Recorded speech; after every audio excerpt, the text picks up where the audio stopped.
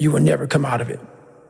So the first part of my success was learning how to fail properly. You have no fucking idea how great you really are, because you are using such minimal of what you have. It became a way of living. So how I do every day is how I do every day. It's a discipline, it's a regimen, it was a choice I made. And the choice I made was, what are you willing to sacrifice, and what are you willing to give up to find every bit of who you are as a human being? And I was willing to give up everything to do that. But when you put that practice in, every day you lace them up, and I don't mean run, it's just a metaphor for life. When you lace them motherfuckers up every day, pretty soon you win. Pretty soon you'll fucking win. If you have the courage and the heart and the dedication and the mindset about everybody can go fuck themselves, the heck, it's gonna fucking suck. And that's what I realized. Life, that's why I wanted to come on here today. I didn't want to come on here and talk about no fucking passion and purpose and how to get the fuck out of bed and how to hit a fucking alarm clock and all this catchphrase bullshit. Because that wasn't how I lived. That wasn't how I lived. I woke up like every human being does and goes, fuck, man, I'm a fucking piece of shit today. How the hell is this going to work out for me? And you fight that. You don't override it. There's no override button. It's the conversation in your fucking, in your head. So how do you do that? We don't have enough of these conversations about the real conversation that every human being is having. And they have no idea how to get out of it, but they do. It's that shit right there, man. You gotta build your will. Most people are missing something because they don't know who they are. They never examine themselves. They've never done this experiment on themselves. The lab rat, we're all lab rats, but you're also the scientist. You create your own self. Most people are missing something because there's so much trapped in there. I don't even want to say potential. I think that's word used out too much too. There's so much in you that God, or wherever the hell you believe in, or if you're atheist, there's so much in you that you have not, wherever the hell you believe in, or if you're atheist, that you walk around this goal that you have not, wherever great husband, all this money, you're atheist, that you walk around this goal that you have not, wherever great husband, all this money, 75% of you is still fucking in husband, all this money, still chained up of you, because you just didn't want to find your will, still chained up, didn't want to find your soul, because you didn't want heart, didn't want your nation, your gut, your courage, didn't want to find your what that looks like, really scary, like your nation, a little scary rattle, scary, wake up every day and say, I'm stupid, but I want to figure out a way to be smart. Wake up every day and say, versus saying, man, I just can't do that. So you limit this box. So your box becomes so small of things you can do. My box, when your box becomes so small, it was a fucking little pinhole. And then, through examining myself, getting some willpower, some courage, it became bigger than this table. But that's what we all do. That's why I wanted to come here today and talk to you about real shit. But why most people don't want to do that shit, to build that willpower, is because this don't want to do that shit. It unlocks a whole bunch of things about who you are and who you're not. And a lot of people don't want to go down that journey to discover who they are and who they're not. And a lot of people don't want to go down that journey. It's not a pretty journey. I mean, I've gone down it. It's not like I went down it once. It's not a pretty journey. I go down it all the time. It's not like I went down it. And when you unlock that, and you can't just turn it off. Like people say, hey, well, how come you haven't retired yet? You unlock that, and you can't just turn it off. I built all this willpower. How come you haven't retired yet? You unlock that, and do you think I built all this? It's gonna let me just retire because my knees hurt? It's telling me every morning, retire because I wake up like, man, my knees hurt, my legs hurt, my body hurts, but you can still run. So why aren't you running? My legs hurt, my body hurts. If you can still run, there'll be a time when you can't lace them up anymore, but you can still run. There'll be a time so when you can't lace them up anymore, but you can. When the time comes I can't run, the body will say, you just can't run. So if I can still do something, say that willpower that I have created, it makes me do it every fucking day. And that's what they don't get. What builds a human being is you start with the small building blocks. Before you know it, man, you become something it doesn't even make sense to most people because it's just who you are now. That's why I can still run and still be broke with broke down knees and broke down body. That's why I can still because my body knows you still can. Therefore I do. Second you stop, my body knows the willpower is gone. You know how people connect with my book so well? For some reason God put me in almost every fucked up situation on the planet. So when I talk to people, almost every fucked up situation, it's not sugarcoated because I'm not saying it from I was 175 pounds my whole life. I'm not saying it from I don't say much to those people. 75 pounds my whole life. Maybe you're a piece of shit. Maybe you want to be nobody. Maybe you're happy exactly where you are because obviously you are. Maybe you don't have the determination to be somebody better than you because obviously you are. And if you want to live with that, I'll support you in that. If you're good at being who you are, and every day you wake up, and every day you smell like shit because you can't wash your body well, and your skin's messed up because your health smell like shit, and you can't put your clothes on right, you need help with that. You need help like when I was here, I need help wiping my ass. You can't put your clothes on right, you need help with that. That makes you feel good. Nothing I can say to you. That makes you. If every day you wake up with this, see, people are haunting you. That makes you. If every day but they obviously like horror films. See, people are haunting you because they keep watching the same fucking movie. I don't like horror films. A lot of people like horror. They keep watching the same. So I don't say much to this. I say exactly what I said to you. Right there. So I don't say much to because I was once you. I say exactly what I said to you. I didn't like horror films, so I changed it. Because I was once. Some people are just. They become like you said. It gets real small when you're lazy and you're fat. They become your will. It gets real small when your will is so small that they don't have any, and you can't give it to them. There has to be something. This is what I'm talking about now, because this isn't a hack. This has to be in you, because something in you has to wake up. And usually the only person that can wake it up is you to wake up. Sometimes you can read a David Goggins book because I was all this shit and then a lot more fucked up. But if you don't have a little flame, just barely, you're done. A little flame. I can't just light it for you. You're done. And that's the harsh reality of this life that I want to get across so fucking bad. You can watch me, you can watch you, you can watch fucking Rogan and Cameron Haynes, all these motherfuckers. You can go to 20 Robbins's fucking bullshit, all this shit. Do all this shit. 20 Robbins's fucking bullshit. You can keep going back and keep spending money and spending money and spending money with no results. You can wonder, wow, maybe let me go try out David Goggins. No results. He ain't gonna fucking help you. Wow, maybe let me go try out. You have to explore, examine the insides of yourself. And what do you really want in life? Your friend, and a lot of people out here just don't fucking want it. So guess what? A lot of people out here just have fun with your life. So guess what? Go from 3 to 350 to 400 to 450 to 500 because you don't want it. 450 to 500, and that's the harsh reality. I can't give you shit. You can't give me shit. I can give you ideas. I can't give you. At the end of the day, when I was losing weight, I can give you ideas. I had to miserably wake up every morning in the cold because it's Indiana, November it started.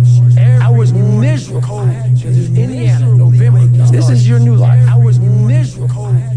Take it or leave it. There's no happiness about it. There's no peace behind it. It sucks. It just fucking sucks. And that's the one thing, if I could teach anybody anything, it just fucking sucks. And it's going to continue to suck. And then one day you'll get to a special part of your life that it might get a little bit better. But to lose the weight you had to lose, my friend, sorry, you're going to suck every fucking day. Because then when you're 300 pounds, you're going to go out to lose weight. How do you get injured? Because then you got to work on the injury and you get even more depressed. This is what I went through.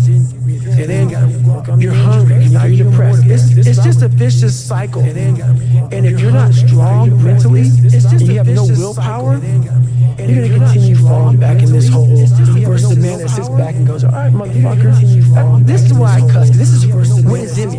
This is what it took for me to be me. This is why I cuss. Sorry. It didn't take, hey, okay, we're going to do this today. No, this fucking really sucks. This is real, dude. do this today. No, this is real. And every day, I'm set back. I'm set back. I'm set back. I'm set back. So this is what I would tell your boy.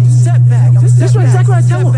Every day you wake up, you're gonna probably be set back for the first 4 weeks before you lose just significant weight because of the mind's gonna be fucking with you the whole time. There's no dopamine. There's no dopamine in there. At 300 pounds, you got nothing. Your hormones are shot. Dopamine in there. You have to envision something that is more powerful than you. You have to envision something has to get you out of bed. And you have to create it. It has to be false. Because you're not it. And you have to create a fat piece of shit. That's the reality of it. Because you're not it. So you have to create a fat piece of shit. A false reality. You're not it. So you can live in that just to get to work on yourself. So you can live in that. That's the reality. Because what I've done is in the fucking unseen work. What I've done, I built in Frankenstein. Fucking unseen. So whenever shit gets nasty, I built David Goggins goes unseen. So whenever shit nobody anyway, motherfucker. So see how I taught myself for now? That's me. So that shit fires me the fuck up. That shit makes me fucking nuts. You had nobody anyway, motherfucker. Look around you. There was no fucking pain. It was you. There was no weight loss program. Mom and dad waking you up saying you can do it, you can be better. Trying to build belief. You built belief and you had nothing there. Trying to rock bottom. You did that so as times get hard for me. The truth as times get hard. And my truth is powerful as fuck. It's real. It's tangible. I feel it. It comes out of my brain as I speak about it. I'm reliving every single dark moment of my life. I'm reliving to be here. So that is what people don't get. To be here.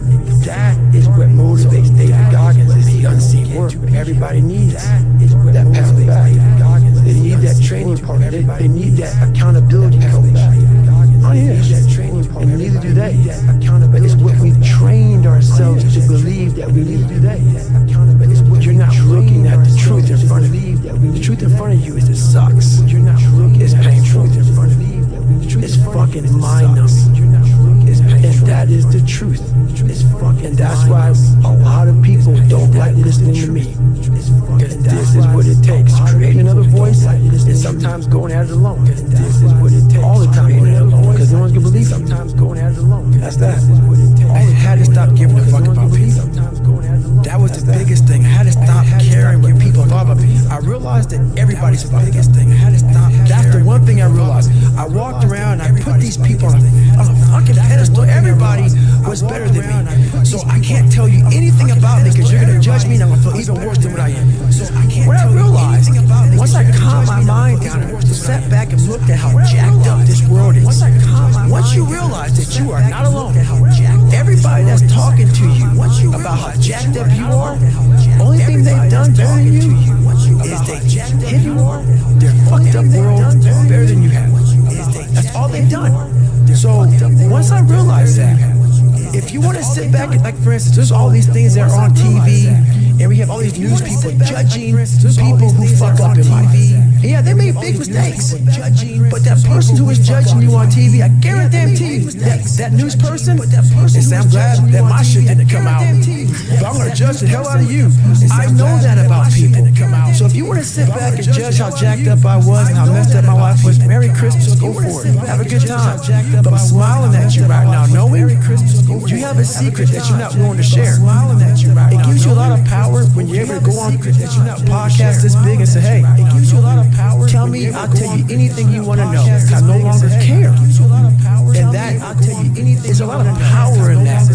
To be able to put your life on a billboard for the whole world to see and say, judge it, man. To be able to put your life on a billboard. Like, just me talking about it makes me feel good. And that's another thing about it. When you are willing to talk about how jacked up you are, and that's another thing about it. The strength, that big rock that you carry, it just starts to come off. It just starts to come off. That's why I do it so often. I'm like, hey man, I'll tell you anything you want to know. I'm tired of being afraid. I'm tired of not telling you shit. I'm tired of lying about how good I'm not. Pretending do the things that are easy. I'm tired of lying about and that is it builds no mental toughness, it builds no mental hardening, it builds nothing. It builds no mental when you work out, working out is where you can build that the fastest. Because it's a constant, it gives you instant feedback. Yeah, you may not lose the weight you want to real fast, but the discipline it takes, it transfers over to all aspects of your life. It's not people, man, why are you always working out? Stop looking at it that way. This is the foundation of life. When you look in the mirror, this is the foundation. Every morning we all look in the mirror to get ready to go to work. To go anywhere, the first thing you see is your reflection. If you don't like what you see in the morning, you lost the war already. It's not about even liking what you see. It's about looking in the mirror and you may start, man, I feel different. That reflection, maybe not. That reflection is not everything. It's a feeling you're supposed to get. So you have to, in life, once you leave your house, the war begins. In your house, you have some control. And that reflection in that mirror, you have to control that reflection in the mirror. That's how you start your day. Leave your house feeling like, okay, I can fight in the mirror. I've established the mentality to fight. And all that comes from working out. It's not just from, you can't find that in the office. There's a lot of it's not just from, but most of them are that way for one big reason. There's a lot they can't see themselves doing it. Most of them are that way. They can't see themselves doing it. There's one big reason. The other reason is a lot of it is jealousy. There's one big reason. When you set these humongous fucking goals, a lot of it is jealousy, and they see that you're getting at it. Let's say, for instance, we have a family. Let's say we're all a big family. They see that you're getting all three of us, all four of us are a big family. And every fucking morning I'm getting up training for a 200-mile run. And you see me get up at 4 o'clock in the morning training for a 200-mile run. And all you fuckers are sleeping. And by the time I get done running my 30, I come home just getting up.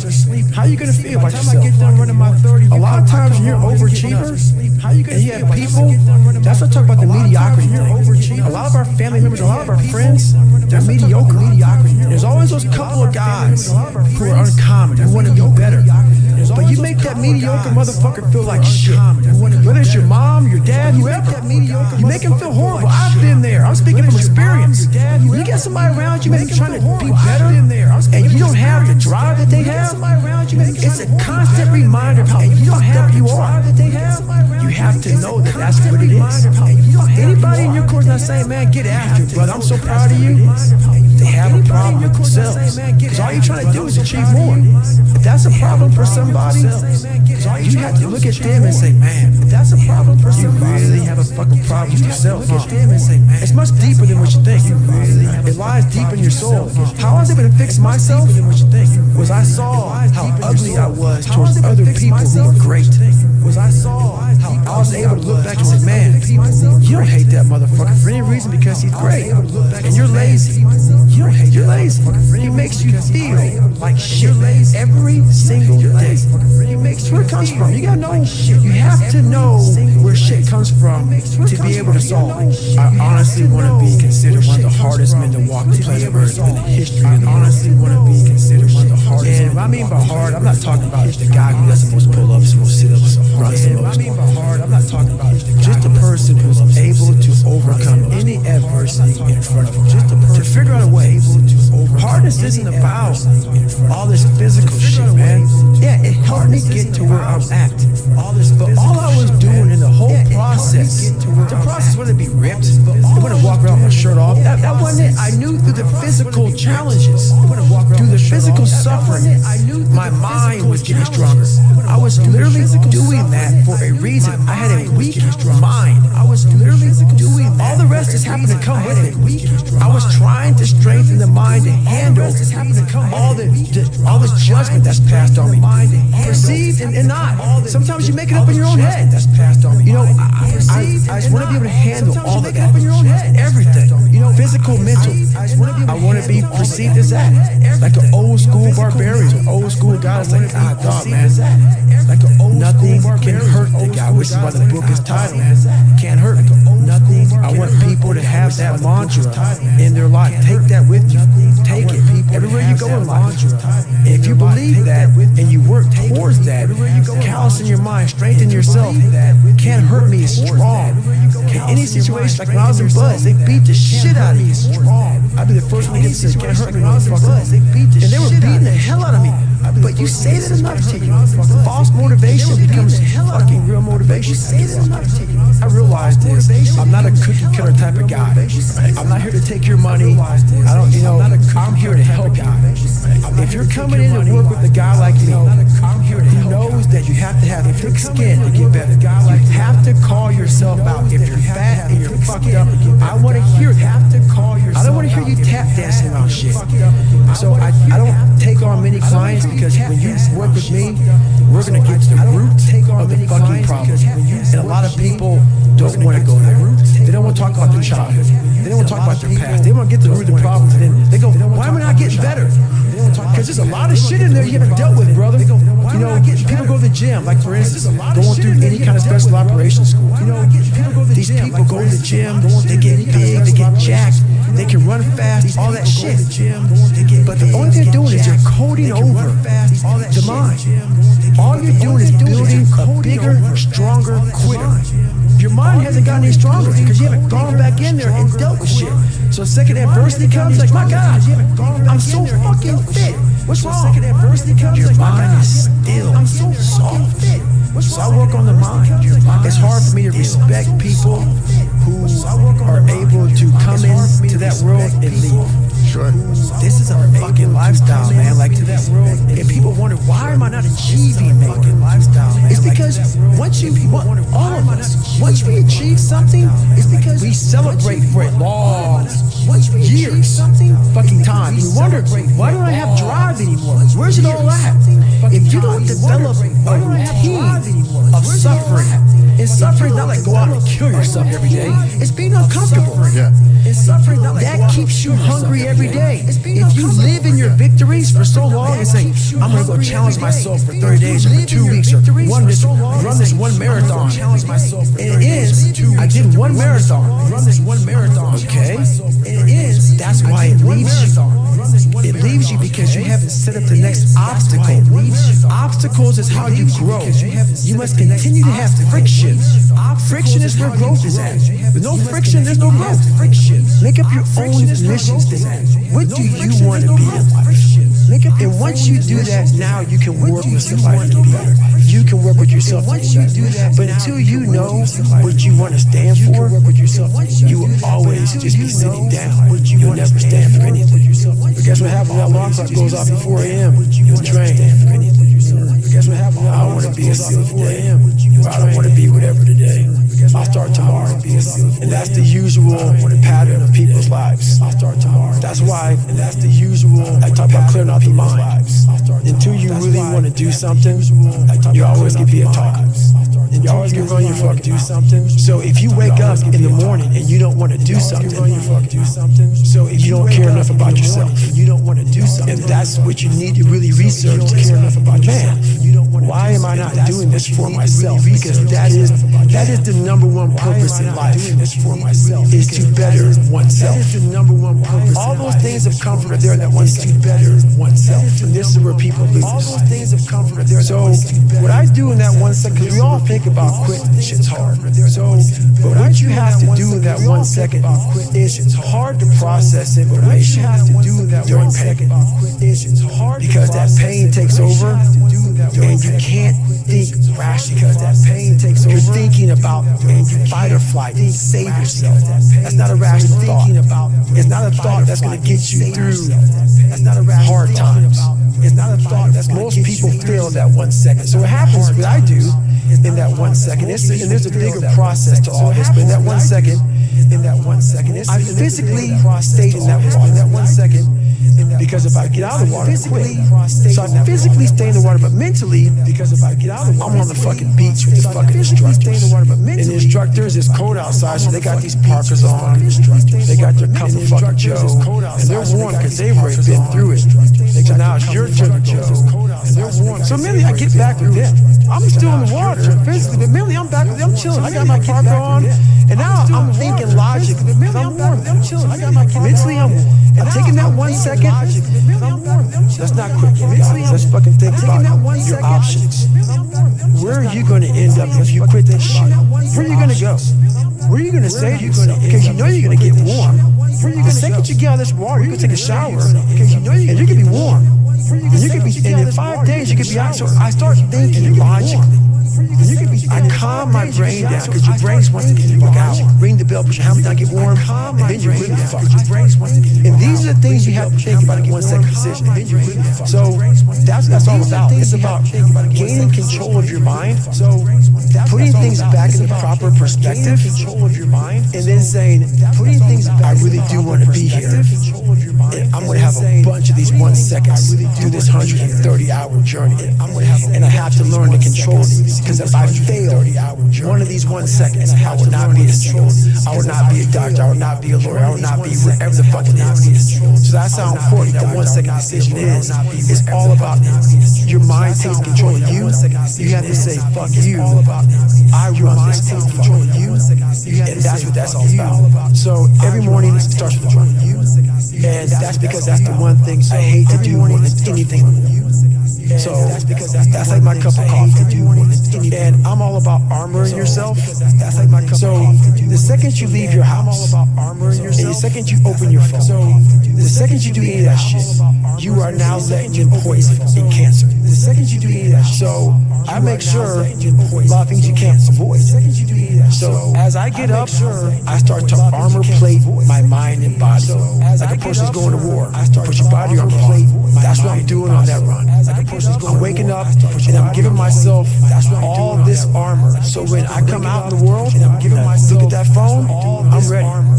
I'm not waking up late. I'm not rushing around. I'm not disorganized. Because I know I'm going to get hit in the fucking mouth. There's an art to get hit in the fucking mouth. And that is why these things are important. You have to wake up and you have to give yourself these things. You have to give yourself confidence.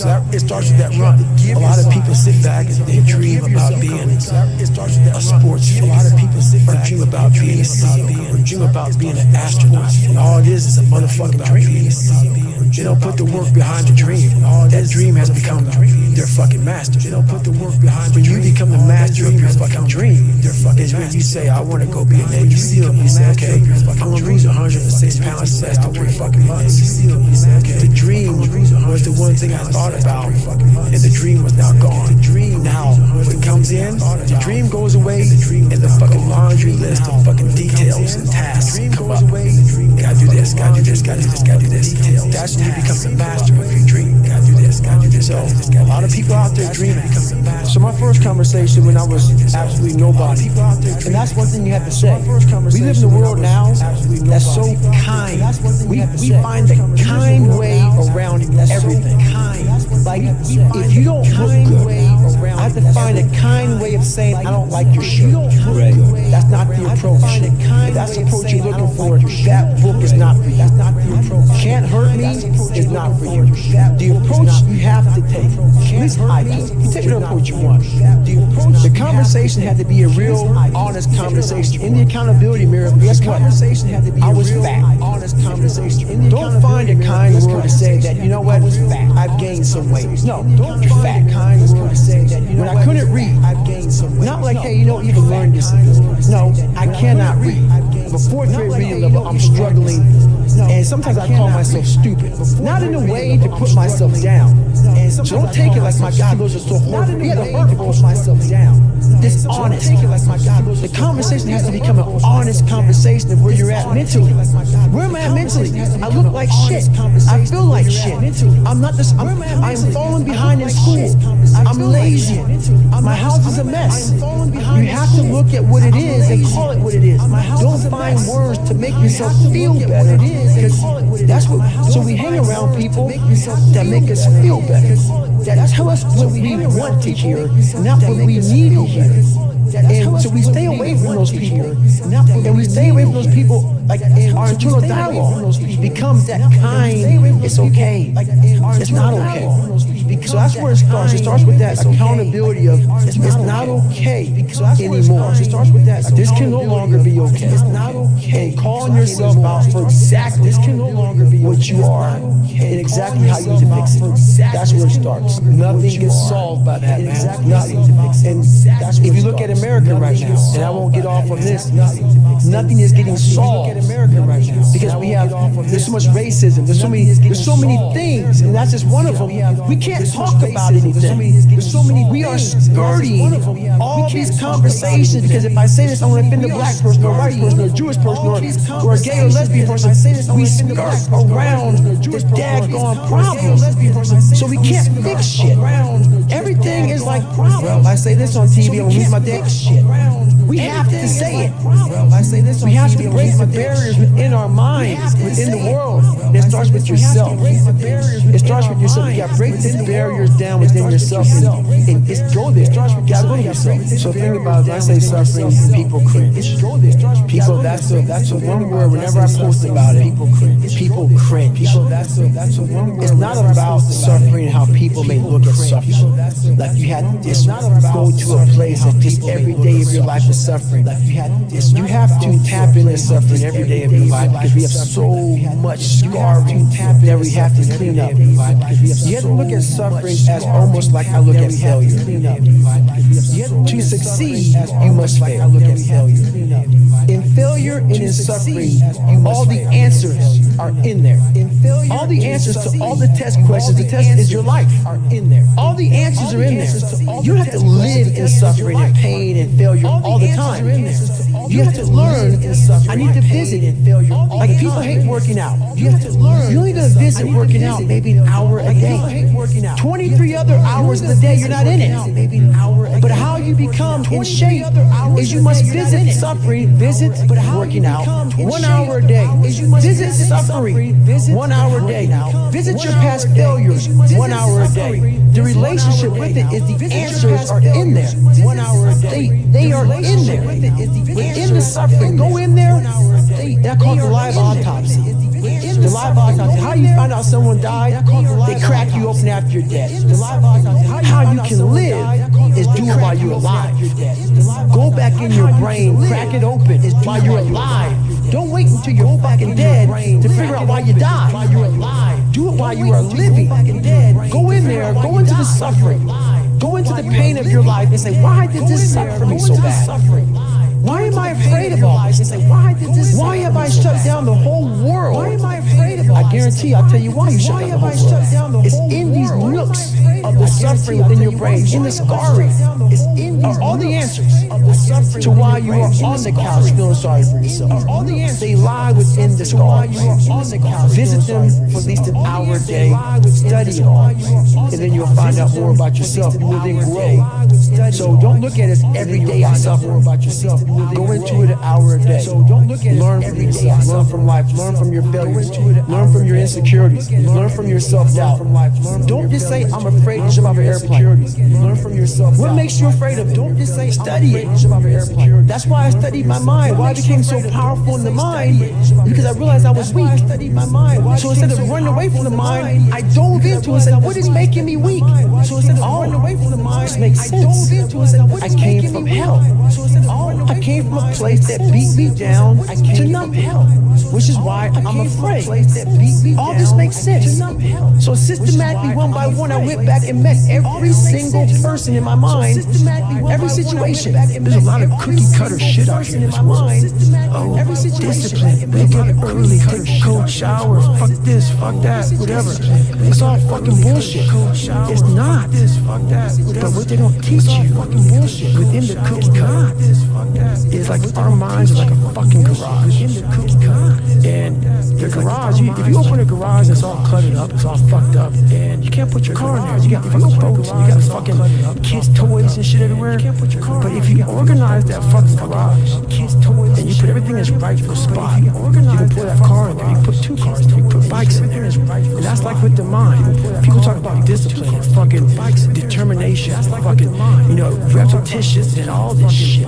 Consistency. Why people fall off the wagon so often is because their mind is full of shit. There's no room in that mind for discipline. There's no room for consistency. They may do it once or twice, but then their mind takes over and that cluttered fucking garage comes in. And then it's like a circuit breaker, man. A circuit breaker just overloads, fucking sparks. And our minds, that's our mind, man. It's like a fucking circuit breaker. There's so much shit in it, you keep on loading it, you can't put any more into it. So I talk about it in there, man, so much about clearing space in your fucking mind so that you have room for all those disciplines. Waking up early, taking those, because they do need something. But we don't get to that fucking dark matter that is keeping you from clearing out that mental garage. You look at fucking, I gotta take care of the kids schedule's all fucked up. My husband, my wife, you know, I'm going by McDonald's to get this. I'm rushing my schedule. Everything's just fucked. I wish I was doing this, but I'm doing that. This. I want to raise, but I can't get one. Boss an asshole. Where's greatness in this? I want to raise, but you can't fit discipline. You can't fit structure. You can't fit consistency. You can't fit the grind. And then when you try, it just gets fucking, it gets fucking overrun by the fucking clutter. And you're fucked up mental garage. People have talent. People have a lot of talent. And this is going beyond your talent.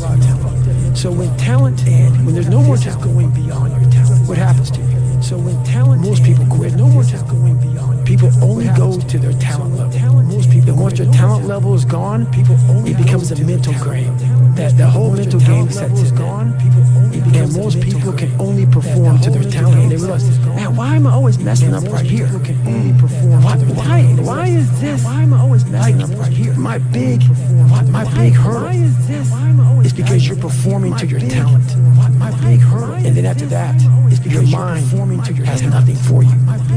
And then after that, it's not your mind. I see fighters, I see runners, I see people who they're great, but they get to the edge of their talent. It's like they're great. Fuck, man, what's the silence? Because you're now at the point now where your talent ain't gonna do shit for you. Because you're now at the point now it's the mental game. Talent ain't gonna do shit for you. And that's where people get lost in life, get lost in that next level. And that next level is found for me in the things that I do. It's misunderstood. I got to a point, I'd be running, it was like, okay, man, we could do 10 miles. I got to a point, I get to 10 miles, like, oh no, 10 miles. That fucking demon that I let out every fucking morning that walks the streets at night. He comes and says, no, bitch, not today, man. There's somebody out there that you don't know, and never fucking met in your entire life. Today, man, there's somebody out there that is doing 12, 13, 14, is gonna do another one. And when you meet him, 12, 13, 14, you ain't gonna be fucking ready. So, God just kept on running. One time, I was running by a graveyard, and I was fucking just trying to become. I was fat, and I ran by a graveyard, I looked out there, and I have all these epiphanies, man. I have all these fucking moments of like, it's crazy, man, of just thought. I'm always by myself, I'm always deep fucking thought about how to be better. And I look out there, I'm like, man, I wonder how many of you motherfuckers in there fucking just are so upset with how you lived your life. Fucking just are so regret how you lived it. I'm running a 300-pound man thinking, man, fucking just are so regret how you fucking die like this, bro. Don't die like this. So people wonder where this shit comes from for me. It comes from such a deep thought of trying to see what this is all about. What is this life all about? What am I all about to see? Why am I here? What is this? You know, I had to find purpose. Why am I here? What is this? You know, I had my suffering. It had purpose. And I see these older guys who are still fucking grinding hard. People talk about father time. Father time doesn't get you, man. It's father fatigue. It's father fatigue, man. Like I see these guys who have been in sports for a long time, fighting basketball, whatever it is. And it's that grind. It's that everyday waking up grind. It's not father time, man. It's the fact that you know, like I go do it again. Yeah. I go do it again. So a lot of these guys are fighting father fatigue. They're doing a good job of doing it. Yeah. The things I don't enjoy that I still do, that's where growth is at. And that's still, for me, the only place growth is at is in that very uncomfortable, in that uncomfortable zone. Yeah. So I have to visit every single day. There may be some days I get up with poopy pants, and I'm like, you know what, man? There may be some days I get up. What am I training for? Yeah. I have no race in the docket. Why am I having such a structured life? Why? And I'm like, you know what? I'm good. Such a structured life. I retire every day. I'm done with this shit. And I sit around and say, okay. And then this is my thought process. So you want to be around and say, okay. So you just want to be like everybody else that roams the world, not knowing the power that's in them. Being fine with being mediocre. You want to go back to who you were, huh, David? Being fine with being mediocre. You want to go back to who you were. And you have that conversation with yourself every day. Not every day, it's those bad days. It's those bad days. I see a whole bunch of people walking around out here who have no idea how talented they truly are. Now I'm talking about talent, like some God-given ability. Talent that sometimes you have to hone, you have to work on, you have to harness yourself. Sometimes you have to go to a different focus. The focus has to be so high that very few people even understand it, but they have it in them. They have it in them to go there, but you have to go into a place of fear, of suffering, of pain, of doubt, and that's when your mind, if it knows it's not going to quit, it opens up, and once it opens up, that's my 40%. Once you open your mind up when it knows it's not going to quit, it finds more. It finds more focus. It finds more power. It finds more drive. It finds more, and that's what gets you through the 31 miles. That's what gets him so hyper focused on that one little nodule to put his finger gets him. So that's what you find in those moments. Without those moments, you don't know what you're capable of in those moments because you're living a very structured life without risk. Because you're living. I'm going to explain this to you. I had big without risk. A lot of us have big dreams, big goals. And when you have goals that are maybe outside your reach, you have to know that getting to that goal, you're going to have a lot of bad days, a lot of setbacks. Like when I was losing 106 pounds in 3 months, the first 2 months or the first 2 weeks, it's like I was gaining weight. You know, I would lose a pound, gain 2 weeks. So I was just failing. I kept failing. So I had to teach myself how to fail right. And what that means is, when I fail, I can't spend much time in that fail zone. I have to be able to get up and get active the next day and just as fast. Because my goal is to be able to be a Navy SEAL. I don't have time to stay here and feel bad for myself for weeks and months and years. Because I'll lose that time. So the big thing is to know that if you have big goals and big dreams, along the way failure is going to happen. Big dreams. So how fast do you get up from that? You got to teach yourself that. But the biggest key to success in anything you do is you gotta have unlimited supply in anything you you gotta have unlimited drive and passion. And it may come from nothing. Like this. For me, there was no passion, no drive, no nothing. But I had this fire. There was no passion that I'm going to be something. But and it has to be there because on all those bad days, on all those days you don't want to do shit, you have to be your own motivator, your own coach, your own trainer, your own everything. So to do that, you have to come into work, and work is whatever your work may be, ready to go. What that means is you may have failed miserably yesterday, but you come to work like people like, man, you just lost everything. You come to work. How the hell are you just fucking damn motivated? Because this is what it takes. How the hell are you just this is what the fuck it takes. And you gotta get it from wherever you came. This is whether you make up this illusion of your life, wherever you came, or this false reality that gets you motivated, whatever gets you motivated, it's gonna be here at the tip of your brain at all times. Because in those dark moments, you gotta pull it out at all times. So that's the big thing for me, man. I was always fired up at all times. So that's the big thing for me, man. There's people in these different, I guess, programs that do it for 30 days. And there's a lot of programs that have 30 days. And 30-day programs are good. But it's kind of a hack. 30-day programs because while they say it takes 3 weeks to develop a habit or something, it's always this hacky shit. While they say it takes, I'm gonna tell you right now, 30 days ain't gonna do shit for you. I'm gonna tell you right now, 30 days permanent. You start talking about a year, 8 18 months, 2 years, that's a sacrifice. And when you commit yourself to something for a year, you're not going to say, I'm going to let that go. Because in your mind, you have it clear as day. That year took a lot out of you. That year started to scrape away all that scar tissue. Started to clean me up. 30 days of clean shit up. 30 days just kind of covers up, put a blanket over it. It's like putting a rug over. Covers up. A year, it cleans you up nicely, man. Whatever your problem is, if you can dedicate yourself for a year to something, you can be a changed person. What it was, my first question was, okay, you can be a changed person. What do you want to give up? My first question was, what do you want to sacrifice? What are you willing to forgo? What do you want to sacrifice? Because a lot of people, like this guy came in one time, I was a trainer. He goes, man, I can stop doing anything but my frappuccino. I go fucking leave. I can stop doing anything because I'm looking for that person like me. Go fucking leave. People. It's hard for people to understand how I lost 106 pounds in less than 3 months. It's hard for people to understand. I sat down to the table, 6 pounds in less than 3 months, and I said to myself, "What are you willing to give up?" I sat down to the table, 6 pounds, everything, and I said to myself, and when people come to me with that kind of mindset, I can work with you.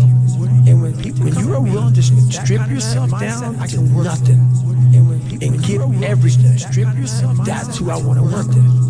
Because now I can mold you into exactly who you want to be. Because now when you put these restrictions on, exactly who that's why my first question is, how bad do you want this? If it's as bad as you want to live, you breathe, or sleep, whatever the hell it may be, it's as bad as you want it, I can work with you. A lot of people, most people don't want it that bad. Which is why they always ask the question, how do you get to where you are? You know how bad. Which is why they always ask, you know exactly how to be you or how to be me. You don't want it. You know exactly. So I can't make you how to be me. And nor do I have the time or energy to force you into that place that I know you have to be to do it. There's no luck in this game, man. It may be a little lucky, but the luck happens after you bust your ass in this game, man. And you put yourself in that lucky situation.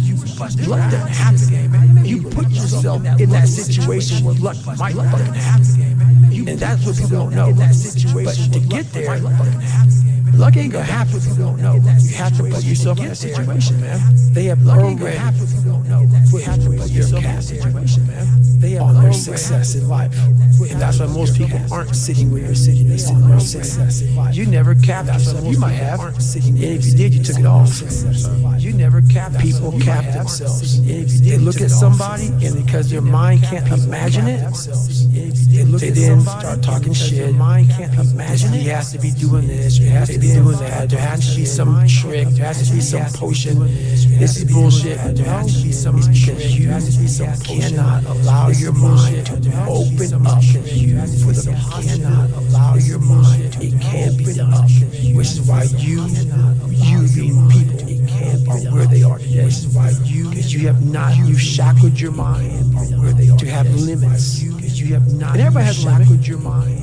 But find that first. And that's the one thing I'll say right now to people listening to this. But find that first. A real, and that's the one thing I'll say right now to people listening to this. A real go-getter, they ain't saying shit about that. That's why you never ever hear me dropping somebody's name, running my mouth about somebody. I don't know what you went through. I don't know what you're going through. I didn't wear the shoes you wore when you were a kid. I didn't grow up in your fucked up house. I didn't have your fucked up family. I don't know shit about you. Guess what I do? Shut the fuck up. Because real men don't say shit.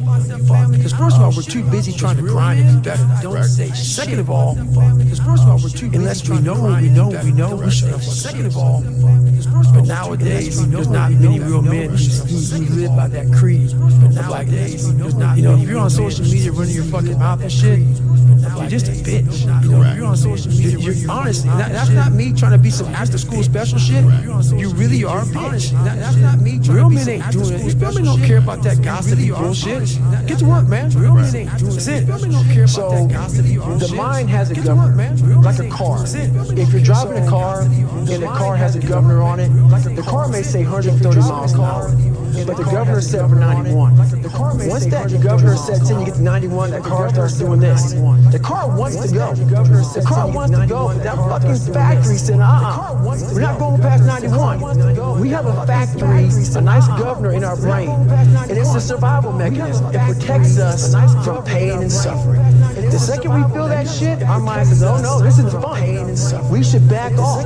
We should sit down, find something more comfortable. And there's something about the mind. The mind has the tactical advantage over you at all times. At all times of your life, the mind has a tactical advantage over you. Why is that? It knows what you're afraid of. It knows your insecurities. It knows your deep, dark lies. And it starts to push you away from that shit.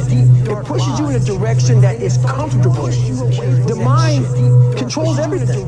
So what I realized was that when I was growing up and I was 300 pounds and I got all fat and I got all insecure, I realized that my mind kept taking me in this direction. When things got uncomfortable for me, when I was facing my insecurities, I was facing my fears, my mind said, oh no, we have a tactical advantage. We need to get you, separate you from this feeling. This feeling of your life is all about feelings. We want the happy feeling. We don't want that feeling of this sucks. Why am I here? And you don't have any, so you can't answer those questions, so you leave. I started realizing that if in that moment you can answer those fucked up questions, and you are now in charge of your brain versus your brain ruling you, that's where all that stuff comes from. So the 40% rule is all of that. You get to 40%, your brain says, we're done. Let's roll, man. This is starting to get painful. This is uncomfortable. So you sit down. You have to figure out ways, and everybody's different. That's how the book kind of talks about, like we all have these things about, 5 steps to this and 4 steps to this. It's a lot more than that. That's all bullshit. It's a practice that you have to, it's a habit. So if you know that at 40% I'm feeling pain. At 40% I'm feeling pain, that's where the 40% rule kicks in. Now it starts. Okay, I'm feeling pain. My mind's saying all this shit to me. It's saying get out of here. Run, flee, the fight or flight kicks in. Okay, we're done, we're not good enough. It starts telling you all these things, you start to believe it. Because the mind controls all. It starts telling you all these things. This is the time where you have to gain control back of your mind. It's okay, let me see if I can go 45% back in your mind. And once you start giving yourself more and more hope, you start realizing, okay, the mind starts to be, okay, what are you doing? We're supposed to be going right, and you're going left. You start then controlling your mind. You start finding more in yourself, and it goes from 40% to a lot further than that. But that's the start of it, though. Get to the spot where your mind is saying stop. That's the start of it. Wherever that is, you gotta get there first, and then that's when that shit starts to work for you. You gotta control yourself in that moment. You have to face that in that dark room. You gotta control yourself. In that dark room is who you are. But in that dark room is where you have to create another human being that walks out of that dark room. To face who you are. That's the only way you're going to get over all those things. You have to create someone else. Not like you have 2 different personalities. It is you. But you have to find strength. And that visualization of almost me cracking out guidance. Like almost like a Superman came. Like I'm coming out a different person. A person that doesn't give a fuck about anything. Who doesn't care about being judged. Who knows I'm weak. Who knows I'm afraid. Who says whatever you think about me, take it, whatever. I'm here. That's God. In the dark room, you face yourself. You realize you want to be better. You realize you don't want to be this weak, insecure person in the world. There's all these problems that we all have. We all have. Social media is a great platform to tell you who we want to be. We all have. Not who we are. So that's where that dark room is. You have to first be uncomfortable with how you feel about yourself. With that voice that a lot of us like to run away from. We all have it. We all have that voice that say, hey man, you're kind of wimping out right now. You're kind of being a little punk right now. A lot of us say, okay, that's okay. It's okay to tell these little white lies to ourselves. So we first have to face the real you. The real me is David Goggins. The real me is the guy looking at you right now saying, I don't want to fucking be on this show right now because I used to stutter as a kid. And I'm afraid of that. I'm afraid that here in a second, I'm going to start fucking stammering and stuttering and the whole world's going to know that I have all these issues. But that's when I see right now, okay, Goggins, you got to go on this fucking show. That's That's Goggins. Goggins is saying, okay, David Goggins, you're a punk. Life made you this way. We can't live like this. We can't live in fear. We can't live in judgment this way. We can't be afraid of what the fuck people right now looking at me saying about me. We cannot be afraid of that. That's Goggins. Goggins saying, fuck all of you who don't like me, who don't want to. And that person then comes in. But you have to be David Goggins and say, man, I'm afraid of this. I'm fucked up here. Life made me this way here. I stutter. I have these issues with reading and writing, and I'm fat. I'm insecure. You have to face that in that dark room. I'm fat. I'm insecure. In that dark room is who you are. I didn't teach myself victory. In that dark room is who you are. I taught myself how to fail. When you're 300 pounds and you can't read and write, you're fucked up. You know how many times you're gonna fucking fail on that process? So if you don't know how to fail, there's no fucking fail. Most of this generation quits the second they get talked to. You did this wrong, or they get yelled at. It's so easy to be great nowadays, because everybody else is, most people are weak. This is a softened generation. So if you have any mental toughness, any ability, any fraction of self-discipline, the ability to not want to do it but still do it. People have a hard thing to understand. I hate to run. And what makes me so crazy, it doesn't anymore. People go, well, why do you run if you hate it? What are you talking about? If you can get through to doing things that you hate to do, on the other side is greatness. That's what people don't understand. By me running, I am callous in my mind. I'm not training for a race. I'm training for life. I'm training my mind and my body and my spirit, so it's all one, so I can handle what life is going to throw at me. Because the life I've lived, it throws a whole bunch at you. And if you're not physically and mentally prepared for that, you're just going to crumble. And you're good for nobody. Tighten up, people. It's okay.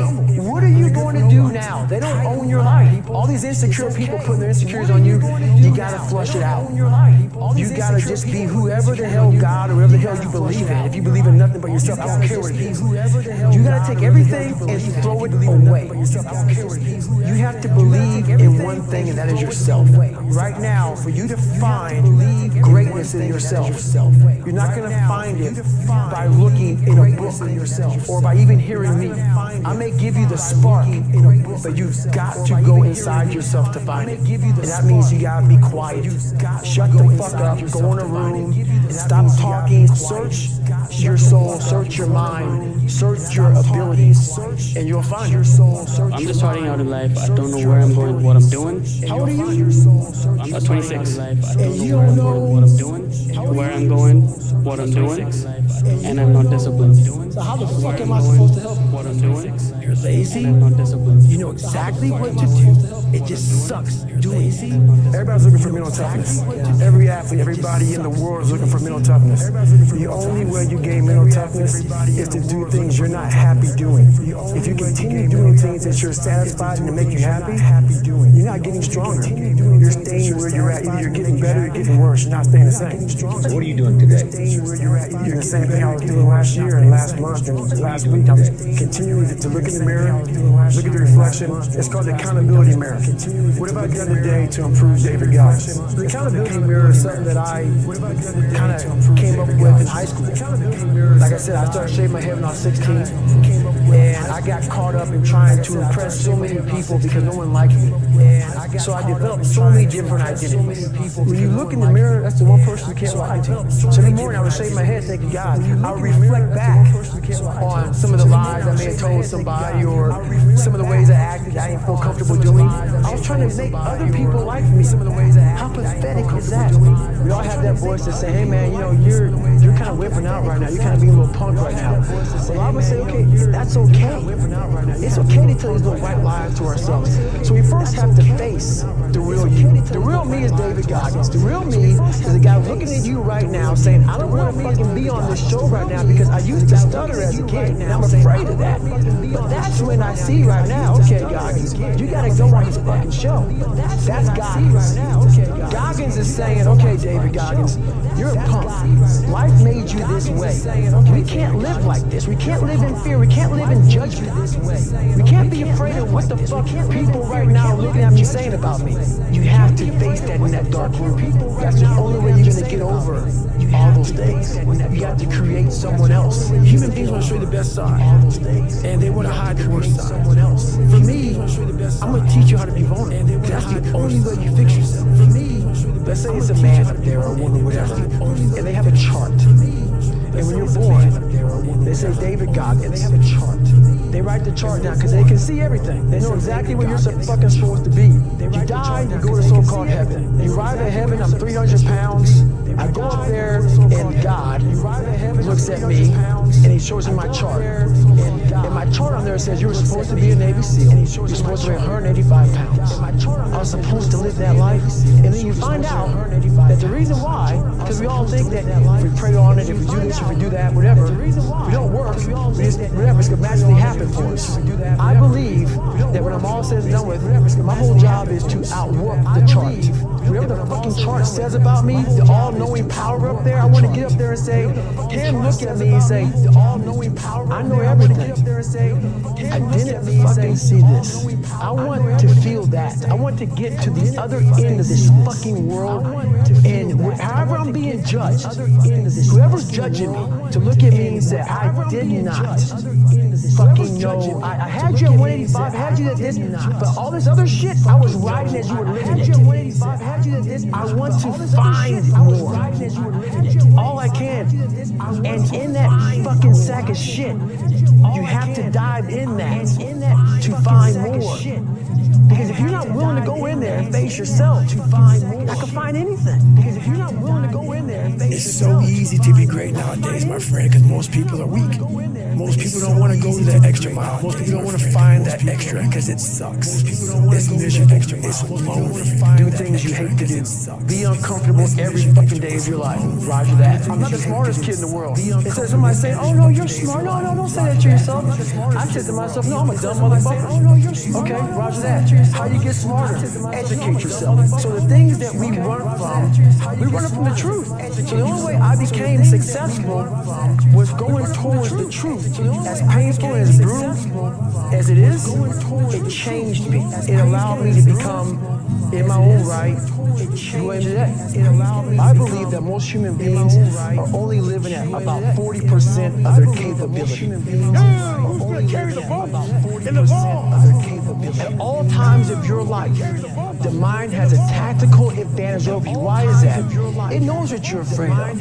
It knows your insecurities. It knows your deep, dark lies. And it starts to push you away from that shit. You talk about that you were kind of, lonely by yourself. You talk about that I was the same way. Kind of, and that used to hurt me growing up. Now I fucking thrive in that shit. And that used to hurt. That's the only place to be. Now I fucking Something in you has to wake up. Only place to be. And usually the only person that can wake it up is you. But if you don't have a little flame, just barely, you're done. A little flame. I can't just light it for you. And that's the harsh reality of this life that I want to get across so fucking fast. You can watch me, you can watch you, you can watch Rogan and Cameron Hayes, all these motherfuckers. You can go to Tony Robinson's fucking bullshit, all this shit. If you can keep going back and keep spending money and spending money and spending money with no results, you can wonder, wow, maybe let me go try out David Goggins. He ain't gonna fucking help you. You have to explore, examine the insides of yourself. And what do you really want in life? You have to envision something that is more powerful than you. Something has to get you out of bed that is more powerful. And you have to create it. It has to be false. Because you're not it. And you have to create it. Bad piece of shit. That's the reality of it. You're not it. So you have to create a false reality. So you have to create just to get to work on yourself. That's the reality. Just to make up your own mission statement. What do you want to be in life? And once you do that, now you can work with somebody to get better. You can work with yourself to get better. But until you know what you want to stand for, you will always just be sitting down. You'll never stand for anything. Let's say you have no race. Let's say you have no classes, no nothing. There's no purpose in life. Let's say people need to have purpose to get up. They need purpose to perform. You need to get to a point life where there's nothing on the docket. If you're not constantly performing without purpose on the docket, you're not going to be ready when the time comes. It's this magical thing, purpose that we're all looking for. But what's funny about it all is that we need these things to perform. But we don't take a second to realize the purpose is always there. The purpose never leaves us. Because the very purpose is you. You are always the purpose. There may be another purpose, like being a SEAL, going to college, whatever, but the main purpose in life is you. If you wake up in the morning and you don't want to do something, you don't care enough about yourself, because you have to want it. You have to want to be better. And it starts off with you have to have pride in yourself. A lot of people out here just don't fucking want it.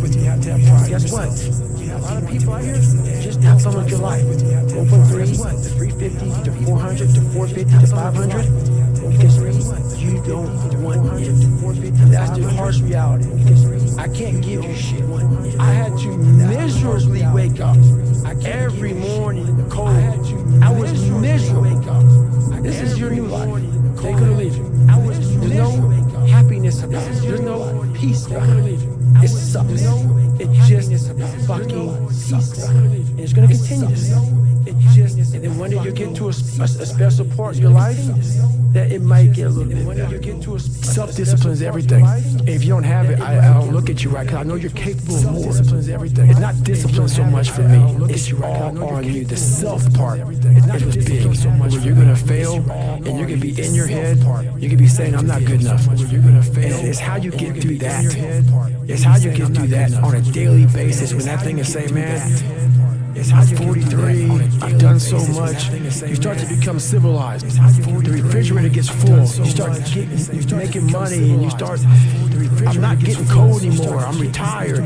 At 40, people shouldn't be playing basketball or football or being in the, you start to believe this shit. And it becomes in your fucking mind like, there's people who are retiring, you know, at 40-something years old or 30-something years old. At 43, I'm still putting in 100-mile weeks. Still doing thousands of pull-ups, thousands of push-ups. Because I'm not allowing myself to become civilized. The worst thing that happens to a man is become civilized. You lose that fucking fight. You lose that. Why the fuck am I doing this shit? I'm good. You ain't good, man. You ain't never fucking arrived. And that's just my mentality. You may have more, but you never fucking arrive. You want to be uncommon amongst uncommon people. You know, it comes from I had a rough childhood coming up, and I just took all that, you know, negative energy, and made it very positive for myself to drive me. I'm a very driven person.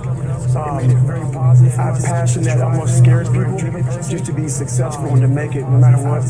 People wonder, how do you stay hungry all the time? Because after I accomplish something, I don't sit back like a lot of guys who graduate buds, graduate this, graduate that. They get comfortable. They wonder why I'm getting weak, man. I don't know, I lost my edge. What's going on? Because once you hit the top of the fucking mountain, guess what happened? I'm good. I'm good, so you wonder why you're falling down now. Because once you reach the top of the mountain, you gotta go to fucking another one. That's mediocrity. There's a lot of people in mediocrity who have a nice resume. That's mediocrity. But they're one-timers, man. They hit a one-time deal. They busted it open, got a lot of money, but they're good. You're mediocre now, man. What are you fucking doing today, tomorrow, the next fucking day? I listen to a motherfucker who's like this, man. Tomorrow, the next. What's wrong, man? I'm fucking tired, dude. Why are you tired? Because tomorrow, what's wrong? I gotta do this fucking shit again, man. Whatever the shit is that made me fucking nauseous and sick to my stomach, it made me hurt. There's no ending. And that's the person I listen to. That's the person who's gained knowledge. You gain knowledge through suffering. And on the other end of suffering is a world that very few have ever seen. It's a beautiful world. I will have normal, everyday people picking me apart. It's a beautiful world. On his life, who wants to live like that? He looks, it's crazy how it's almost like he's sick, he's psychotic. Because human beings need to hear this. It's almost like he's sick. They need to stop hearing these hacks. Or this and that. There's no fucking hack, bro. There's no fucking hack. Yeah, you made this and that and saunas and all this shit that they, yeah, it's great. There is no fucking life hack. To grow that thing, how do you grow it? Do it. To grow that thing, how do you grow it? and do it. That's the hack. Let me teach you the real life.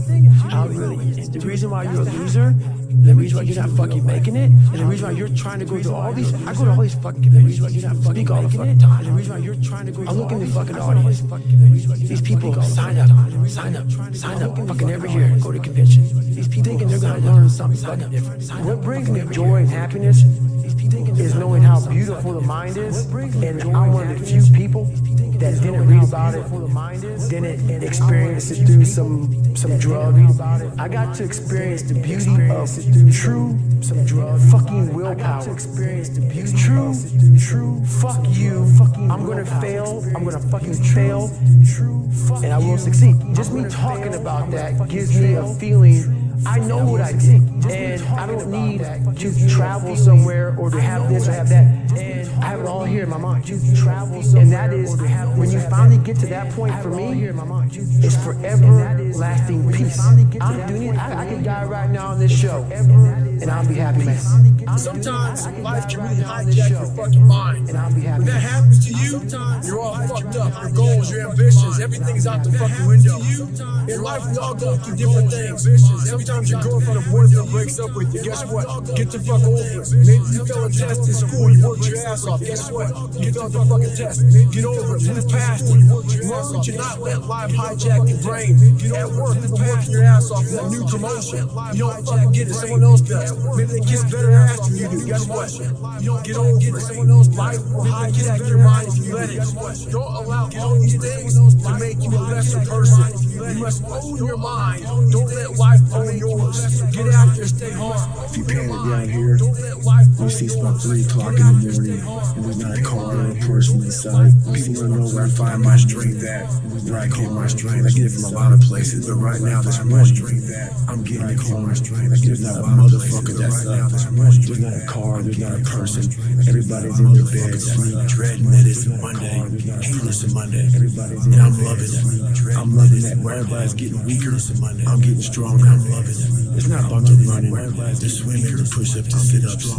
It's about what those things do for your mentality. You don't get better on the daggone couch. You get better by coming out here and getting the fuck after it every daggone day. You get better by coming out here and stay hard after it Every morning, every day of our lives, we have choices to make. We have the choice to stay in bed, to say, forget it, I'm not going to work out today, or forget it, I'm not going to work hard today. You always have a choice every single day of your life. So yesterday, I made a choice to get up early and run. But today's another day, I'm faced with another choice to make. So I'm making a choice again to put my shoes on early in the morning and get after it again. So make the right decision. I want you to realize that this world, life, is one big head game. And once you learn to play the motherfucking head game, it's no longer a game anymore at all. And once you learn to play the motherfucking head game, you start living your life. It's no longer a game anymore. I've saw myself as the weakest human being on the planet. And I wanted to transform that into the hardest man God ever created. I wanted to transform that into the hardest man God ever created. When you go to war with yourself, you find a lot of peace. Because you know exactly who you are. When you quit, your mind says we're done. So it doesn't expand. There's no expansion when you quit. Your mind takes control of you. You have to say, I run this motherfucker. You gotta tell your brain where you want to go and how you want to go and how you want to get there. You gotta tell your brain where you want to go and how that warrior mentality that I'm so proud of, I wasn't born with it. That warrior mentality that I'm so Always this strong guy, you see.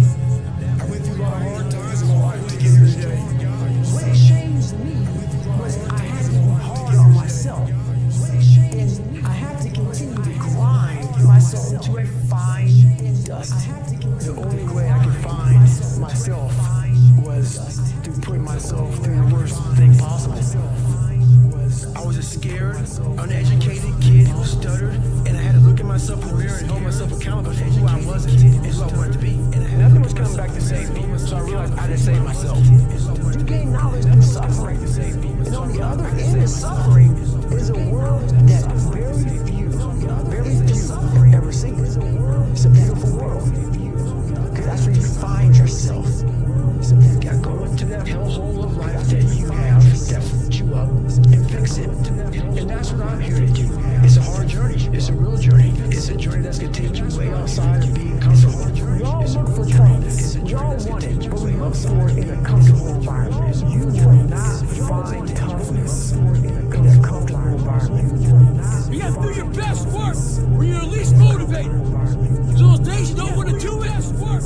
gotta do. Motivated. You got second the flow about to do it. You have got to suffer to grow. To grow, you must have got to suffer. You have to build a person that can withstand the pressures of whatever they're going to be dealing with in life. Because this world we live in is tough. This stuff will beat you down. The world and the life that we live in is the ultimate competitor. You have got to suffer to grow. To grow, you must suffer. You have got to suffer to grow. The mind has a tactical advantage over you at all times. At all times of your life, the mind has a tactical advantage over you. Why is that? It knows what you're afraid of. It knows your insecurities. It knows your deep, dark lies. And it starts to push you away from that shit. It pushes you in a direction that is comfortable. Your mind takes control of you. You have to say, I run this motherfucker. You have to say, When that alarm clock goes off at 4 or 5 in the morning, your mind says no. You need to say, this is what we do. 4 or 5 in the morning, it's what we do now. Because to get to where you want to go, the amount of pain involved, I'm not saying it's physical. I'm not saying you got to break yourself off. The amount of mental pain, how many times you're going to have to do something that you don't want to do to get to where you want to go. There's going to be more times you do something that you don't want to do than you are going to want to do it. That's your new norm. That's your new norm. And then once you do this over and over and over again, it becomes like breathing. I don't want to live this lifestyle, but to get to the other side of this, I have to. The only way you're ever going to get to the other side of this journey is you have got to suffer to grow. To grow, you must suffer. We have the ability to go in such a space. If you're willing to suffer, and I mean suffer, your brain and your body, once connected together, can do anything. I'm trying to build people up. I'm trying to armor their mind. I'm trying to get them to believe. Because this world we live in is tough. It's tough. It will beat you down. The world and the life that we live in is the ultimate competitor. It will try to take you out. It will find your weakness and it will just hammer you. So if I can help you build belief, build confidence to the point where nothing can hurt you because you know exactly who you are. You have to build a person that can withstand the pressures of whatever they're going to be dealing with in life. You gain knowledge through suffering. And on the other end of suffering is a world that very few have ever seen. It's a beautiful world. That's where you find yourself. Every day you have to do this shit. Because why? When you stop doing it, you don't just maintain it. If you stop shooting a gun, you're not going to be a great shot if you pick a gun up a year from now. Stop shooting a gun. You're not going to be a great shot if you pick a gun up a year from now. If you want to be great, you want to be the baddest motherfucker ever at what you do, you can be misunderstood by everybody because you're going to be so obsessed and so driven to get there. That's what it takes. It takes every second of your life. Anybody says balance? Yeah, balance is important for a lot of people. It is. But if you want to go to that edge where people do not like you, don't understand you, question everything you do, you've arrived. When you are misunderstood to the point where people think you're psycho and you're nuts and you're this and that, why are you in the gym at 1 o'clock in the morning? You will never understand what is wrong with me. And that's why I'm so glad you don't. I'm in the right spot. When people don't understand you anymore, you're in that spot of obsession and drive. When people are like, quit what's wrong with this guy? I don't want to talk to you, man, because you're not going to get it. I can't get this paragraph. I can't remember what the is this paragraph to pass this test to get in the military. Read again. I'm still not getting it. Read again. But if you're not getting it, write it out. And that's how I started learning. I can't swim. I'm negative buoyant. Go back again. I can't swim. Go back again. Go back again. Go back again. I can't swim. I got it. I realize if I keep going back and going back and going back until the shit just becomes, your mind will say, okay, we're going to figure it out. Because he is not going to stop. It's not like, I'm going to try one more time. No. It's just like, alarm clock goes off, we're going back. I can't read right, we're going back. I gave myself no way out, and my mind realized that. It's okay, we're going to adapt and overcome now. A lot of us want to find peace first. So people say, man, you always talk about this suffering and pain and shit. I'm at peace right now because I went through that. You don't find peace first. If you do, Merry Christmas, more power to you. I found peace on the opposite end of finding myself. And no one really finds themselves without going through trials, tribulations, suffering, accountability. And accountability is suffering. Being accountable every day for doing right for yourself, for the people next to you, is miserable. One thing we don't do is we don't have a new norm. My new norm is you get there more than 4 o'clock, you suffer. This is your new norm. That became my new life. Most people want to get out of it. I said, no, this is your new life. This is who you are. Most people want to get out of it. I said, your new norm is you wake up and you suffer. That's what I realized. If that's my mentality, this shit ain't hard anymore. That's what I realized. If that's my mentality. Not getting civilized is about having a savage mentality. It's a comfortable world. A lot of us say, like for instance, I see these athletes right now who retire. I'm 38, I'm 39. I did 20 years at the top of my game. And I'm chilling out now. You see them a year later and how they look. What the hell just happened to you? What the hell? You're one of the greatest athletes of all time. Kids looked up to you. Women, men of all ages looked up to you. And they hit the pinnacle where it's time to retire. And their mind says, wow, I'm civilized. The worst thing that could ever happen to any human being is they become civilized. It's that total accountability. Like even when you retire, there's a mother looking at me and judging me right now, man. Like I was the baddest person that ever lived. Doesn't go away, man. You gotta wake up, even though you retired, you never retire. You're setting the example every single day of your life. And being civilized feels so good. I'm sorry, man. Once you get to the top, you may retire, but you ain't ever coming back home, man. Cause now you're judged. People see you falling off. You wanna be that guy who knows I may be retired from the sport or forever I did, but I'll be damned if you ever see me looking like shit, feeling like shit, not arriving. People, I've arrived mentality. You're always setting the example. Civilization feels so good. These comfortable feelings are what people want. They want retirement. They want that. They need that. It's a yearning feeling. I want it too. People love putting a label on me about, my God, man, you just wired different. I'm wired different, dude. I'm thinking right now, after I got past my stuttering thing, now I'm on a roll, I'm good now. You know what I'm thinking about right now? I gotta wake up tomorrow and do the same shit again. I gotta leave this interview and go stretch out for 2.5 hours. I hate that shit. But guess what it does though? I'm constantly callousing over my victim's mentality that I once had growing up. Every day you have to do this shit. The only way to keep from getting rusty is to constantly that mother machine. The machine exists. You gotta challenge it every day. The machine exists. You gotta challenge it every day. How do I do it? How am I able to do what I do on a daily basis? How do I do it? How do I fight the demons? Because they hear me speak and I'm very raw and real. How do you fight my insecurities? All these things. And they're there every day. They're there every day. I'm in search for a feeling. I'm not in search for a trophy. I'm not in search for love. I'm not in search for more followers on Instagram or social media. When I started this journey years ago, and I realized that I'm going to be somebody, and I'm searching for a feeling of true victory for myself, and only myself. The second I shut out the whole world and realize that one thing, that I am in this world alone, and realize fighting this race thing by myself. Yeah, I'm all about people, I'm all about team, I'm all about that shit. But I'm really all about right now and in my life, no one knows the real truth about me, how hard I really go. I don't care if anybody knows. I don't want anybody to know. I'm an introvert. I live an introverted life. And I love that about me. That right there is my fuel. Is I know that there's really no one out there grinding like me. And if they are, so be it. If I know about you, I'll make sure that my gang be it. That's what the mentality is all about. My whole thing is a mentality thing. I view myself as the weakest person on the planet Earth.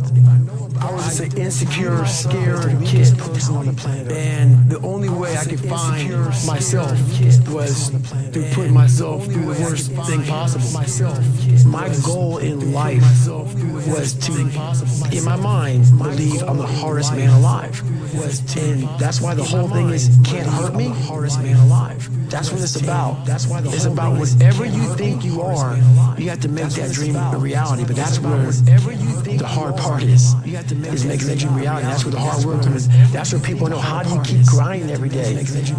You have to make those insecurities, those fears. Like when I was 300 pounds, I didn't have any drive.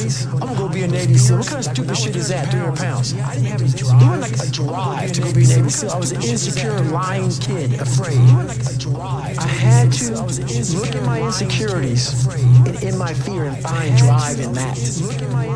We're all looking for passion. Passion's all around you. You have a whole stack of it all around you. It's your insecurities, all that shit. You gotta dive deep in that shit. It's all in there. All the energy and fuel you need is right in yourself. It's all there.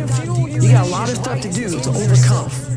And, that's where I found it. I found it right there in my own insecurities. I found drive in my own insecurities. I found it right there in my own insecurities. And that's the most powerful thing in the world. When you can find drive in your own doubt, fear, insecurities, in your own doubt. You get to face a lot of young man. You got a long journey ahead of you, because you're going to find out that while your dad did a lot of shit to you, you're going to have to make it on your own. Because this world we live in is tough. It's tough. It will beat you down. Because the world and the life that we live in is the ultimate competitor. The world's tough. The world's tough. The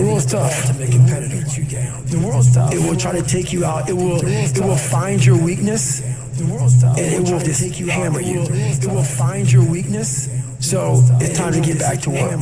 Get back to work. Stop hearing yourself talk. Get off the podcast. Don't be on social media too much. Cut out all the fucking noise. Get back to the fucking mental lab, because that's where the knowledge came from. You need to get to a point in your life where there's nothing that can hurt you, because you know exactly who you are. You've faced your demons. You were able to hear all your past traumas. You were able to listen to them. You were able to say, okay, now I can now talk to people about what I went through. I'm no longer embarrassed. I'm no longer ashamed. Being ashamed is one of the biggest things that kill people nowadays. In their minds, kill them from moving forward. I'm ashamed of myself. Don't ever be ashamed of anything you've done in your life. Face it, fix it, make it better. Don't ever be ashamed of anything. Everything I need is in my mental lab. Everything, because I'm in constant study of myself. And I know what needs to be conquered, because I'm constantly going through what I don't like, what I'm not comfortable with. I know what I don't like. Only I can fix these problems, because I have to face these problems. Only I can fix these problems. Unchosen suffering is going to happen, right? So the only thing that you can do is have some chosen suffering to prepare for it. It's the only thing you can do. That's the only thing you can practice for the unchosen suffering. It's that chosen suffering thing you can do. That's the only something that sucks every day. It's that chosen suffering. I'm not trying to send a message of run 200 miles, be the best motherfucking world, but be tough. You better have a part about you that's tough, a part about you that can break down situations and get better, and break down situations very quickly within some trauma in your life, some devastation in your life, because it's going to come. The devastation, the trauma is going to come, and you can't allow that to become a Jersey barrier. It can't be a Jersey barrier. It has to be something that you can maneuver through very quickly and move forward. That takes a lot of toughness. You can maneuver through very quickly. A lot of people, when you die, they figure out why you die. They figure out how you die. When you die, in the autopsy, they figure out why you die. But we never do live autopsy to figure out why we're dying while we are alive. And I was dying. I was living every day, but I was really dead. And so I figured it out. And once I figured it out, I was able to, and so I was reborn. I was able to be reborn. Once I figured it out, I was able to. You must take this knowledge that you learn from all this shit is knowledge. So I'm just trying to give people that strength to go in the archives of your life. So I'm just trying to give people that strength. While you're probably fucked up, there's probably something happened to you in your life. Go through the archives, dig it up, study it, and then use it for yourself. That's the main purpose for me right now. You need to be better here. Before you're better here, you need to overcome this, overcome that. And people need to have purpose to get up. They need purpose to perform.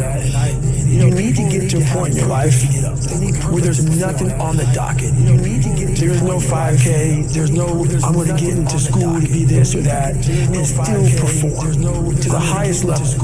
Because what people don't get is one day that thing's going to come up. And if you're not constantly performing without purpose, you're not going to be ready when that time comes. It's this magical thing, purpose, that we're all looking for. But what's funny about it all is that we need these things to perform. But we don't take a second to realize the purpose is always there. The purpose never leaves us. Because the very purpose is you. You are always the purpose. There may be another purpose, like being a SEAL or going to college or whatever, but the main purpose in life is you. So if you wake up in the morning and you don't want to do something, you don't care enough about yourself. And that's what you need to really research is, why am I not doing this for myself? Because that is the number one purpose in life, is to better oneself. So that's the only purpose I fucking need. So the reason I get up every day, even though there's no race or there's no school, there's nothing in front of me, is because I have pride in myself. I was born David Goggins. David Goggins wasn't good enough. He was a scared, bullied, abused kid who struggled in life.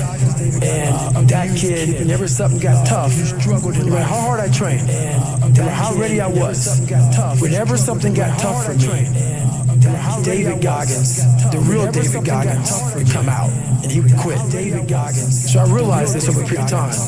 So I had to build Goggins. And in that process, I had to build. That's where I get better. And in that process, I had to build. That's where I get better.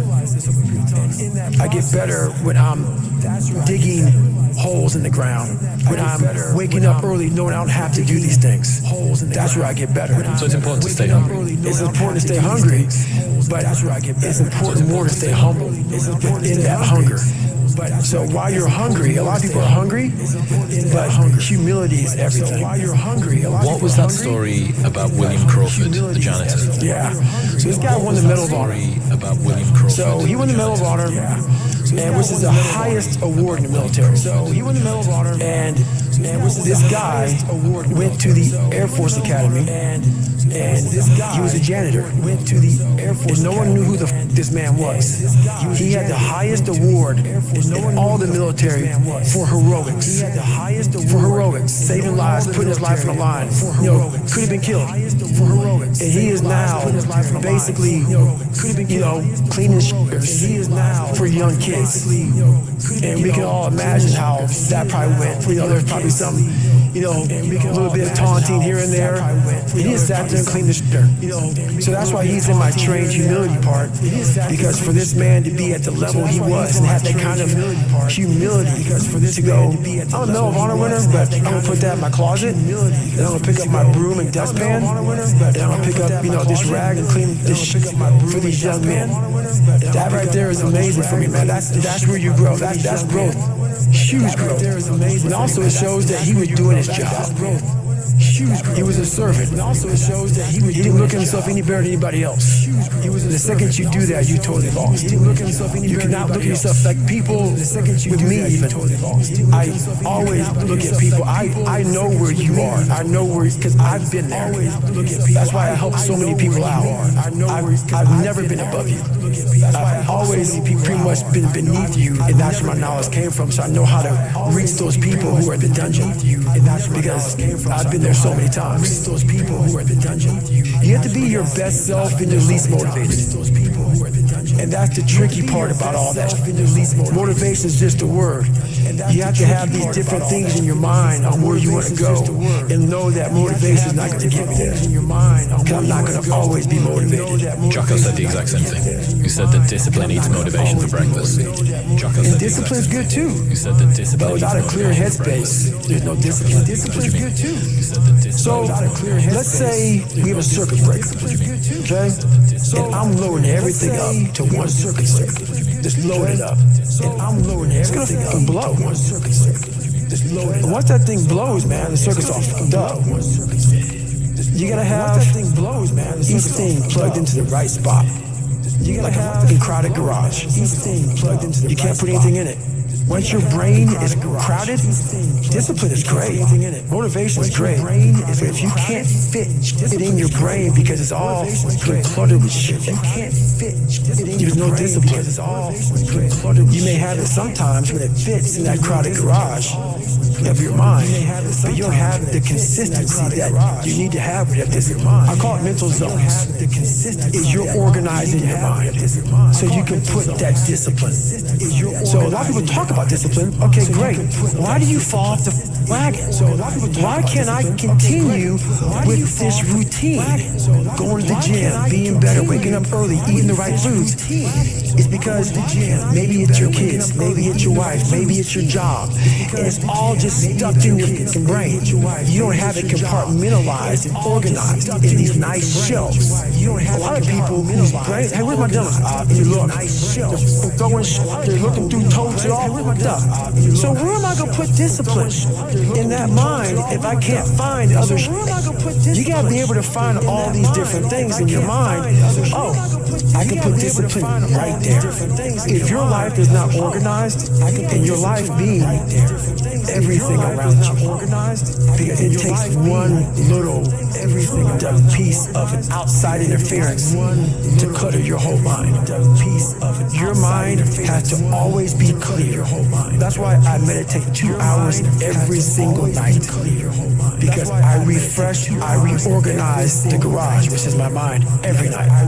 So then discipline's in there, organization, everything is in this right spot. I'm waking up and I'm giving myself all this armor, so when I come out in the world, I'm ready. I'm not waking up late, I'm not rushing around, I'm not disorganized. So I wake up, I'm ready to go. I'm not rushing around, I'm not disorganized. So why is the truth so important? I'm not disorganized. You have to have the truth to have a starting point. And your true self is found in that very uncomfortable zone. And your true self is found in that. We all look for toughness.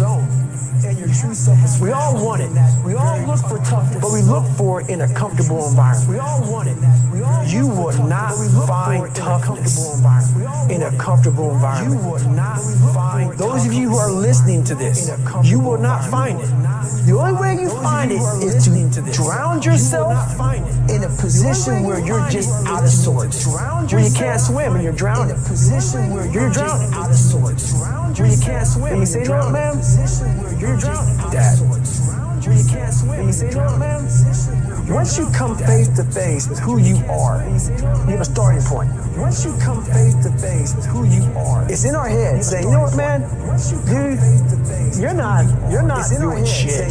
You're wasting a bunch of percentage here. In this other 80% is suffering, pain, failure, self-doubt, darkness, and then a whole bunch of light. But to get to this light, you gotta go through all of this shit. You're not succeeding. You're not achieving. It's because you're afraid of going that dark place to find yourself. You're setting goals you know you can reach. And when you do that, that fear, that insecurity, that doubt, that's where you grow. That insecurity, you must always set goals that you think you cannot achieve. And in there you get better. When that alarm clock goes off at 4 or 5 in the morning, your mind says no. You just say, this is what we do. It's what we do now. Because to get to where you want to go, the amount of pain involved, the amount of mental pain, of how many times you're going to have to do something that you don't want to do to get to where you want to go. Every day, you must ask yourself, did I do enough? Every day. And then once you do this over and over and over again, it becomes like breathing. Once you do this over, I don't want to live this lifestyle, but to get to the other side of this, I have to. So if you really want it, you realize what trying is and what trying is not. You realize what trying is and what trying is not. You realize what trying is and what trying is not. Your brain is the most powerful weapon in the world. Your brain is the most powerful weapon in the world. Once you put away your phones and your computers and all that shit we have nowadays, once you put away your phones and your brain is the only thing you have when you're going through depression, when you're going through hard times, you're going through death. Real life shit. You can't Google that shit, man. Real life shit. You're alone. You're alone. You may have a shrink you're going to, you may have a best friend you're going to, but there's 24 hours in the day where you're alone in this brain.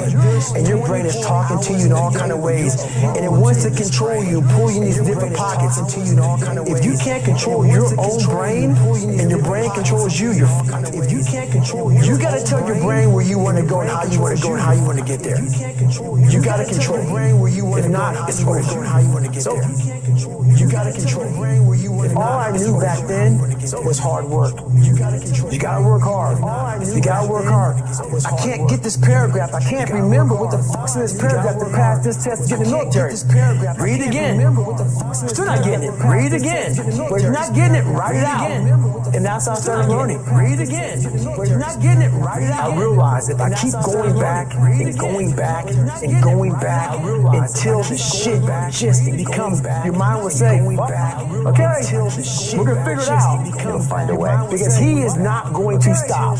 We're gonna figure it out. It's not like, I'm gonna try one more time. No, one time goes off, boom, we're going back. No, I can't read right, we're going back. I gave myself no way out, and my mind realized that. We're going back. It's okay. We're gonna adapt and overcome now. And my mind realized that. That was my mindset. And that's how you get through things.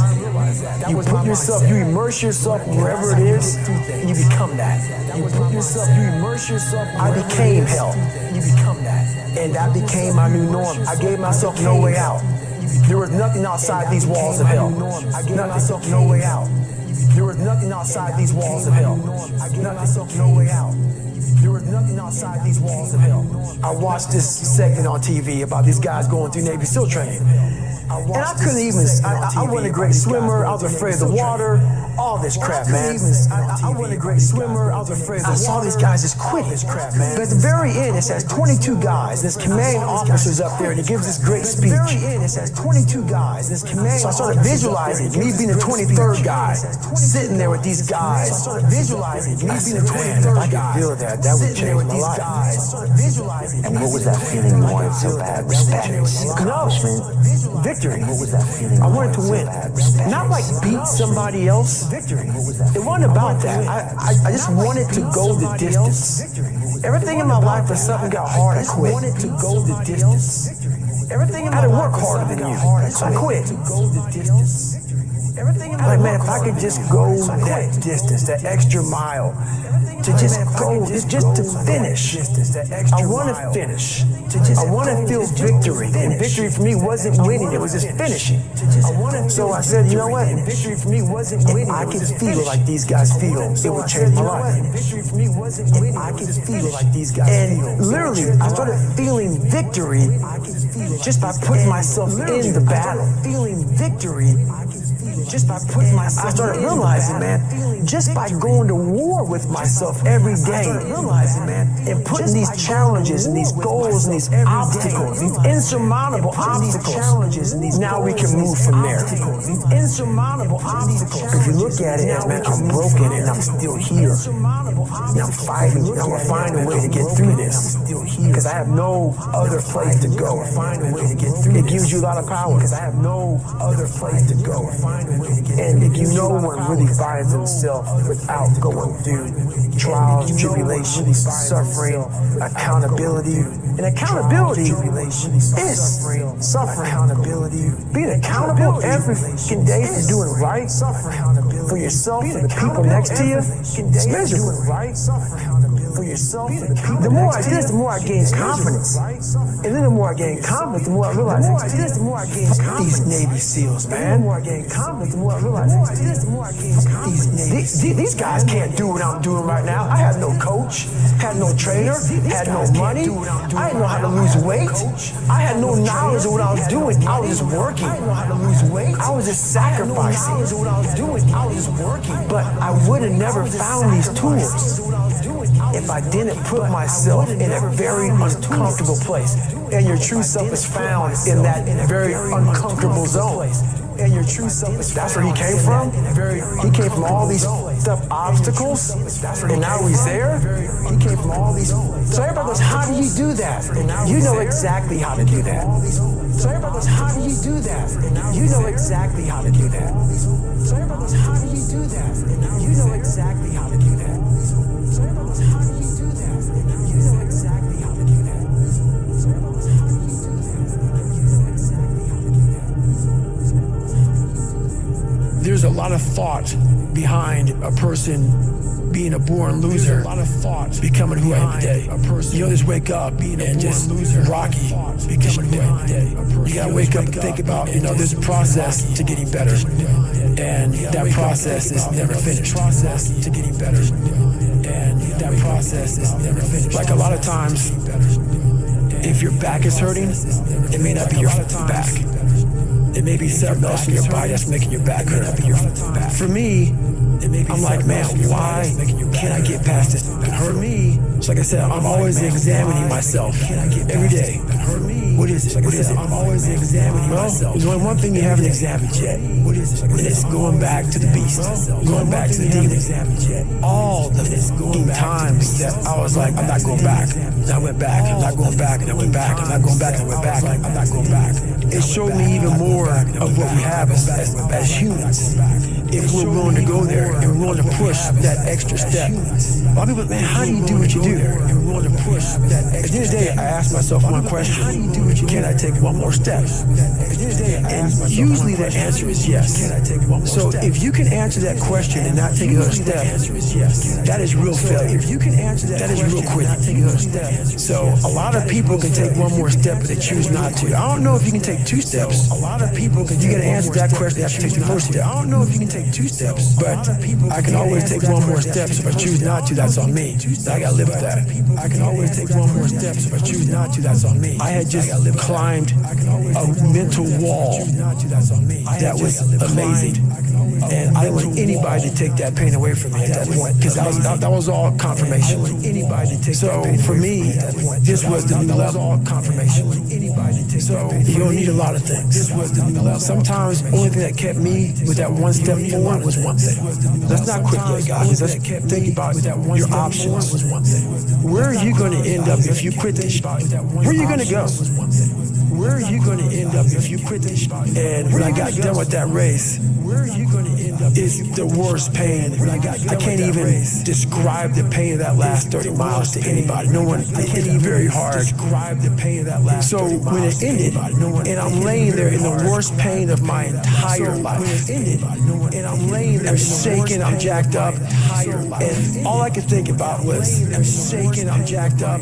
I can't believe what I just done. To me, it was humanly impossible. I can't believe to even think about going 30 more miles in that shape. And once you do it, what came over me when that shower hit me, the reality hit that I spent 101 miles. And that last 31 miles was something that I can't even describe to people.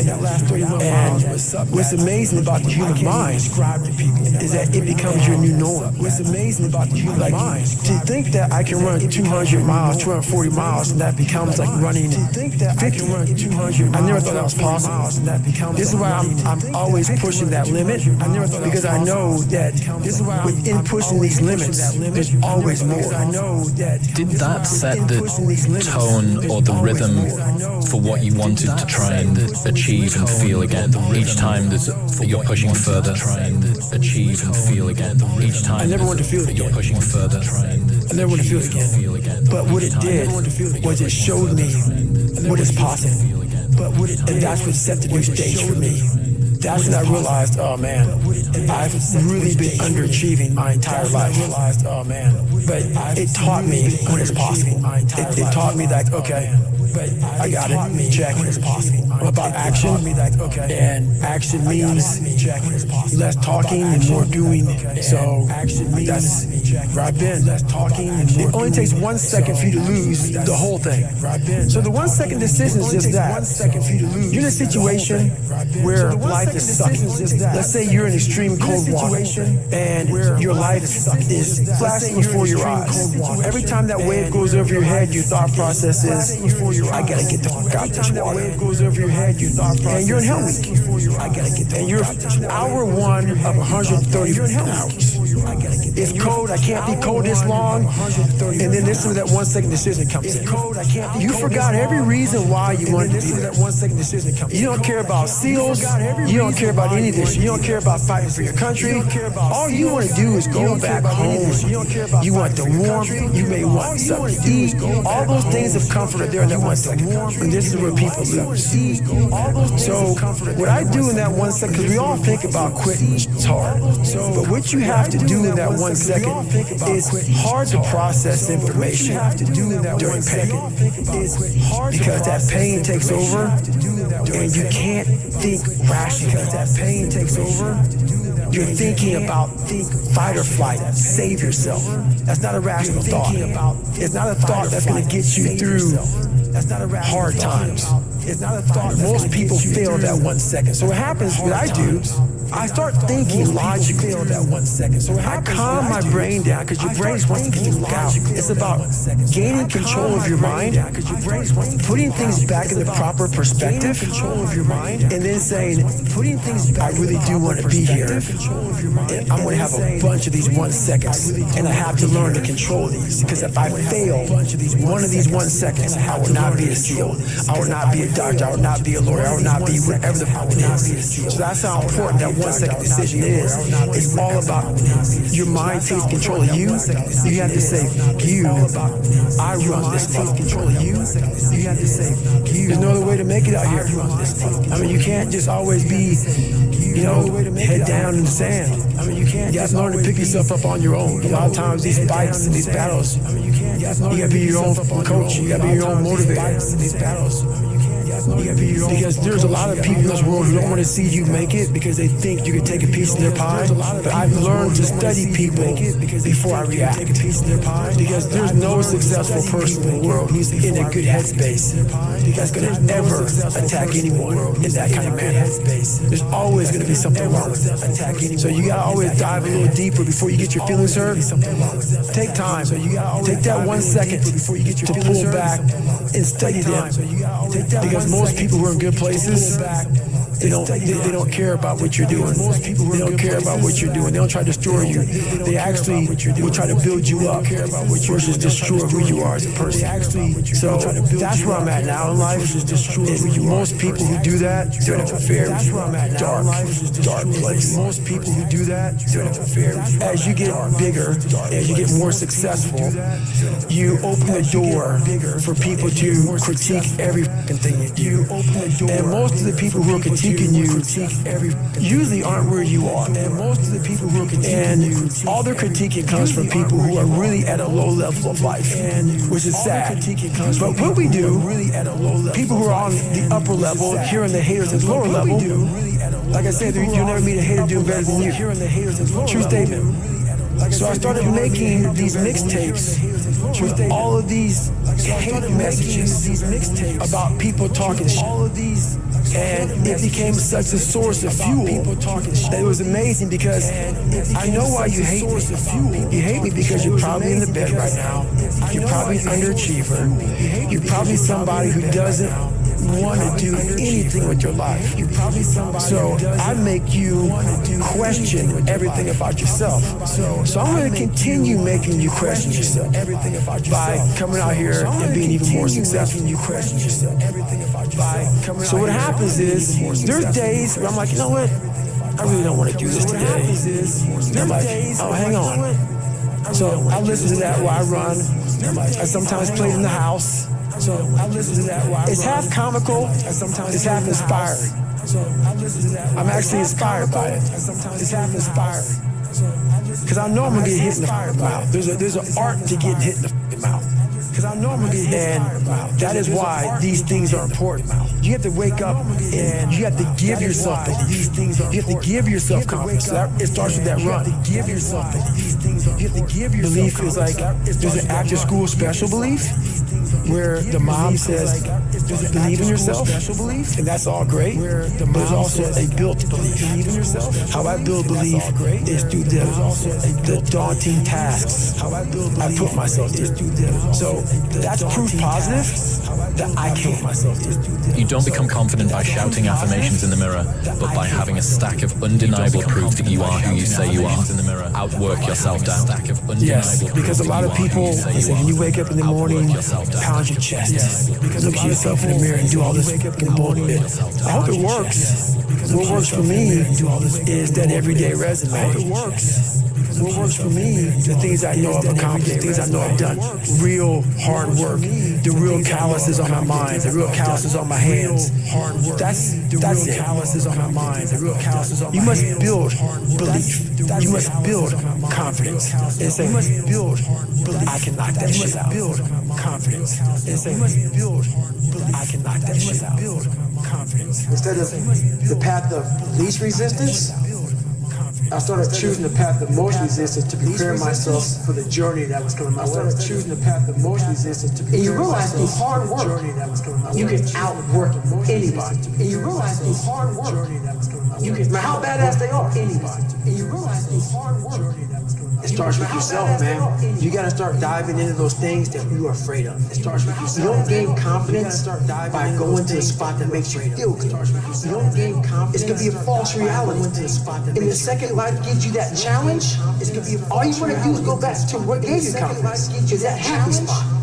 All you wanna do is go back. What gave me confidence was spending years at a kitchen table trying to learn how to read and write on my own. Realizing I can't learn the way you read and write. I can't. Realize I can learn. What gives you confidence, not being afraid. I can learn. It's overcoming the fear, not being afraid. I can learn. That's what gives me confidence. It's facing these things, overcoming them. And maybe not overcoming them. That's what gives me confidence. It's facing these things, overcoming them. Facing. Pretty soon like this. Oh man, this is what it's at. Facing these things. It's not in that comfort zone. Pretty soon like this. It's in the discomfort zone. It's where my confidence is getting built. That's where it's getting built. It's where my confidence is getting built. Happiness, peace, enlightenment. It's all up here, man. Happiness, it's all up here. It's all up here. It's got me willing to go and face it. It's all up here. And that's the hard part. It's all up here. It's got me willing to go and face it. The physical standard is not what they need to meet. It's a mental standard. You must meet in life. What they need to meet. It's a mental standard. That's how I live my life. I now know that there is no cap. That's how I live my life on the human mind. I now know that there's no cap. We cap it ourselves. I now know there's no cap. We cap it. Most people quit. I just started. We cap it. Most people. When you take that mindset and you learn to flip that around. That's what made me powerful. You learn to flip that around. And my body followed. That's what made me powerful. You learn to flip that. And so I said, I want to do this. I'm going to give myself a challenge every single day until the fear goes away. Sure. And I feel like that's what more of us should be doing. I'm hearing that that's what how you live your life. That's all it is, man. And it helps me feel so much more confident. When you overcome that fear of saying this doesn't have control over me anymore. It's like you can be such more. I'm saying this doesn't have control over me anymore. It's like you can be such more. A lot of us speak in hollow words. I used to speak in hollow words. I don't do it anymore. Everything that comes out of my mouth has substance. I used to speak in hollow words. We all have these feelings in our bodies, in our minds, in our souls. It's real. I act on mine. We all have these feelings in our bodies, in our minds, in our souls. A lot of us who are afraid of something, we allow our minds to choose the path of least resistance, so we go a different route. I'm afraid of something that's telling me you pass the least resistance, so we go a different route. I'm afraid of something. Life is one big mind game, and you're playing it with yourself. Life is one big mind game, and you cannot lose perspective of where you've come in life. You cannot lose perspective of where you've come in life. You cannot lose perspective. I'm trying to give people a different thought process of life, where I'm trying to give failure, hell, disappointment, discomfort. I'm trying to give people is a great learning tool. Disappointment, and many people don't understand that. But it's these few moments in life that you have. Like for me, I always talk about it. Rocky 1, round 14. Like for me, that 2 minutes and 13 seconds clip of 2 minutes in Rocky getting up when Apollo knocked him down. In Rocky getting up when Apollo knocked him down. That one clip when I was going through a very bad time in my life, I saw that one clip when I was going through a very bad time in my life. There wasn't a guy that won. It wasn't a guy that won everything he did. It was a guy that kept getting up after being knocked down. So I realized if that 2 minutes and 13 seconds changed my life, so that's all it was. I saw something that I needed to be in the world I was living in. Maybe my story in the world I was living would give someone to 2 minutes and 13 seconds their story to change their life. Would give someone to 2 minutes and 13 seconds. Everybody's got a story to change their life. We don't share it on social media. We share our nice life on social media. We all have a dungeon. I'm just willing to talk about something.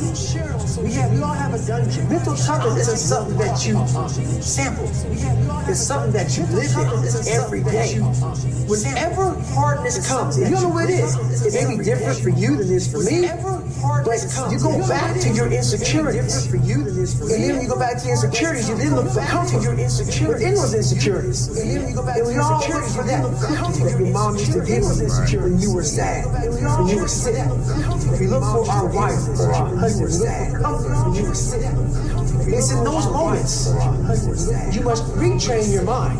It's in those moments think differently in health. The mental standard is you must know how far you've come. The mental standard is you must know how far you've come. I walk in a room now and I know the hours and years and decades I put into David Goggins. That's some years and decades. It's not on the wall. It's not a trophy on the wall. It's not a medal on your neck. It's not on the wall. I don't care how you perceive David Goggins, because through my journey, I figured out the one piece I was missing. I thought it was cars. I thought it was video. I thought it was money. I thought it was everything. The one piece I was missing was me having the courage to face myself. The one piece I was missing was me having the courage. Where I got my work ethic from, the one piece I was missing was the hours I had to spend learning this. When you sit down and you're not smart, and you have a disability, and you still want to be at the top of your class, I didn't want to just get by.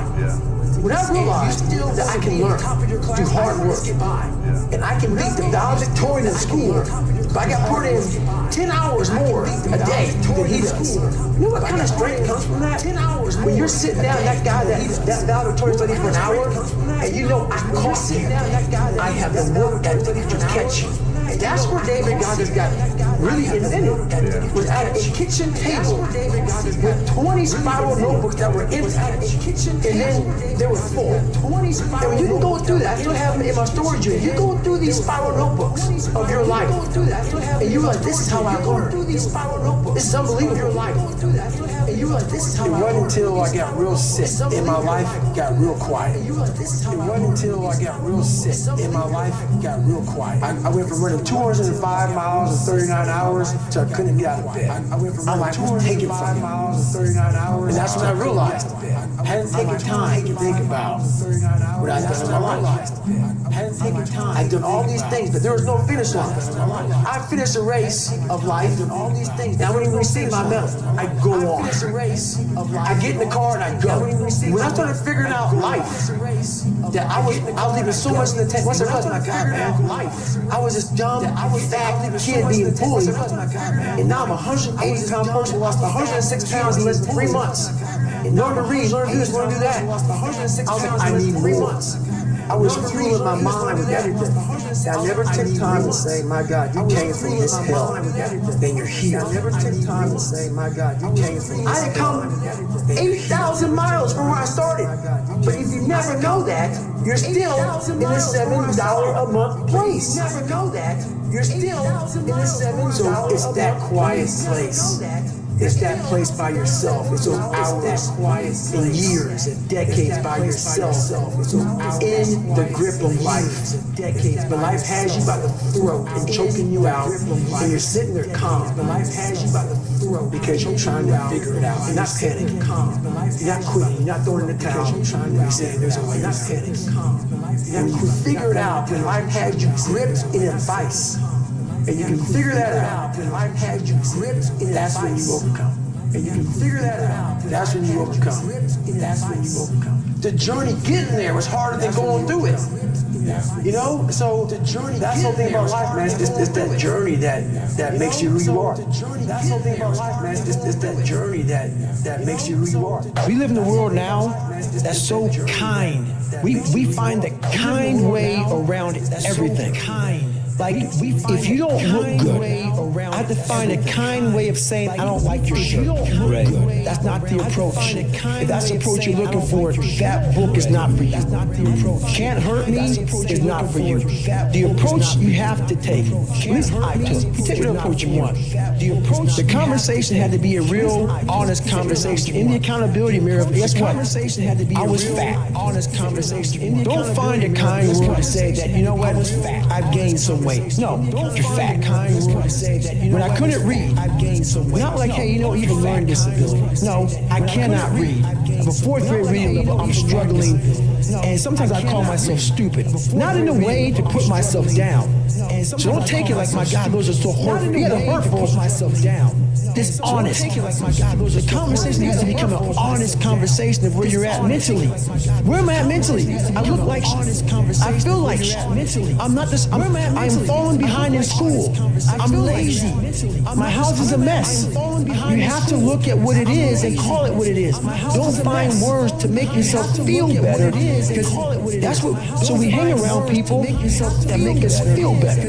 That tell us what we want to hear, not what we need to hear. And so we stay away from those people, and we stay away from those people. Like, our internal dialogue becomes that kind. It's okay. It's not okay.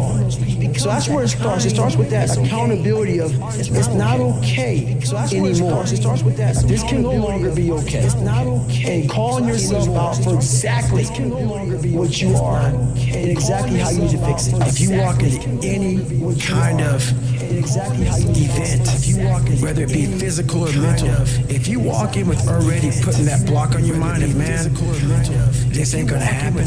People go, how did you run 135 miles to death valley or something? How did you run 100 miles with no training? Because I went into it not thinking, I can't do this, man. No training. I went into it with a strategy. I had an open-mindedness. So until your mind is open to the possibilities that I can do this, you will never be able to do it. Once the mind starts to believe it can be achieved, then, only then, does it start to break down tactically how we can do this. Until then, you're going to always lose. I came home one night from work spraying for cockroaches. And long story short, I turned on the Discovery Channel. I saw some guys going through Navy SEAL training. And they were going through Hell Week, and they were getting their ass just beat.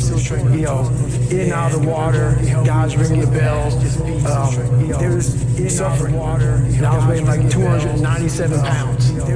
And I had to make a change in my life. You know, I was at an all-time low, and I wasn't going anywhere. And I was exactly what everybody said I was going to be, which was nothing. I wasn't going anywhere, so I had to make a change. What was it about seeing suffering that's really interesting, and I actually get it, but I want to hear you explain it. Why suffering was the thing that triggered that thought? Well, for me, growing up, I came from a horrible background. I got called nigger every day of my life growing up. Lived in a small town. The Klan headquarters at that time was about 20 minutes from where I lived. One of the high ups in the KKK, son, he sat behind me in 2 classes, so he called me nigger all the time. Got my first car, they spray painted nigger, we're gonna kill you on it. So I was just an insecure, scared kid. And the only way I could find myself was to put myself through the worst thing possible. Because I'm gonna say the exact opposite of what today's world is saying. So we read a bunch of books nowadays. As humans, we want to find out how to be someone else. As humans, what we don't do is we don't go inside. So literally turn yourself inside out. Read the book that says, like we're writing a book every day for life. But we never read that book. Every day we're seeing who we are as people. When I was growing up, I lied for people to accept me because I didn't accept myself. So I would make up stories so then you would accept me into your world. everything I did was for someone else to like me. It wasn't until I started reading my own book about how pathetic I was as a human being. I could blame my dad, I could blame kids at school, I could blame having health issues, ADD, my mom not being around. Great mom, but she was doing her thing. I could blame a lot of people. And that's the book I was reading. And I put it off on everybody else. It wasn't until I said, you know what, for me to fix this, I gotta read what the hell is wrong with David God. Not blame anybody. Read my book, it's okay. I'm afraid of my shadow. How can I overcome that? I'm afraid of go in the military, get your ass kicked, do things you hate to do, be uncomfortable every day of your life. Roger that. I'm not the smartest kid in the world. Okay. Instead of somebody saying, oh no, you're smart. No, don't say that to yourself. I said to myself, no, I'm a dumb. Somebody saying, oh no, you're smart. Okay, roger that. How you get smarter? Educate yourself. Okay. So the things that we run from the truth. We're running from the truth, man. So the only way I became successful was going towards the truth. As painful and as brutal as it is, it changed me. It allowed me to become, in my own right, who I am today. Rule number 4, visualize the end result. I have the ability to see the end before the beginning even begins. And what that means is I know that to get to the very end, I can see it right now. So before I went to Buds, and I was losing all this weight, I saw myself walking across the stage at 191 pounds. That's what I had to get to get into the door. I saw myself 6 months, a year later, wherever it's going to take me to do it, I saw myself walking across that stage, getting that 6 month certificate of graduation from Buds. And I was able to be there at 300 pounds. And that feeling that I was nowhere near that feeling, I was able to put myself there a million times every day. That feeling of like, my God, that is going to feel amazing. That's what made me suffer. That's what allowed the pain to be real and say, this is worth it. I want to feel for this next 18 months. It took me 18 months to finally become a nigga, to finally, just get through Buds. 18 months, it's 6 months. It took me 18. That's what woke me up every morning was, I want to put myself through this much pain and suffering for a few seconds. That's all it is. A few seconds of joy. It's so worth it, man. That's what people don't get. So I'm able to put myself at the finish line, even though I have no finish line, but at the finish line of an event, before I even start the line, and say, how are you going to feel at the end of this? Visualizing is my biggest tool of life. That's why I've been able to put myself in cold water, put myself in a 100-mile race millions of times before I've done it. And I'm able to go through the race and see how I'm going to feel about it. Almost to the exact feeling. Right, so when it comes up, it's no surprise. It's no surprise. I've already done this a million times. Right, so when it comes up, it's no surprise. Trying to win the battle in the morning. So I always win the battle in the morning. So I get the morning time. Every morning I go for a run. So that's the first thing I do. Every morning, I haven't taken a day off from running since December 2016. Every day, up in the morning. So I also stretch out every day for about 2 to 3 hours. Every day. I've missed 2 days in about 5.5, 6 years. So that's just my routine. And about 4 days a week, I'm in the gym hitting the weights. Because you can't just be a runner. So this is every single day. The monotony of my life, but this is what builds discipline. And not everybody, I'm not telling everybody to do this, but this is my lifestyle. This is how I build self-discipline. This is my lifestyle. This is how I hate to say it, the best way for me to get how I eagle across, I can't sit here and say, you know what, I went through the whole week and man, it was really hard. No, takes your damn soul, rips it inside out, and then they say, now we're going to rips it inside out, and then they say it allows me to express where I was at a point of my life. If I don't give you all of me, why the hell am I of my life? Why? How will you learn from me? People take so much offense to me. You will never learn from people if we always tap dance around the truth. You will never learn. We tap dance around the truth by finding the right words so I don't hurt you because you have thin skin. No, tighten up, people, because you have It's okay. Trust me. It's okay. You might be called nigger one day.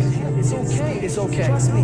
It's okay. You might be called some Jewish word or some faggot or gay word. It's okay. Let them call you that. What are you going to do now? They don't own your life.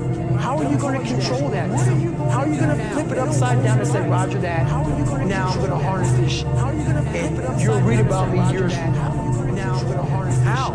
That's the question. How are you going to do that? Thicken your skin. How? Become more human being. How are you going to do that? Don't be afraid of the reflection in the mirror. That's all you can be afraid of. Once you overcome the reflection in the mirror, that's all you can be afraid of. You've done it. You are pretty good about celebrating the victories along the way and celebrating yourself. I talk about with my fiance every single day. I talked about with her 2 hours today. I said we are grinding so hard that we are losing the vantage point of what we have accomplished today. We got podcast, interview, flying, do this, do that. I'm like, stop. We got podcast, interview, flying, do this. It's just me and you and this mom and pop thing that we're doing. It's just where this book is at right now. It's crazy. Look how many people we're touching. Shut up. And just think for a second. Let's stop. Because all we did was talk about this and this. Enjoy this for a second. We have to take time and realize what we've accomplished here. That's an evolution for you, Matt. Huge. But that's a very different David Goggins than even from you a couple of years ago. Huge. Because you have to. What is it all about? I'm going to keep on grinding. Because you have to. That's not what I'm saying. What I'm saying, though, is you have to respect what you've done. Take a second, not live in it, respect, not sit around and say, I'm good. Take a second, sit back and say, let me look at the vantage point now that I'm at. That's why you can set the vantage point. Get the tactical advantage. If you get the tactical advantage too quick and start fighting, you gotta take a second to take observation of where I'm at. What have I done? Am I in the right spot? I'm obviously in the right spot right now.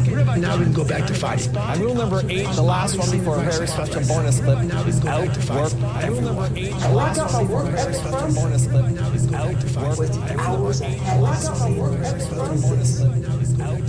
when you sit down and you're not smart, and you have a disability, and you still want to be at the top of your class, I didn't want to just get by. When I realized that I can learn through hard work, and I can beat the valedictorian in school, if I got put in 10 hours more a day than he does. You know what kind of strength comes from that? 10 hours when you're sitting down, that guy that valedictorian studied for an hour, and you know I caught you. I caught you, and I am. And you know I caught you, but I have the work ethic to catch you. That's where David Goggins got really invented. Was at a kitchen table with 20 spiral notebooks that were empty. And then 3 months later, they were full. And when you can go through that, that's what happens in my storage unit. You go through these spiral notebooks of your life, and you're like, this is how I learn. This is unbelievable. There's no miles. It's not about the miles. It's that. Having the discipline every day to say, for me to learn this one math problem, it's going to take me 10 hours. For me to learn this one math problem, and you realize through hard work, and you can outwork anyone. No matter how badass they are, you can outwork people. You don't want to dive into. So one big thing is the accountability mirror. You have to start with yourself. So what happened in my life was we start to get, I call it like the rucksack. The rucksack is a pack that you carry in the military, and you put all your stuff in it. Your radios, your food, your water, all that stuff you have to carry in the military. That's your rucksack, the backpack, your water, all that stuff. As you're growing up, we all have a backpack. Most of ours, hopefully, is empty. You know, and what we put in it is all the crap we go through in life. That's what is in the backpack for the civilians, and we carry it around with us. So what you have to start doing is realizing that no matter where you're at in life, I got called nigger a lot. My dad abused me. You know, learning disabilities, stutters, immaturity, insecurities, self-doubt, so much crap on top of it. So much stuff. I lied a lot to create friends. So much stuff was in my backpack. No one's coming back to help me. So it starts with that person in that mirror. You have to realize you are on your own now. And whatever whatever else you believe in, I don't care what you believe in, but on earth, it's a very lonely journey. And it starts with the accountability mirror, looking at saying, hey, my dad who beat the hell out of me is not coming back. All these things are coming back. I have to face myself. And you have to own all those things that people may have done to you. Now it's yours. You got to own it. It's yours now to fix the problems that people did to you. It makes no sense. It's not fair. I get it. But if you live in that woe is me mentality, of guess what? I get it. My dad did this to me. My mom did this to me. People who bullied did this to me. You're going to always live right there. You have to figure out ways to move forward because you're not coming back. It starts with the mirror. I call it the accountability mirror in the book. My family couldn't even swim. You know what I'm saying? I mean, we had little athletes in my damn family. And and I was a kid who kind of got the bad genes. You know, I had all these little sickly issues, all these allergic to shit. I was a little sickly kid. But it's funny how when people hear my story now, they want to put a title on me. Like, I'm superhuman. Yeah, like you had some special capabilities. And I love it because basically it makes you feel better. I put a title on me. You can do it too. And so, basically, it's a choice. It's a horrible choice. It's a hard choice. It's a lot of suffering involved. So for me to get to the start line, through that start line journey, I realized for me to get to the start line, I'm capable. Through that start line journey. So what happens through this whole process is the change of the mind. I'm capable. It's a change of the guard. So what happens through this whole process? Someone once owned my brain. I never owned it. I had no control of my brain. You outsourced it. Yes, right. Everybody had it. It was my dad's fault. It was the kids that called me nigger's fault. My mom wasn't home fault. My soon-to-be stepdad's fault. The little kids that got me on the bus fault. My life was, everybody had a piece of my brain. And through this journey of suffering, and the suffering, I put it in because I started finding myself. I started, I'm going to take this back from me. This part of my brain is mine now. I started puzzling back this piece of my brain. And through that, I grew confidence. In this process, I went from David Goggins, I started forming a guy named Goggins. In this process, I had to really invent, I realized I had to reinvent a whole nother human being within myself. Because who I am wasn't going to make it. This guy is not going to cut it. So I had to be a guy who can take any kind of pain, any kind of suffering, any kind of torture, mentally, physically, emotionally, spiritually. I had to have the people who, I had to visualize, everybody that called me nigger, you have to be in a room of people like this. I had to make up these things in my mind and things I had to overcome. And I started callousing my mind. Through a process, and it eventually started with working out. It started with working out. It started with doing, like, if it started raining outside, for instance, my mind would say, Dad, man, I don't want to go run. If it was 3 o'clock in the morning, it started raining outside. My mind said, you got to get up. Because I was fighting this other person. So you essentially tried to do everything you didn't want to do. That's all it was. Period. Everything I didn't want to do is what got me to where I'm at today. Every single thing. So where we find comfort, that's where I started getting scared. When I started saying, oh, it's raining, I'm not going out there. No, you cannot say that. You cannot do that. You have got to do this. The other, so whatever my brain thought, I did the opposite. Whatever the comfort was, I went the opposite direction. And over a period of time, boy, it calluses the shit out of your mind. You start to really develop a whole nother being. I say what if a lot. It sounds corny and it sounds weak, but it's true. One of the recruiters said there's not many black Navy SEALs. Matter of fact, I was the 36th African American SEAL in history. It's in over 7 years. Because of the water, you know. I mean, people get mad at me. It's true. Just get over it. And so I was like, God, what story would it be if my fat, dumb, lying to be friends with people, insecure ass can overcome this to be friends with people, and that what if mentality, like that dreamer mentality, just would always fuel me. It would just fuel me, man. What if I can be a SEAL, man? What if I can go from running a quarter of a mile, now I run 205 miles? What if I can go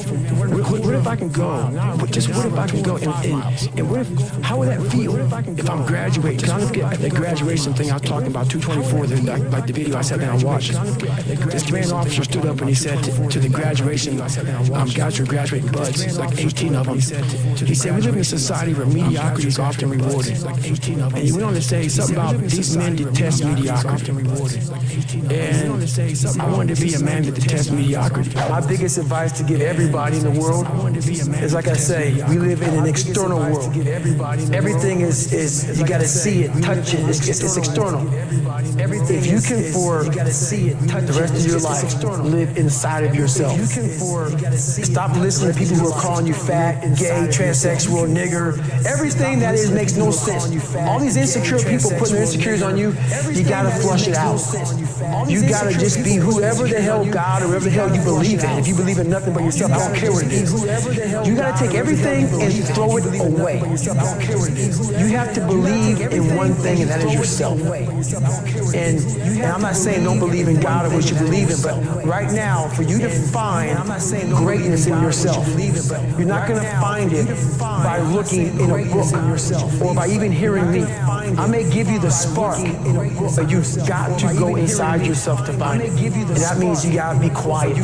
Shut the fuck up, go in a room, stop talking, search your soul, search your mind, search your abilities, and you'll find it. But if you're not looking for it, you won't find it. So you got to go start your journey.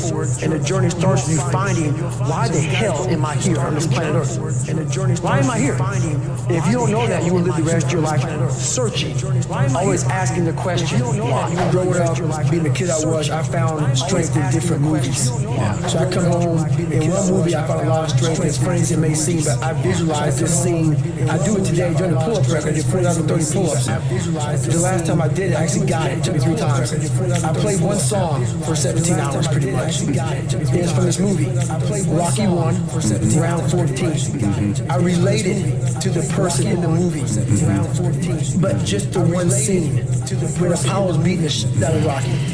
He falls in the corner, and everybody, and Rocky, and Apollo turns around, arms up, happy as I got this guy. He turns around not knowing that Rocky's trying to get up off the canvas. Mickey's his trainer saying, stay down. Everybody's saying, you did good. You did good. You went 14 rounds with the champ. Rocky didn't hear shit. He got up, and what sticks in my mind today, and I've seen it right now, when he got up, Apollo started to turn around to see the aftermath of what he just destroyed. And he did not expect to see what he saw. And what I see out of the whole movie, I see Apollo Creed's face. Fear crept in. Yes. And I said to myself as a young kid, I want to be that. I said to myself as a young kid, I don't need to win. I don't need trophies. I don't need people to like me. I just want what he has. I don't need trophies. I don't need people. I'm a fictional character, whatever the hell it was, I want that. And I visualized that. And I want to become the guy who can get off the canvas and look at somebody who beat the shit out of him. Life. I'm talking about life right now. In life, even life itself puts their head down toward David Gosh. His life is not going to stop. So that mentality became what I wanted. So that mentality, and that's how it started with that visualization of the canvas. And all I gotta do is just keep getting up. So I would take like, who would even think about doing this? So I would sit in my couch saying, who at 297 who can't think about swim that great, who's scared of water, we have 37 balls, swim balls to man up, quit a job, and go and just put everything on himself. Quit a job. So it's how I started talking to myself and put myself in a whole different category, and that would fuel me the next day. And I just kept using that as fuel and fuel. No one would do this. No one would do this. You're the best around. You're the best ever lived. And I just kept fueling me with the right kind of message that I needed to hear that I was never telling myself. And through time, it became reality to myself. So you start out on the first day, and then do you start running again the second day? Yeah, the second day I was right back after it again. But I started realizing I can't run that far. Right. So what I did was I became damn near a professional cyclist with the miles I put on the bike.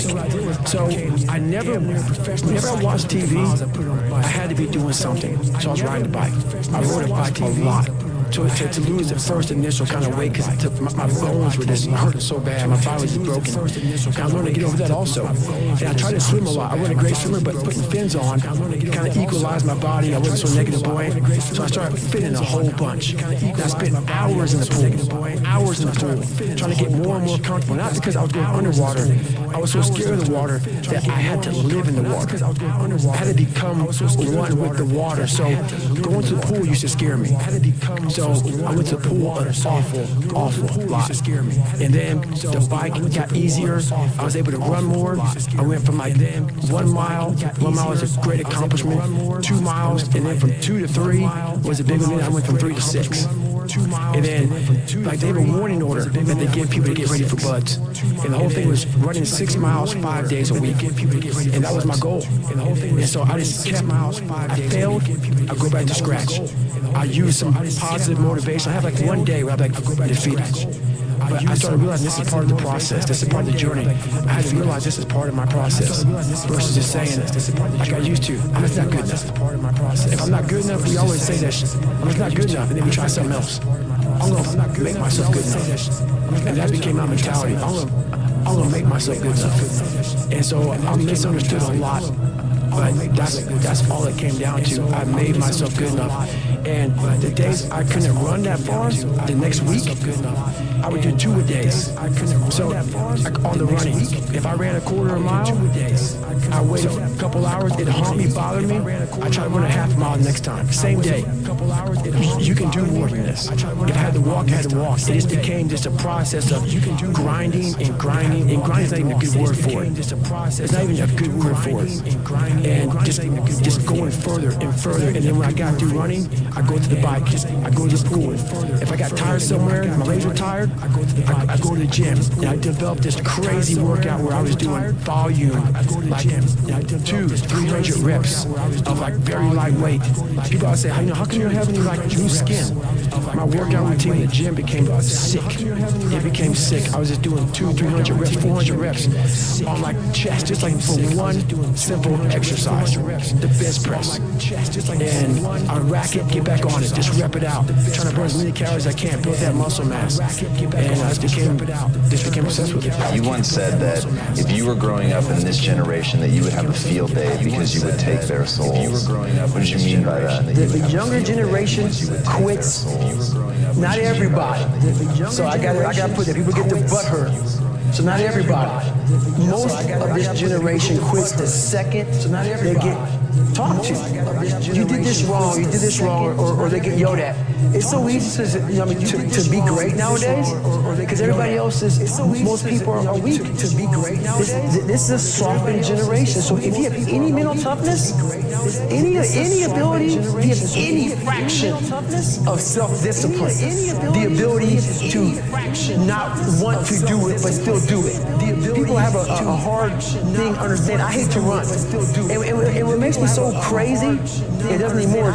People, why do you run if you hate it? What are you talking about?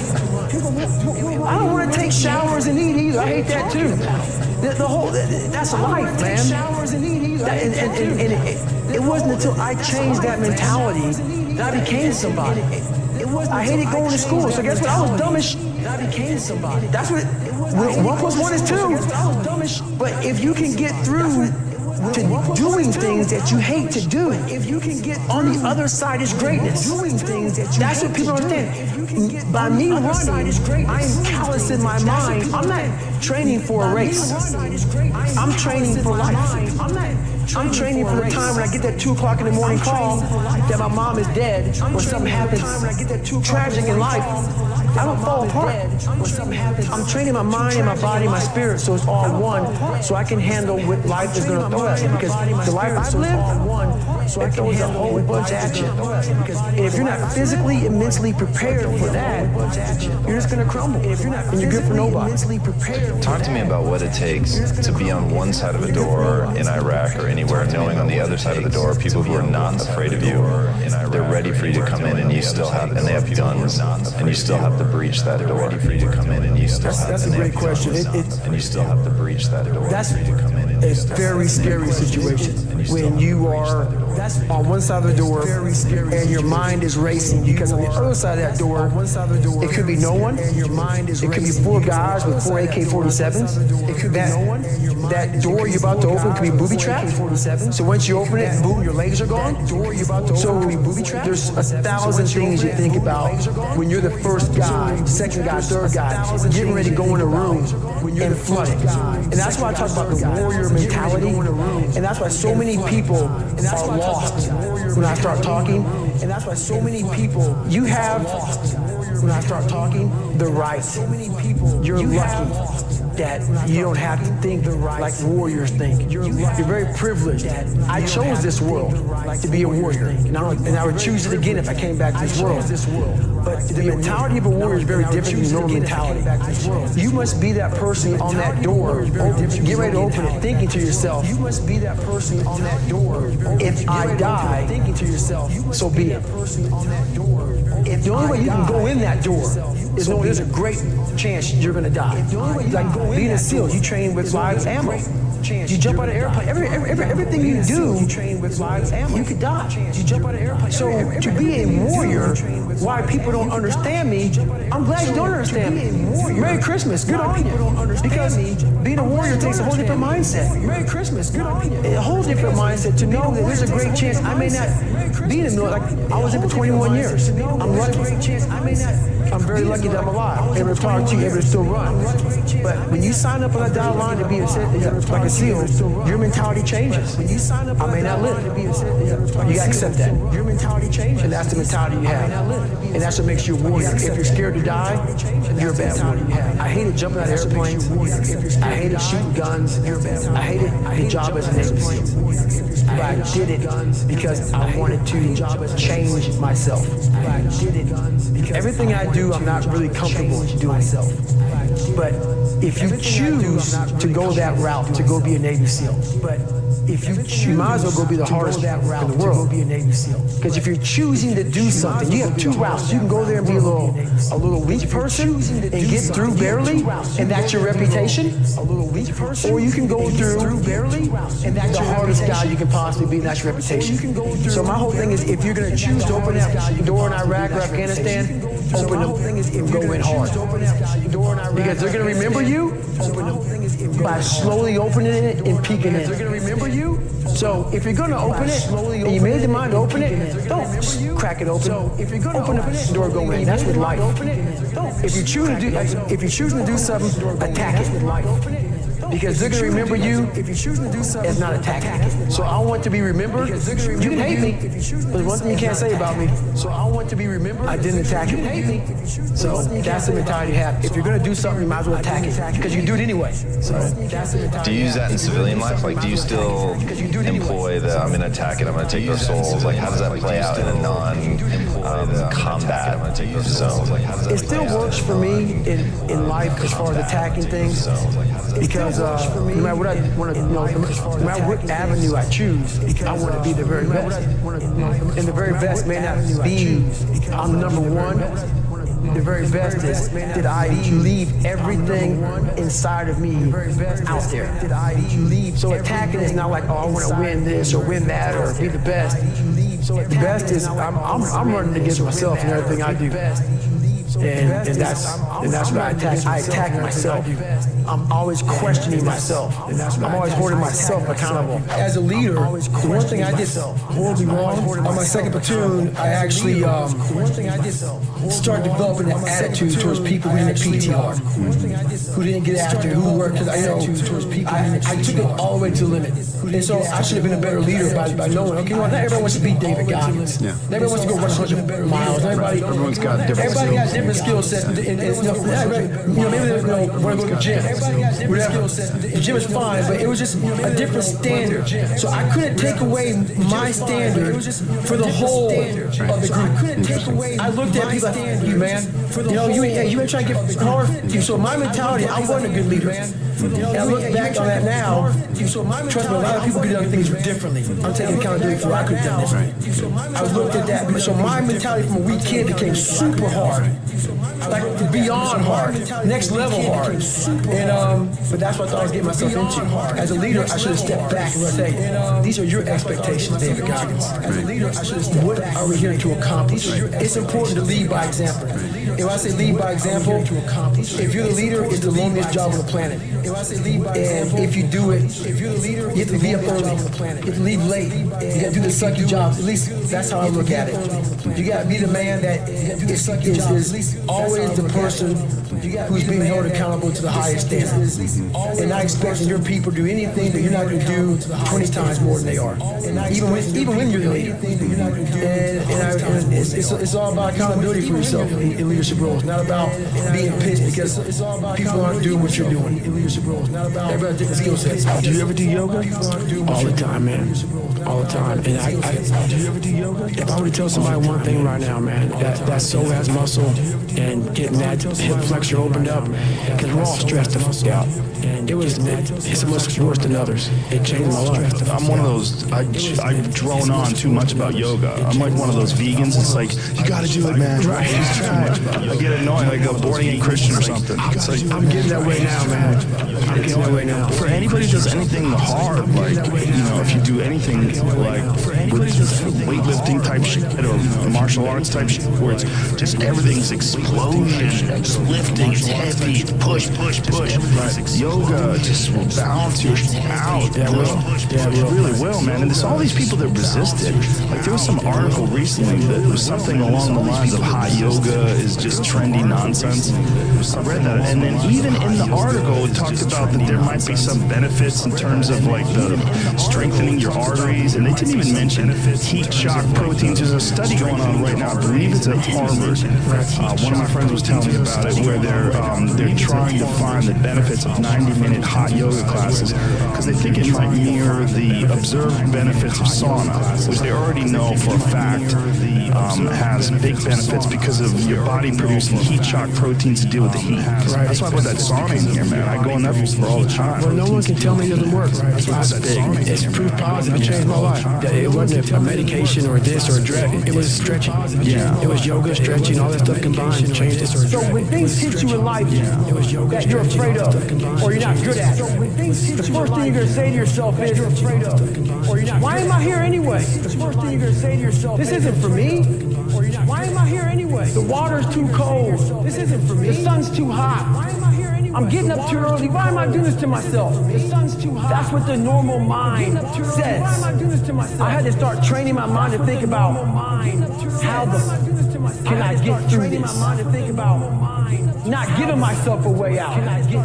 Never giving myself, creating a wall around all the ways out in my mind. I just slowly start to build this wall, so my mind knew this build is not going to give himself a way out of here. In my first 10 week, I had a huge setback. I was broken. My legs were broken. I had double pneumonia. I got rolled back to day 1, week 1, Navy SEAL training. I got through that second hell week. During the second hell week, I actually broke my knee. I continued to limp around for a couple weeks. I couldn't make it anymore. I got rolled back to day 1, week 1. I'll never forget standing there in front of Captain Bowen. He was the CEO in charge of Navy SEAL training at the time. And he had no mercy on anybody. If he believed in managing your expectations, I wouldn't be here today. He challenged me again. I was challenged my whole life, not by the mindset of managing expectations, by exceeding expectations, not by managing it. I'm standing there with crutches. I'm sitting in his office. He looks at me, he goes, Goggins, this is your last time. We're going to put you through Navy SEAL training. This will be your 3rd hell week in 1 year. We're not going to put you through a 4th. So this is your last time. I'm sitting thinking, how am I going to get through this? I'm badly jacked up. My legs are broken. My knee is messed up. And you're going to give a couple of months to get better. A couple of months isn't going to do it. I won't get healed up in a couple of months. But I realized I'm going to get through this shit. I'm going to find a way to get through it because why? I put barriers in my mind. So my 3rd hell week, I went in there with pretty much, I would put a black sock on first, I would get duct tape, and I duct tape my ankles all the way up to my calf every single morning. And then I put another black sock over it. And what that did, that prevented me from moving my ankle. So I didn't really, I wasn't flexing my shin as much. So I started running with just my hip flexors. I wasn't flexing my shin as much. In this Hell Week, it was a bad Hell Week. We had a guy die on Thursday morning of Hell Week. In this Hell Week, it was a bad Hell Week. I went on to become a Navy SEAL. On Thursday morning. Greatness is not something that you meet once. I went on to become a Navy SEAL. It's something that you meet thousands of times in your life, and you don't reach it if you're not constantly and constant in your life in pursuit of greatness. So if my mind were to say right now, I'm great, I just lost. We're going to grow. We're not going to triple down on our strengths. We're going to grow. We're not going to do that crap. We're going to work on our weaknesses so we grow. We need friction to do that. Without friction, there's no growth. Without friction, there's confusion. Confusion is, David Goggins, how did you become who you are today? I put a bunch of friction in my life, and I grew. That's how I did it. You know how you get mentally tough? And I grew. It's a lifestyle. I did it. Instead of hitting that snooze button in the morning and not making your bed, and not cleaning your house, you don't hit the snooze button. You get up. You don't want to go run? You go run.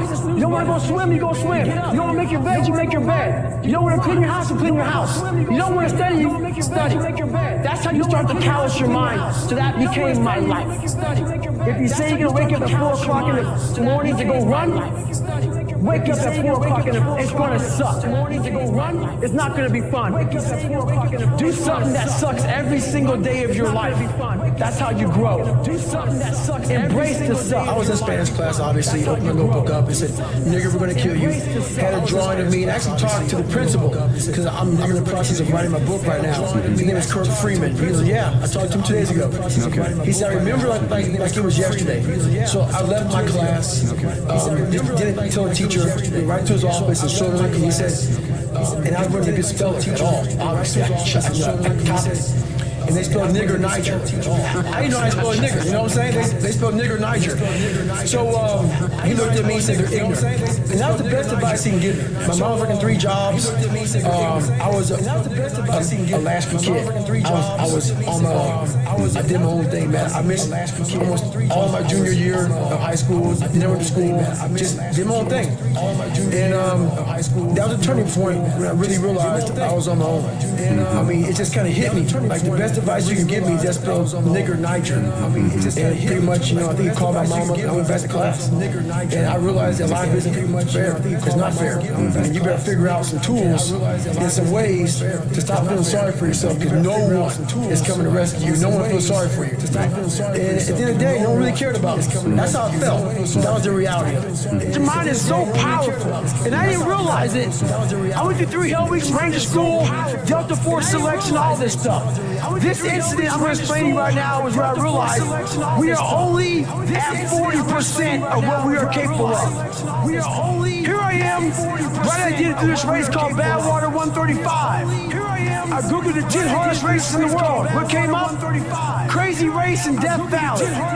Summertime, 135 miles. I knew nothing about ultra running. I thought you would camp out, run 20 miles. One day they run 20 miles again, so you got 135 miles. I had no idea what I was doing. Called the race director up, he's like, hey, have you run 100 miles? I was like, what, in a week? Or what? What are you talking about? He's like, no, in 24 hours or less. I said, no. He goes, you got to qualify to get in this race. You have to run 100 miles in 24 hours or less. He was trying to call my bluff. I call him up on a Wednesday. He goes, hey, there's a race in San Diego on Saturday. Where it's a 24-hour race where you run around, a track, a 1-mile track for 24 hours. And if you get 100 miles, I will consider you in my race. And if you get 100 miles, it really helps to be smart, people. And I was not smart in this situation. It really helps to be smart, people. I did the math. It's about a 14-something minute mile. I can do that. Anyway, I show up on Saturday. with the blue lawn chair, Ritz Crackers Mileplex, and my ex-wife. And every mile I'm gonna see her, I'm gonna grab some Ritz Crackers and some Mileplex. I know what the hell I'm doing, but it's bliss. That whole ignorance is bliss thing. So I get to 70 miles pretty damn fast. I get to 70 miles in like 12, 13 hours. Pretty damn fast. What do you think happens to your body when you haven't trained for that kind of mileage? A lot of bad things, but I was in good shape. It was amazing. So I hadn't gone to the bathroom at all. It was amazing. I sit down, big mistake.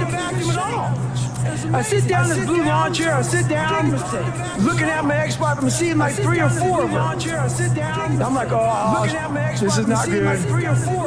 So I'm trying to play it off, because I know where I'm about to go. So I'm sitting there, and when you haven't gone to the bathroom, you're dehydrated, your nutrition's all jacked up. You sit down, you gotta go to the bathroom now. So I look at my ex-wife and go, do you love me? She said, yes. Why? I go, because I want to take a shit on myself right now. Because I can't stand up because my blood pressure's all messed up. So I'm sitting there, literally pooping up my back and peeing blood down my leg. She's a nurse, so she's concerned. And she's a nurse, so she's concerned. I'm telling you right now, there's one thing you never want to hear as a black person. I'm telling you right now, she said you're starting to turn white. So I'm sitting there, and I'm all jacked up. And I'm like, okay, how in the world am I gonna? I got 30 miles to go. I should quit, but I didn't. What I started doing through this whole process was I started to study myself in the dark times. So instead of just quitting real fast in the dark times, I said, no, I'm going to quit, but not right now. So I sat back for a second, and I said, let me get some water, let me hydrate, let me clean myself up a little, let me get some nutrition. And I said, let me get some water, let me hydrate. I wasn't dizzy. It's okay. My feet are all messed up. Let me see if I can walk. My feet are all messed up. I'm going to walk 1 mile, then I'll go home. That'll be a great accomplishment for me, 71 miles. 1 mile, then I'll go home. So I took this massive thing and I started breaking it down into small chunks. And as I started breaking it down into small chunks, I started realizing maybe I'll walk 1 more mile. But at the pace I was walking, I wasn't going to make the time. So this is when I realized the whole 40% rule. Those of you who already know red can't hurt me, you understand it. Basically, the 40% rule is when we have a governor on our brains, like a governor on a car. A car may say 130, but you put a governor on a car, it can only go 101. We do the same thing to our brains. I was born with limited horizons. Born on the other side of the tracks. I didn't think I could be anybody. So my governor was myself. So once you take that governor off, you have limitless horizons. We live in a world that we want to be as comfortable as we can. We live in a world, and we wonder why we have no growth. We wonder why, when the smallest thing in our life gets difficult, we wonder why we cower and we run away. Because we are kind of living our whole life is set that way. Our whole life is set up in the path of least resistance. We don't want to suffer. We don't want to feel discomfort. So the whole time we're living our lives in a very comfortable area. There's no growth in that. So for me, I realized that. The reason I became 297 pounds is because that was comfortable. What was very uncomfortable was running. What was very uncomfortable was being on a diet. What was very uncomfortable was trying to face things that I didn't want to face. And I also realized when I was really big, I had no growth. Why? Because I was living comfortable. So I realized for me to find growth, I had to face all these different things that made me very, very uncomfortable. One thing I faced was running. I absolutely hated running. But I knew for me to grow, I had to do this thing every single day. I wanted to start callousing my mind. I wanted to start becoming a better person. And how you become a better person, how you gain mental toughness, how you become the person you want to be, is constantly facing the things that you don't want to face. If you constantly run away from things that you don't want to face, how is there growth? How is there mental toughness? I can give you a class all day long about self-talk, visualization, eat an elephant one bite at a time. But if you're never putting yourself in a situation to actually practice these things, you're never going to grow. I can't put you out there we're all going through a battle in our mind. A warrior is not a person that carries a gun. The biggest war you're ever going through is right between your own ears. It's in your mind. We're all going through a war in our mind, and we have to callous our mind to fight that war and to win that war.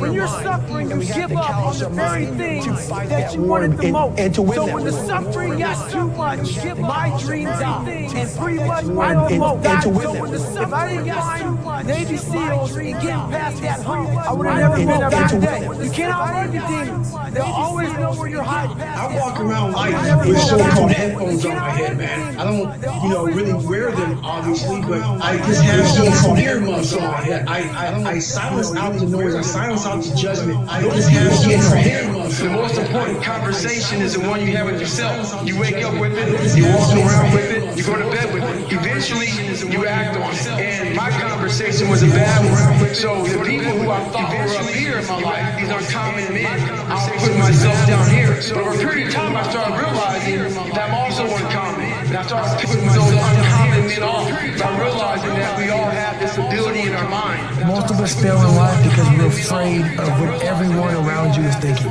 That's 100% true. So we live by the narrative of other people. When I first called a recruiter to be a Navy SEAL and I was 297 pounds, the first recruiter looked at me and said, "You're not going to be able to make this, man."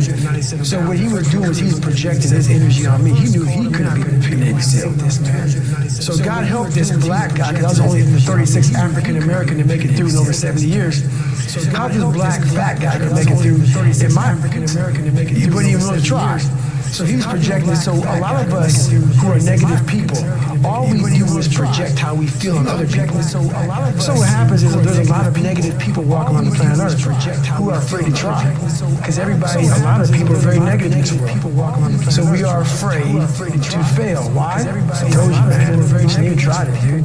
So just chill out, relax. Why are you so crazy? Why are you so obsessed? So all that stuff drives the quitting mind, I call it. The mind wants to quit. The mind is tired. The mind is tired. The mind is deserving. The mind thinks it's very deserving. So yeah, the biggest problem in this world is other people, not yourself. It's other people in your head. They are puppet mastering you pretty much on your life. Is that why you've talked a lot in this podcast about getting rid of noise, quiet, alone? Is that part of that equation? It's all a part of it. Because I realized once I was talking to myself the right way, and all this wasn't in my mind, talking to myself, I went from this piece of kid who thought he was dumb, not successful, insecure, who stuttered when I first saw somebody, to a person who can now do all these things just because I now control my own mind. And I don't care. A lot of people say they don't care. Just because they care. Like my son says I don't care, and every time he says I don't care, it means he cares. Yeah. When you get to the point every time he says I don't care, you don't care. You're dangerous. When you get to the point, you become very, very dangerous. I'm not saying you don't care like, I don't care if I do that. No, when you don't care about other people and how they view you, about how you walk, how you talk, how you dress, where you want to go with your life, You know, growing up, I didn't want to tell anybody I wanted to be in the military. Because why? Some of my black friends, I was afraid of what they think. You know, because why would I join the military? Black friends, I was afraid of what they think. I was afraid of what other people thought about me. So now, when I go in the military, I didn't know you want to join the military. Yeah, I ain't tell you because I was afraid of what you thought. So now, once again, man, you allow other people to shackle your mind. It's the worst thing in the world. On the other end of suffering, people to shackle your mind is a life that many people don't know even exists. It's a beautiful world because like the 40% rule. We all live in this world where our brains are keeping us in this box. Outside that box, on the other edge of suffering, which is on the other edge of that 40%, is a world that's endless of opportunity. But we are afraid to go outside that box because in that box is comfortable. That's where all of our nice stuff, you know, that's where the nice 4-lane highways at. I know where the restrooms are at. I know where the gas stations are at. Outside that box, man, God gives you a shovel and says, man, start digging. That's not fun. But you dig your own path to all kind of stuff that's unknown. And that's why I started realizing, man, like on the other end of this is some beautiful stuff. So I got outside my box and realized, man, 300 pounds, now look at me, I'm 185 pounds. And on the other side of the box was all this stuff. 300 pounds. And I know it's over there until I climbed the wall. It's awesome. So what wall are you climbing now? All this stuff. Man, right now, I've climbed a lot of walls. There's no more walls anymore. The reason why is because I know how to climb. Man, right now, I've climbed a lot of walls. There's no more walls anymore. I was trying to figure out how to climb before. I got all the right gear, man. I got the ropes, I got the shoes, I got the chalk, I got the harnesses.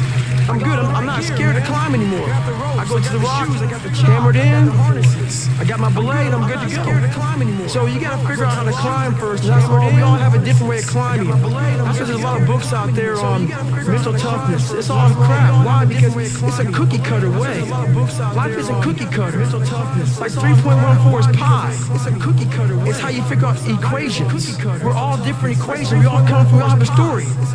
We all have to strengthen our mind to figure out our own equation. Once you figure out your own equation in life, you can then start picking away at how to be better. But you first have to figure out your equation in life. Once you figure that out, man, you can do anything. If you read It Can't Hurt Me, I go into detail about my first 100-mile race. The race I wasn't trained for at all. And I went out there and ran 100 miles on a 1-mile track. When I got to mile 70 and everything went south. I mean, it went south. I've been through 3 hell weeks, Ranger School, some of the world's hardest training in the world, and this was the most pain I've been in my entire life. When I sat down in that chair and went to the bathroom myself and everything went south, when I had 30 miles to go, and I was in the worst shape of my life, and I won't get too deep into it, but when I was able to go 30 more miles in the worst shape of my life, that's when I talk about it in the, It Can't Hurt Me, the whole mental governor got removed. And that's when I realized that a human being is able to do some of the most, horrific things out there. We are built very different. Like a lot of us, we're taught everything: how to read, how to write, how to drive a car, how to cook, how to clean. But very few of us are taught how to survive when the rug gets pulled from underneath us, and we have to find more.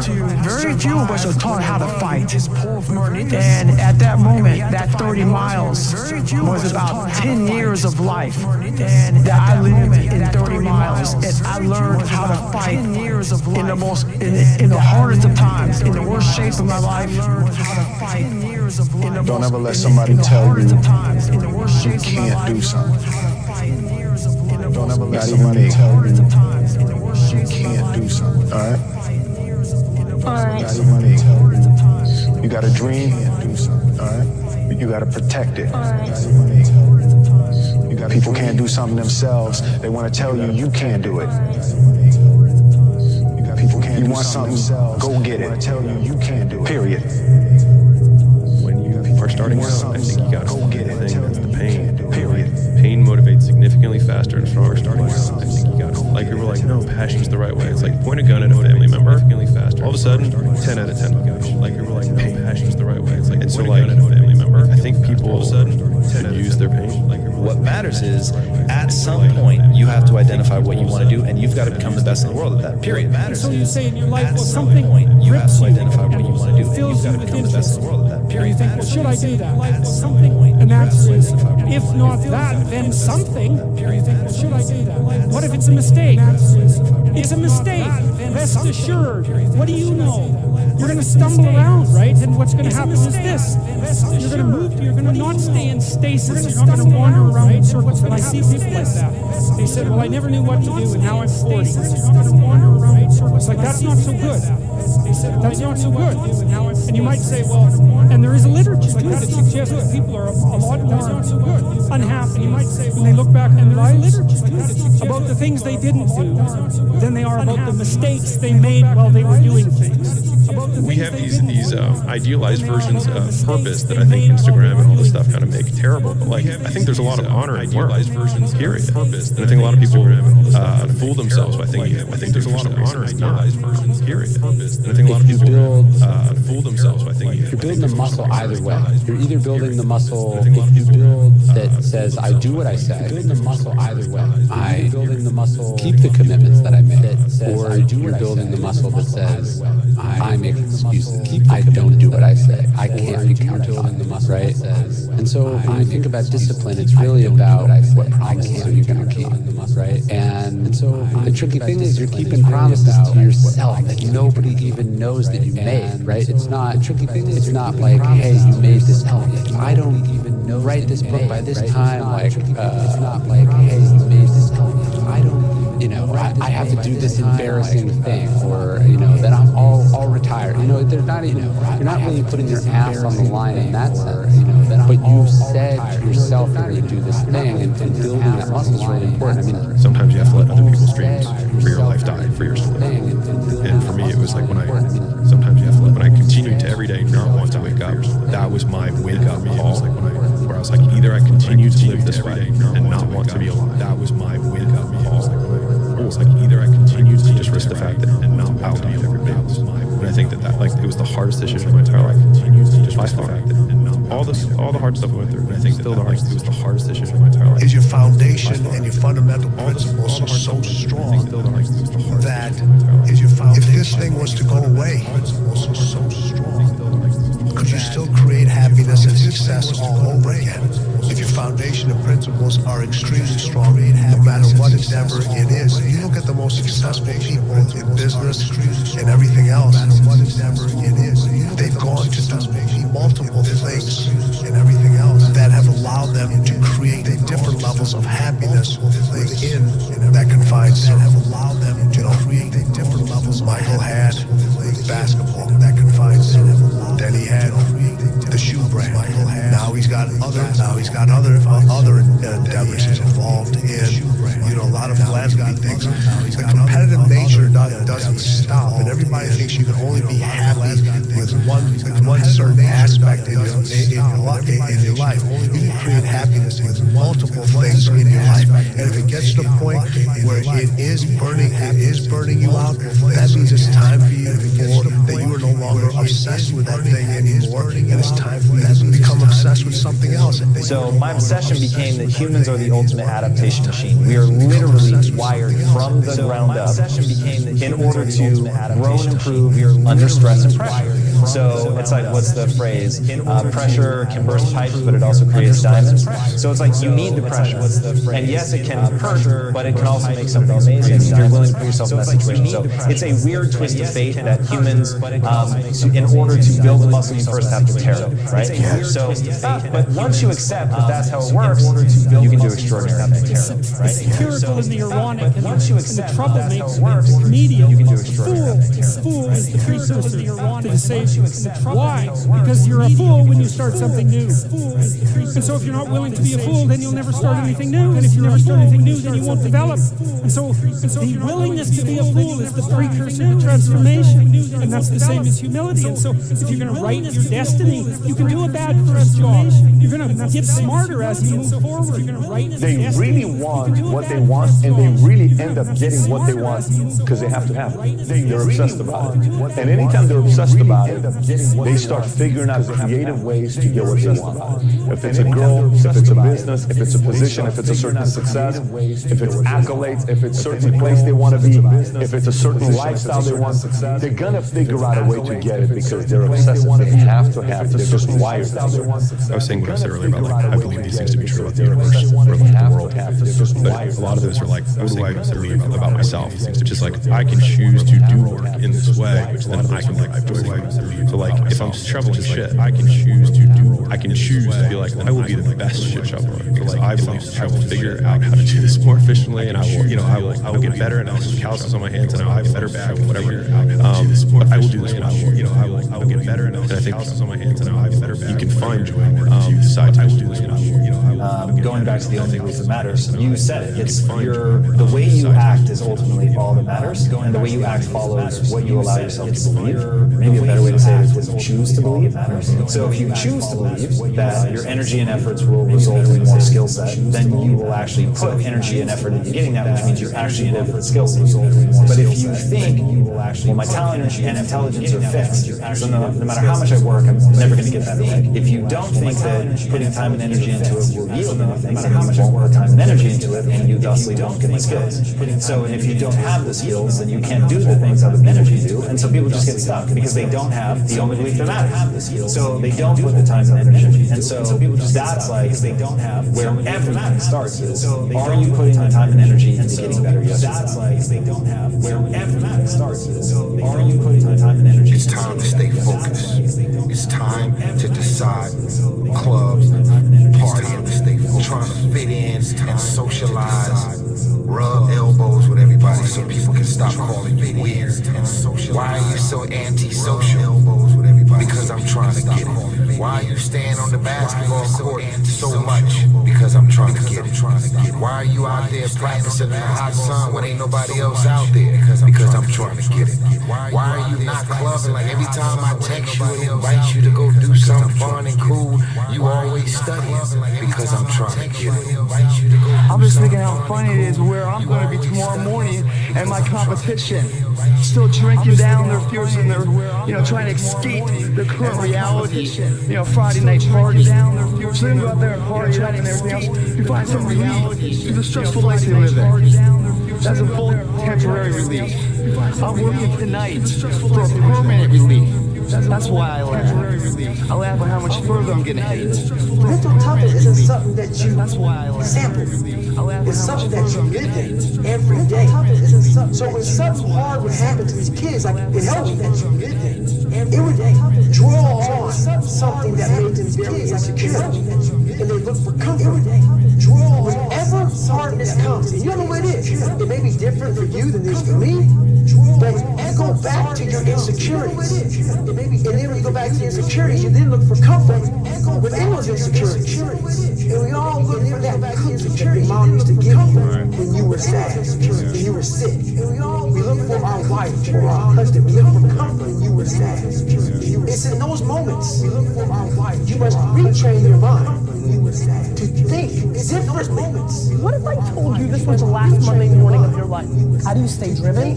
I'm going to ask you a question. How don't you stay driven? This was the last Monday morning. Let me get this right. How do you stay driven? You won the lotto. I'm going to ask you a question, which is you're a human being on earth. Let me get this right. And you're not driven, and you're not just fired up, and you're not going for it, and you're willing to sit like a lump and just wait till you die, which is fired up. You suck. It gets harder for anybody that's living and breathing. So no matter what you do, you gotta keep moving forward and breathing. Strong in the trenches. You lost, you know what I mean? You have no direction. So for me, I felt like both of them together, when you had no direction. So for me, I felt like, and then you also put both of them together, magic happens. And when you magic, that's where the magic is. And you also would never get there. Unfortunately, we're blessed, that's where the magic is. Right? I gotta get stronger. I gotta train differently. The weight training program that I'm doing, I gotta tailor it for an 82-game season, so that when the playoffs come around, my legs are stronger and that ball gets there. So I look at it with rationale, so that when the playoffs come around, the reason why I shot air balls is my legs aren't there. So I look at it, next year they'll be there. That was it. Done. Come on, where are your values behind the scenes? What do your habits look like behind the scenes? Come on, what kind of work are you putting in behind the scenes? Come on, drop down and give me 50. Come on, write it again. Come on, believe it again. Come on, sing again, record the song again. Come on, I'm talking to that athlete. I'm talking to that musician. Come on, who are you out there? Come on, when you talking to that comedian, I'm talking to that musician. You give everything you have. Every single day, you are either losing ground or gaining ground. The choice is yours. This time, make it personal. Gaining ground. The choice is yours. Attitude goes a long way. So again, going back to this guy here, Chadwick Boseman, rest in peace, passes away. 4 years has colon cancer. This guy here, he goes to the doctor. That means this doesn't mean he's not taking care of his body. He's going to the doctor, but he doesn't advertise his pain. He goes to the doctor. Sometimes it's just not to advertise his body. Sometimes it's good to not just tell the whole world what you're going through. I'm not telling you don't talk about it with a group of people. I'm not telling you have some private conversations with certain people. I do believe in the ability to have some kind of a form of a release. But the way people are doing it right now, posting everything on Instagram, all this other stuff, what's the point behind it? You need attention. Is that what you need? It's not necessarily mental toughness. Mental toughness people are not looking for attention. Mental toughness people are trying to get results. A big difference. I don't drink, I don't smoke, I don't F around, I don't party, I don't go out, I don't drink. Am I lame for that? Smoke, absolutely. To be lame in the eyes of somebody I would never want to be like is nothing but an absolute success. Somebody I would need to see. It's only an uncertain person that needs company in what they do to feel like it's the right thing. But real confidence stems from doing what's best for you, even if that means doing it alone. My biggest confidence comes from consistently pushing myself and leaving no gap. My biggest confidence between what needs to be done and what I do. On day 1962 in a row of running every morning. Look who's out here with me. 62, not a soul. Every morning, that's just fine. Look who's out here with me. 62, not a soul. Every morning, that's just fine. There's no such thing as a free lunch. There's no magic pills, and there are no 3 easy payments of $9.99. If you want something, if you want to be good at something, you want to accomplish something, you've got to put in the time. And the minimum amount of time you can put in is an hour a day of dedicated practice for 6 straight months. If you want to be good at something, you've got to do it every day. We look at people like LeBron James. Why is he good at basketball? Because he does it every day. We look at Wayne Gretzky in hockey. Why was Wayne so good at hockey, arguably the greatest of all time? Because he did it every day. So my number one piece of advice to you, if you want to be good at something, whatever that thing that you desire, whatever your passion is, do it every single day. That's the real secret. You desire. Hustle is putting it all on the line. Hustle is waking up one day, the day before you die, and realizing you gave it your all into the parenting of your children, the building of your businesses, the philanthropy that you wanted to do. Whatever you define, it's just, you know, all in. There's a difference between something missing and am I satisfied, right? Because I'm not satisfied. I mean, I always want to feel like I never get done with the end of the day and go, cool, mission accomplished. Like I never. E.T., aren't you ready to take a break? Yes, I might be, but listen to me, I can't. Why? Because I grind for Jalen. I grind for Jada. I grind for Dee Dee. I grind for my mother. Are you hearing what I'm telling you? I grind for Vanessa. I hustle for. So the days I want to hit that alarm clock, I think about my why. I can't quit. Achilles were like the kiss of death for athletes. Like, I don't know. Achilles like the kiss of death. I don't know. There's so many factors. There's the surgery that has to take place. The surgery has to go well, right? And then just it's a tendon. I'm not dealing with anything that's muscular. The things that I can't control. I can't control a tendon. And then it's a tendon. So like anything that's muscular. No. Things that I can't control. It's a long process. But like when I went in the trainer's room, my kids are in there. And, you know, they're looking at you and stuff, and I'm looking at them, and I'm like, my kids are all right, Dad's gonna be all right. You'll be fine. You'll be all right. You'll be all right. As a parent, you gotta set the example. You gotta set the example. This is another obstacle. This obstacle cannot define me. It's not going to cripple me. It's not going to be responsible for me stepping away from the game that I love. I'm going to step away on my own terms. And that's when the decision was made. You know what? I'm doing that. I'm doing it. Champions keep going when they don't have anything left in their tank. That's the difference between the greats. That's what separates them. When they don't have no more, when it's over, when they're tired, when they're frustrated, when they're ready to give up, when they spent their last dime, that's when they get started. Are you hearing me? It's when you have nothing left. It's when you depleted all your money, when all your energy gone, when you have nothing left. That's when it's showtime. When you find the way out of no way, when you find breath that you don't have, when you find energy that did not exist, when you want this thing as bad as you want to breathe, that's when you find a way.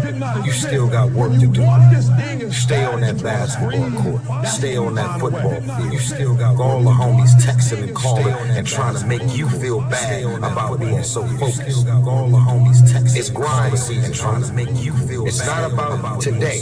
It's about the future. You do the work now. Do the work now.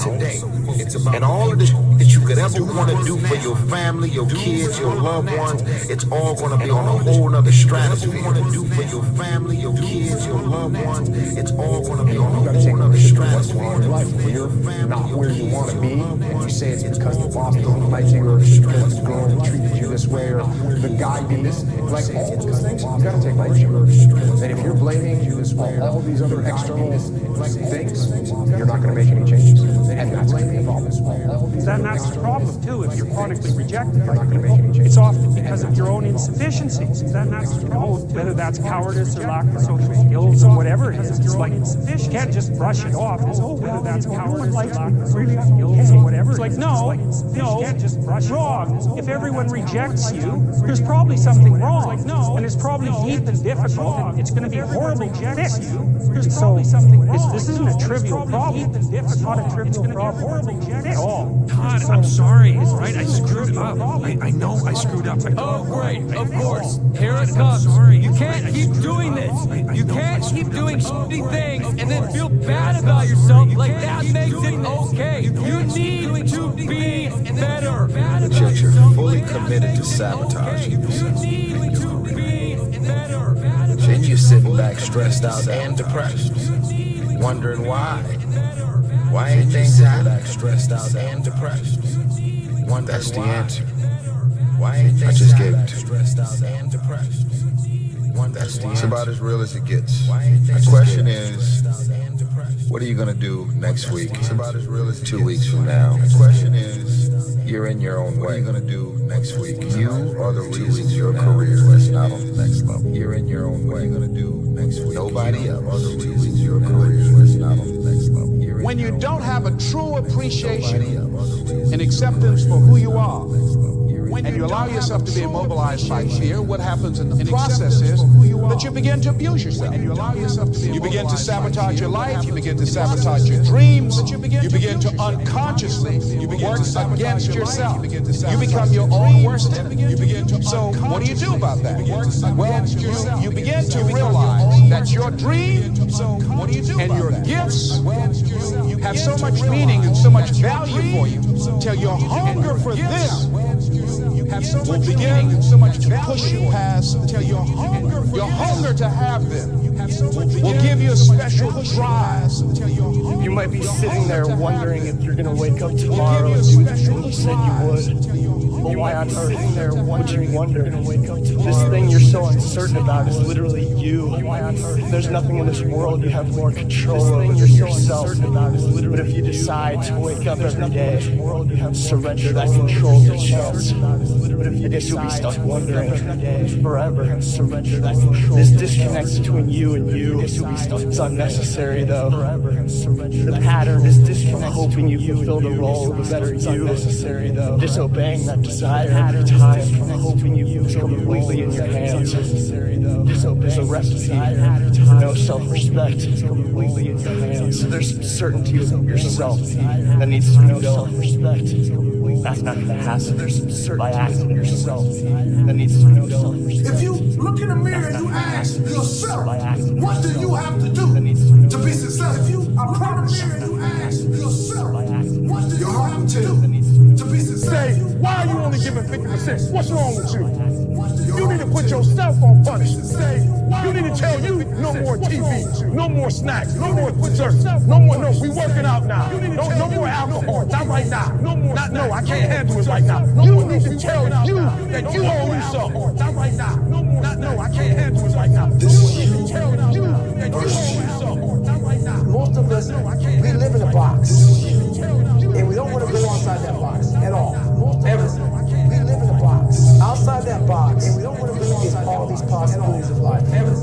What we do is we shackle our mind. We are a prisoner in our own mind. This is all I can do. This is all we do is shackle our mind. And we take away the possibilities.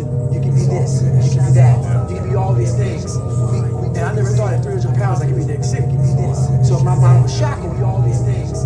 Me and you, and I never thought at 300 pounds I could be next sick. There'd be no book. So my mind was shackled with all these things. Me and you, and I never nothing.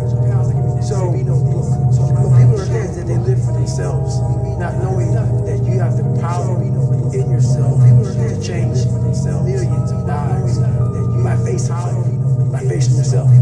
If you're struggling, if you're frustrated with yourself, if you're at that point where you're so sick if you're frustrated with yourself and your excuses. I've been there, Stephen's been there. This is a normal part of the human experience. And at some point, either the pain is going to get big enough, or you're going to bump into somebody's story somewhere on this planet who has been in the position that you're in right now, facing the stuff that you're facing right now, and there is something about their story at this exact moment in time that will ignite something in you that is missing, and what is missing in you right now is hope.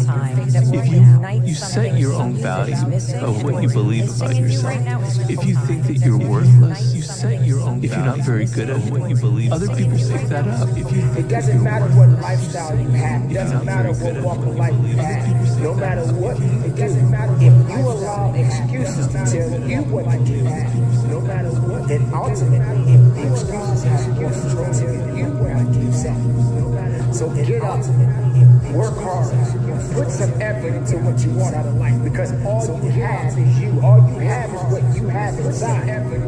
Don't wait for somebody to tell you what to do. You know what you need to do. Get out there and get it done. Because that's ultimately what it's going to take. You have to have the courage, the will, and everything you have inside to get to the level and beyond the level. You have to have the courage. Life does not stop until they put you on the ground, my friend. Strong mind is the catalyst for change. When you see the best athletes in the world either perform really well, or on the other hand, see the best bomb out in the world, it's because of that muscle really well. It's interesting to me that the comfortable route is seen as the safest path. It's interesting to me, undeniable disappointment that comes from giving up the ideals of the true self. It doesn't seem so safe to me. So indulge true self in the comfort that doesn't seem more safe to me. That comfort, nothing but a lie. That doesn't seem more safe to me. So what kinds of things, what kinds of thoughts are you feeding your consciousness? What kind of things are you putting in your mind that will enable you to either move forward or to justify why you're staying where you are? That will enable you to either what really breaks my heart is how stuck people are. And that there are things you can do to change your life for the better. And if you don't have hope to change your life for the better, and you don't have this breakthrough where you have for just a millisecond this insight where you go, well, what if things didn't go? Where you have for just a millisecond. If you don't have that moment, most people stay so stuck in resignation. So it's time to come face to face with pain. Look yourself in the mirror and ask yourself, how much more can you take? Because what hurt you, what tried to cripple you and kill you, only made you stronger. You have the capacity to whatever comes up, to handle it, to face it. And rather than feeling powerless, you begin to feel powerful. my content creators, my entrepreneurs, my musicians, come on, my keynote speakers, my captains of industries, my CEOs, from the captain to the cashier, there is more in you. Stay-at-home father, stay-at-home mother, lawyer, doctor, hygienist, author. I don't know who you are, where you're from, but there's more in you. You may be hurting. You are where you're from, but there's more in you. You may be hurting, but you still got life left. You are where you're from, but there's more in you. Dreams without goals are just dreams, and they ultimately fuel disappointment. Goals on the road to achievement cannot be achieved without discipline and consistency. I pray that you all put your shoes way under the bed at night, so that you gotta get on your knees in the morning. What is the most important question for entrepreneurs that are listening to this conversation now? Most important question, based on everything that you know and have done, that are listening to this conversation now, that will help them that I didn't ask. Based on everything that you know and have done, that are listening to this conversation, I think they should really ask themselves if they love what they're doing. And if they really love what they're doing, that will be the fuel that will carry them the whole way. But there are so many people who are trapped building businesses or in jobs that don't really love what they do, who haven't found how to use their special gifts in a way that applies to the business world. And I think so much of life is trying to figure out what is that thing that I can do that I just love, that brings out the best in me and my talents. And I think not giving up in pursuing that is just so important. Really liking what you do, whatever area that you get into, given that even if you're the best, there's always a chance of failure. So I think it's important that you really like whatever you're doing. If you don't like it, life is too short. If you like what you're doing, you think about it even when you're not working. I mean, it'll just. It's something that your mind is drawn to, and if you don't like it, you just really can't make it work. I found that nothing in life is worthwhile unless you take risks. I found that nothing in life is worthwhile. Nelson Mandela said, "There is no passion to be found playing small and settling for a life that's less than the one you're capable of living." Now, I'm sure in your experiences in school and applying to college and picking your major and deciding what you want to do with life, I'm sure people have told you to make sure you have something to fall back on. Make sure you got something to fall back on, honey. People have told you to make sure. But I never understood that concept. Having something to fall back on. If I'm going to fall, I don't want to fall back on anything. If I'm going to accept my faith, I want to fall forward on anything. I figure at least this way I'll see what I'm going to hit. I want to fall forward on anything. Fall forward. At least this way I'll see what I'm going to hit. This is what I mean. I want to fall forward. Reggie Jackson struck out 2,600 times in his career, the most in the history of baseball. But you don't hear about the strikeouts. People remember the home runs. In the history of baseball, but you don't hear about the strikeouts. People remember. Thomas Edison conducted 1,000 failed experiments. Did you know that? I didn't know that. Because the 1,001st was the light bulb. Did you know that? I didn't know that. Because the 1,001st was every failed experiment is one step closer to success. When you're building a company and building a product, skill matters. Intellect matters. Training matters. But it's not enough. Intellect matters. The part of it that is important to realize about building companies is that it's a challenging and painful and oftentimes extraordinarily scary thing to do. And so unless you have passion, unless you really love the process of building the company and what you're trying to do, it's going to be incredibly challenging. So what I would leave you with is when you're building a company, if you decide to build a company, you have to ask yourself, what is the purpose that you're building the company for? Is it that you would like to build a company so that you can sell it, make a fortune? Is it that you would like to build a company so you can take it public? You're just a serial entrepreneur. You want to build something, let somebody else run it, build something, sell it. Whatever your reason is, be honest with yourself. It turns out that in my case, I just love the process of building things, and I love being part of something. Being part of NVIDIA and being part of a people and being part of a cause that is that's inspiring to me. It keeps me vibrant, and it's something that I'm willing to do for a very long period of time. You see, the greatest motivational principle in the world, the greatest motivational principle in the world is that people do what people see. And too many travel agents, they're like, or too many leaders are like travel agents. They're sending people where they've never been themselves. And you want to be a tour guide. You want to take people with you. You want to say, this is the area where I've been, this is where I live, this is the area where I lead. Come along and follow me. And at level number 3, your leadership begins to gain credibility because now you are fleshing out for the people around you, and you are modeling for them things that they want to see, and you are starting to produce. You know, Don Shula, the coach of the old Miami Dolphins, he said it's the start that stops most people. And he's right. It is the start that stops most people. They're always going to get ready to get set to get going. What we've got to do is, boom, just like that, move into action. See, if you don't get started, you're never going to get finished. How do we do that? Start early. I believe when you wake up, you should get up. The second you wake up, get your feet hit the floor. Move into action. And you know, you'd be wise if you sit down at night before you go to bed and write down 6 goal-achieving activities. Now, that isn't go to the store, go to the bank, get to cleaning. It's not that. These are goal-achieving activities. Write down 6 of them. And when you wake up in the morning, you move into action. You know where you're going to go. You don't even have to think about it. Step into action and get on the first one. When you get it done, forget it and go to the second one. Don't think about the first one. Focus on 2. Don't even think about 3. When you get 2 done, go to 3. But knock them off one at a time. If you don't get them all done, just move them over on to the next day. And that doesn't mean if you only get 3 done, that you have 9 the next day. There are 3 of the 6 that you're going to do the next day. 6 goal-achieving activities. And when you wake up in the morning, move into action on them. Quit holding yourself back.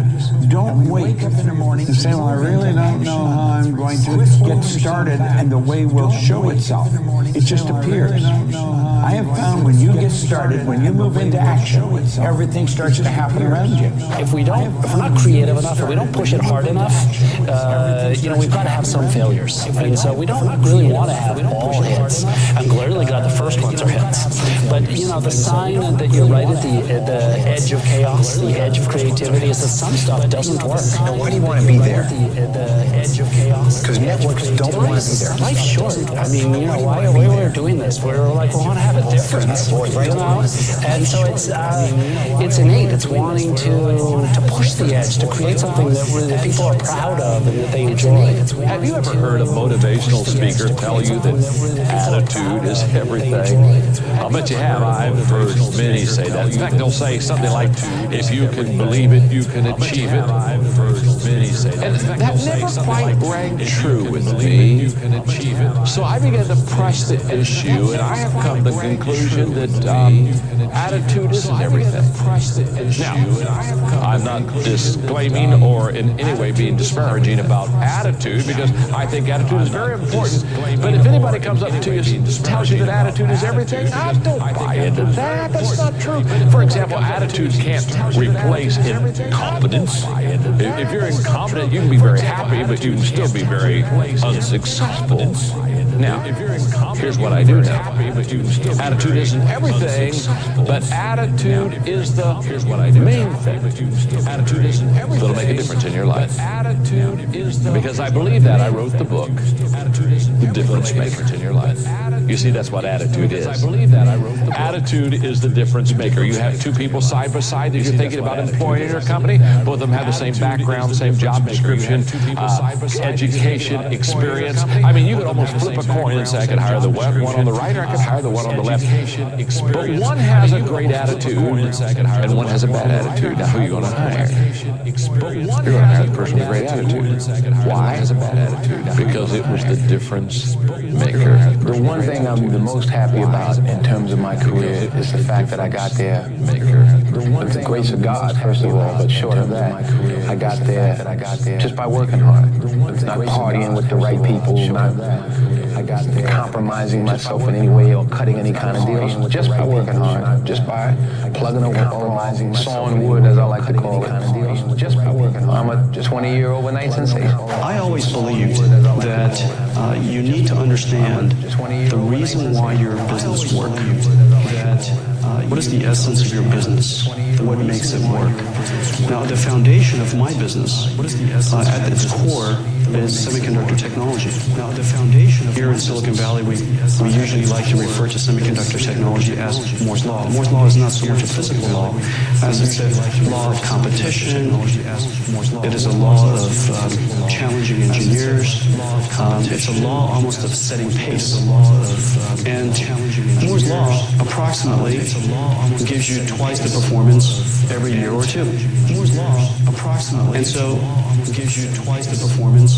Understanding the fundamental ingredient of our business improves by a factor of 2 every year. Fundamental ingredient of our and simultaneously reduces in cost by a factor of 2 every year. Most people don't use their imagination constructively. Most people use their imagination destructively. They imagine what they don't want. We've got to consciously and deliberately imagine what we do want. If we will take and sit down with a pen and ask ourselves, what do I really want? What do I really want? And ask ourselves, and write it down. And then make a written description of it in the present tense. Writing causes thinking. Thinking creates an image. And you get these images going, you're building a vision in your mind. Thinking creates an image. And it's the visionaries that change the world.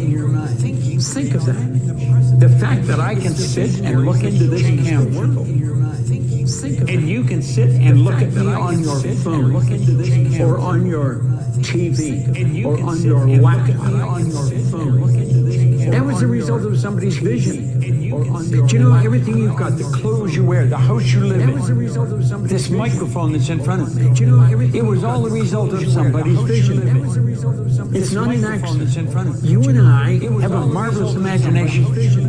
And everything starts with a vision. Van Gogh was asked how he did such beautiful work. He said, first I dream my paint a vision, and then Van Gogh was asked how he did such. My wife told me this great expression: to get something you never had, you have to do something you never did. Les Brown's a motivational speaker. He made an analogy about this. He says, imagine you're on your deathbed, and standing around your deathbed are the ghosts representing your unfulfilled potential. It's the ghost of the ideas you never acted on, the ghost of the talents you didn't use. And they're standing around your bed, angry, disappointed, and upset.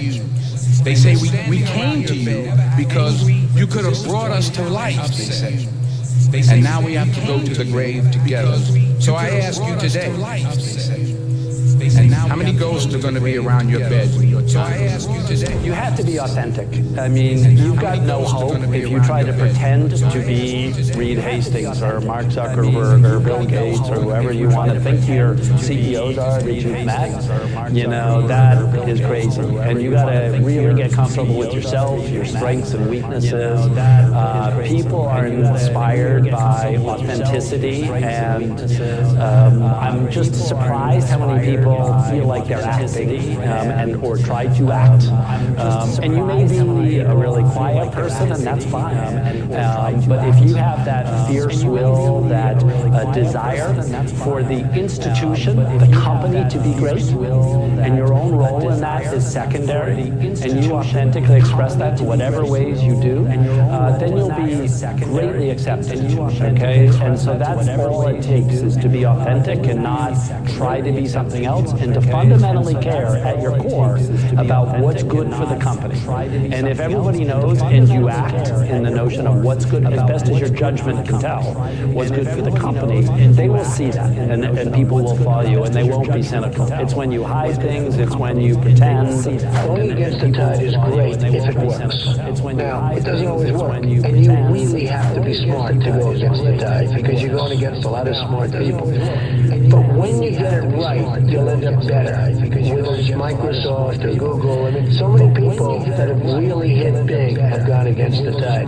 But you have to have great confidence in yourself. You have to be the right person. There are very few people that can pull it off, but when you pull it off, it's great. Same thing in real estate. You go against the tide. People are selling, you're buying, the tide changes. You don't pay a lot of attention to reviews and those kind of things? Well, you know, you're always affected by opinion, but the more opinions there are of you,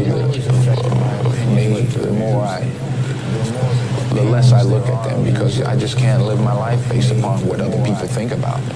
So I can't concern myself too much with what other people think. You know, it's just not healthy. I don't think I could continue to do what I do if I was constantly worrying about what somebody thought about it. What is something that you believe today that 40-year-old Jensen would have pushed back on and said, no, I disagree? Today, that 40-year-old There's plenty of time. Jensen would have pushed back on and said, no, I disagree. There's plenty of time. If you prioritize yourself properly and you make sure that you don't let Outlook be the controller of your time, there's plenty of time. You make sure that plenty of time in the day, plenty of time to achieve this thing, like to get this done. Just don't do everything. Prioritize your life. Make sacrifices. Don't let Outlook control what you do every day. Notice I was late to our meetings, and the reason for that, by the time I looked up, oh my gosh, you know, Ben and Dave are waiting. You know, it's already. We got time. Yeah, exactly. That's didn't stop this from being a great chat. No, but you have to prioritize your time really carefully, and don't let Outlook determine that. I have in my travels occasionally met promising young people who insist they are not going to ask for help along the way.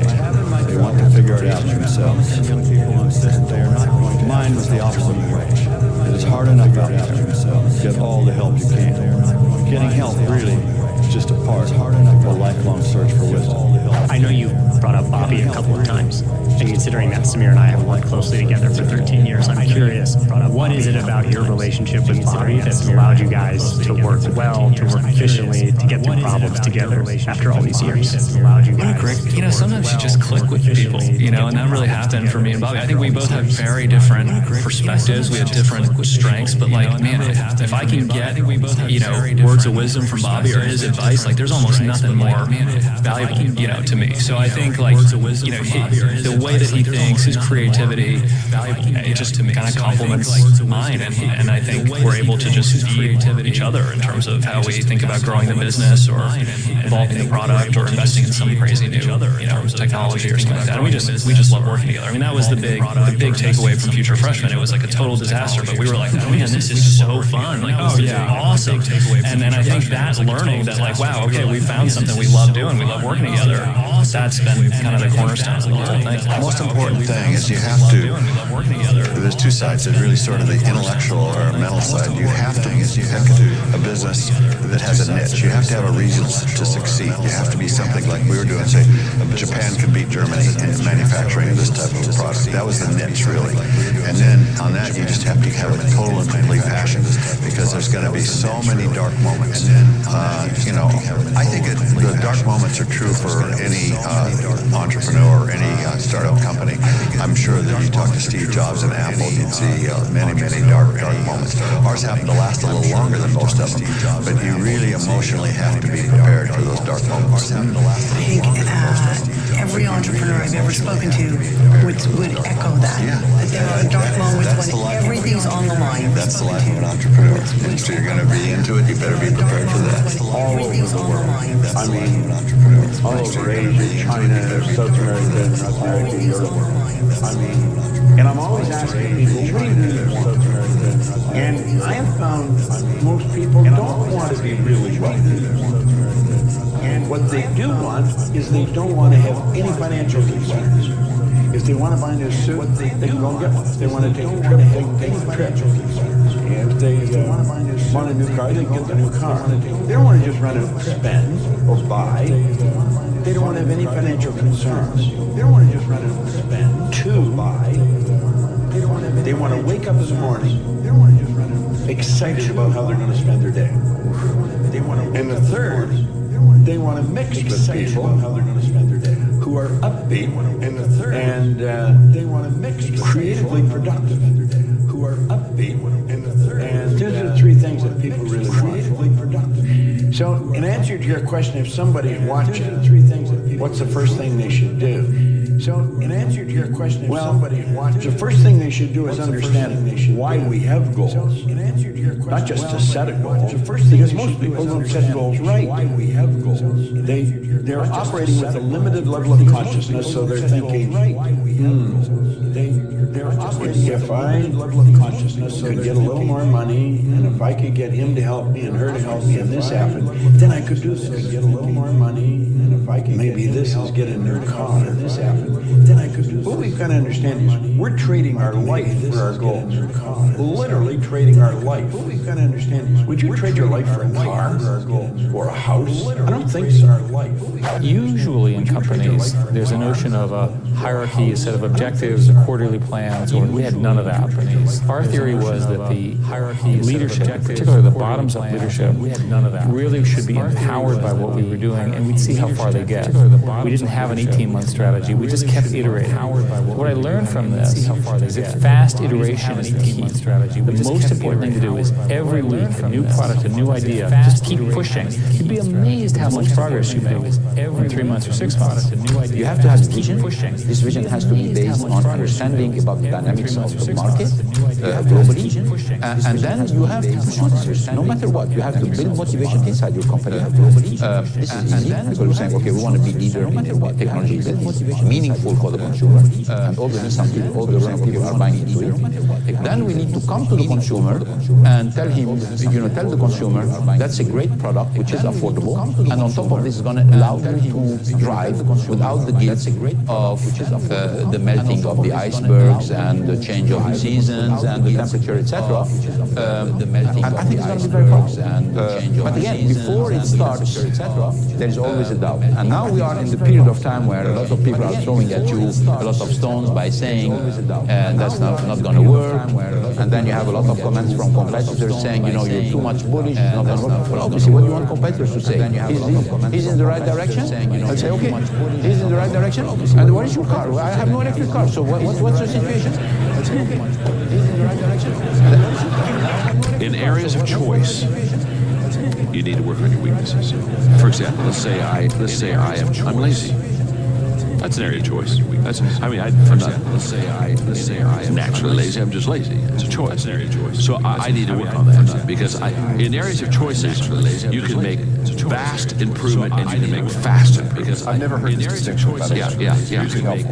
In choice improvement. So attitude. Let's say I have a lousy attitude. One day I wake up and I say, this isn't getting anywhere. I gotta have a good attitude. You can go from a 0 to a 10. I mean, also, you've seen people. You can go from a 0 overnight. They just got good and happy. You know what I'm saying? Okay, that's a choice. Fast growth in choice. In giftedness, vast DNA, wiring, in choice. In giftedness, your growth is very, very small, and it's very slow. So I think, for example, a person can maybe increase their giftedness, skill set, maybe two numbers. A person who maybe, so if I'm a little bit above average, I'm a 6. If I really work hard, I can become an 8. But an 8 is powerful. A little bit above average, I'm a 6. 8 has a huge return. So what I tell people is in areas of giftedness, that's where you have to work on your strengths. If I'm a 2 in something, I'm very weak in a skill. If I worked hard, I could only become a 4. I'd still be below average. That's what I tell people is you got to ask yourself, is it going to give you the return? So in the area of strengths, you got to pour yourself into the things that you're already good at, because that'll really set you apart from average.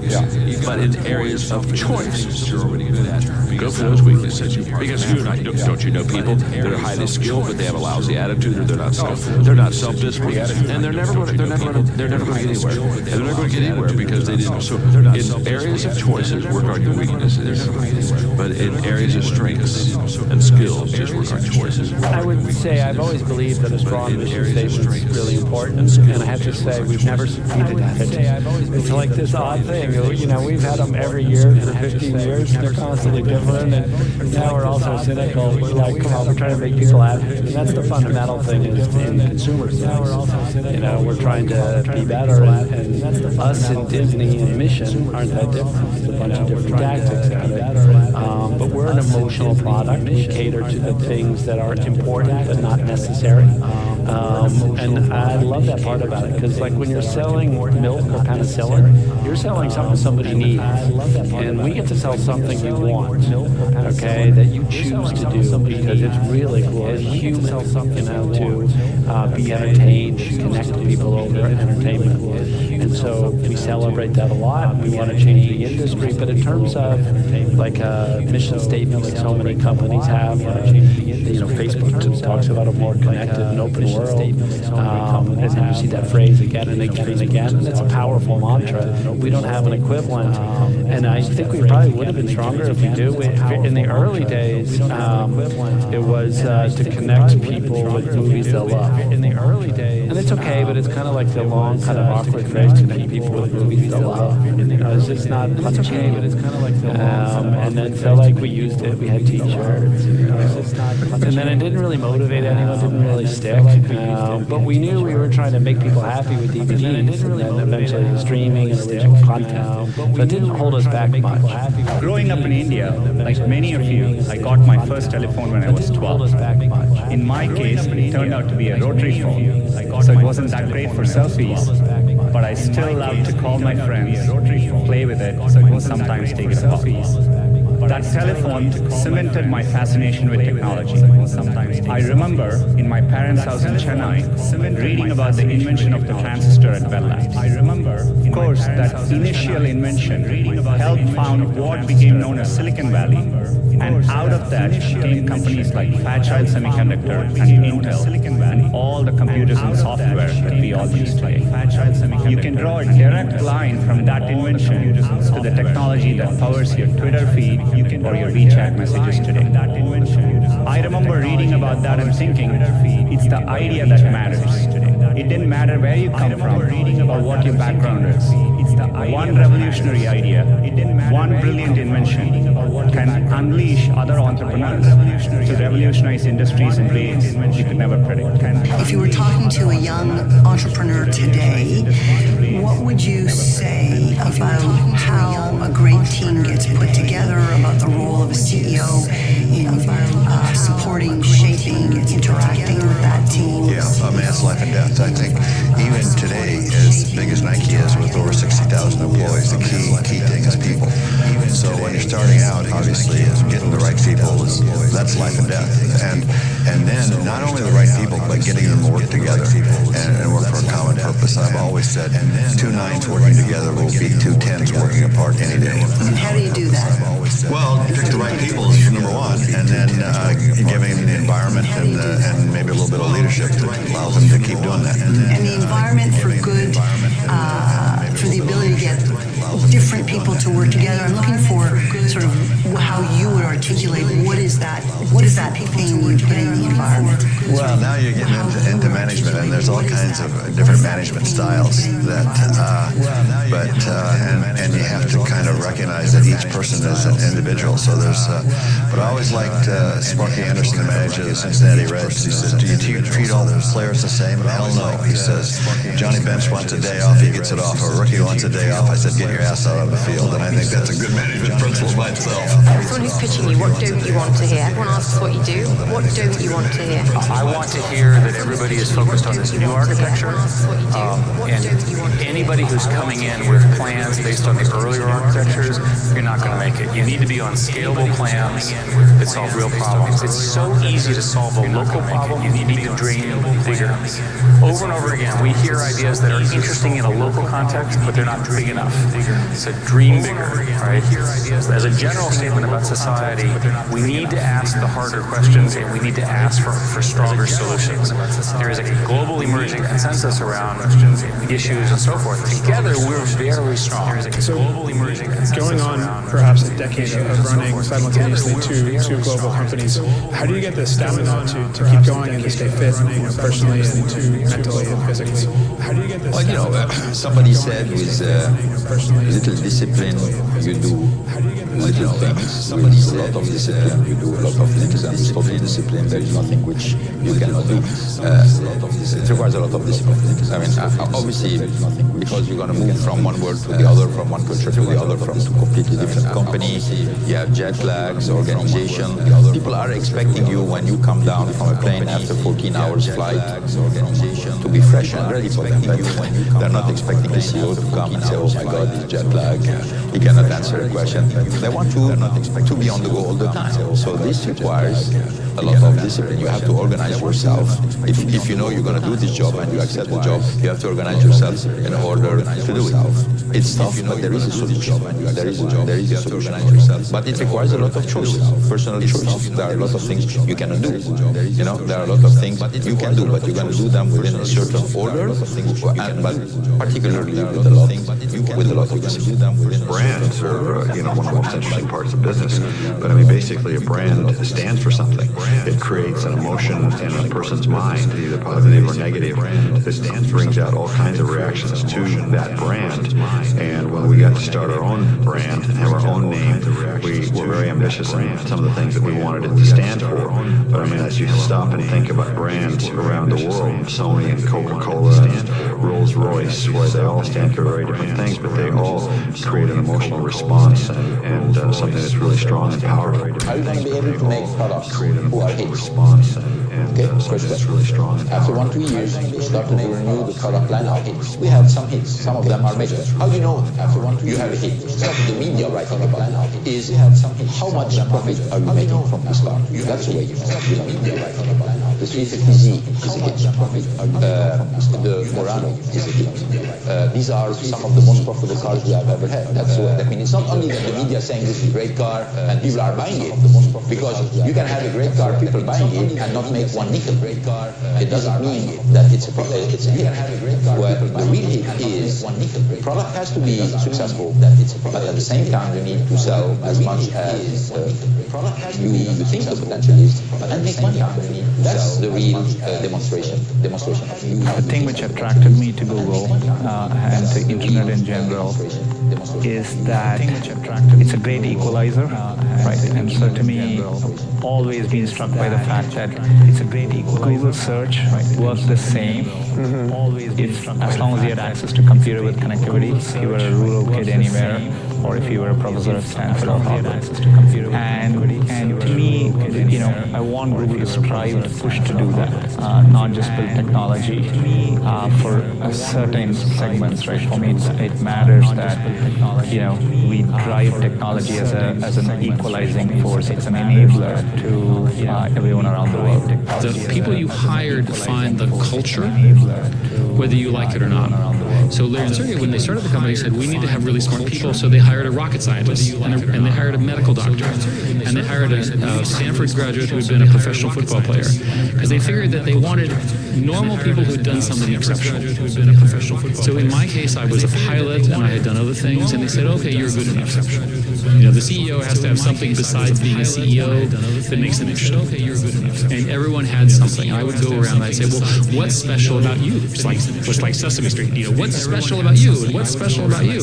But there was always an interesting story. So another lesson I learned is that you don't hire generic people. You hire people who've had some kind of stress or achievement or whatever. The best people hired, by the way, are CFOs who've gone bankrupt. Because boy, have they been through the war. Now, on the CFO side, on the finance side, you want somebody who's not going to happen again. And you only go bankrupt once, by the way. Your first book, The Art of the Deal, begins with a simple sentence that many people might find hard to understand. You say, I don't do it for the money.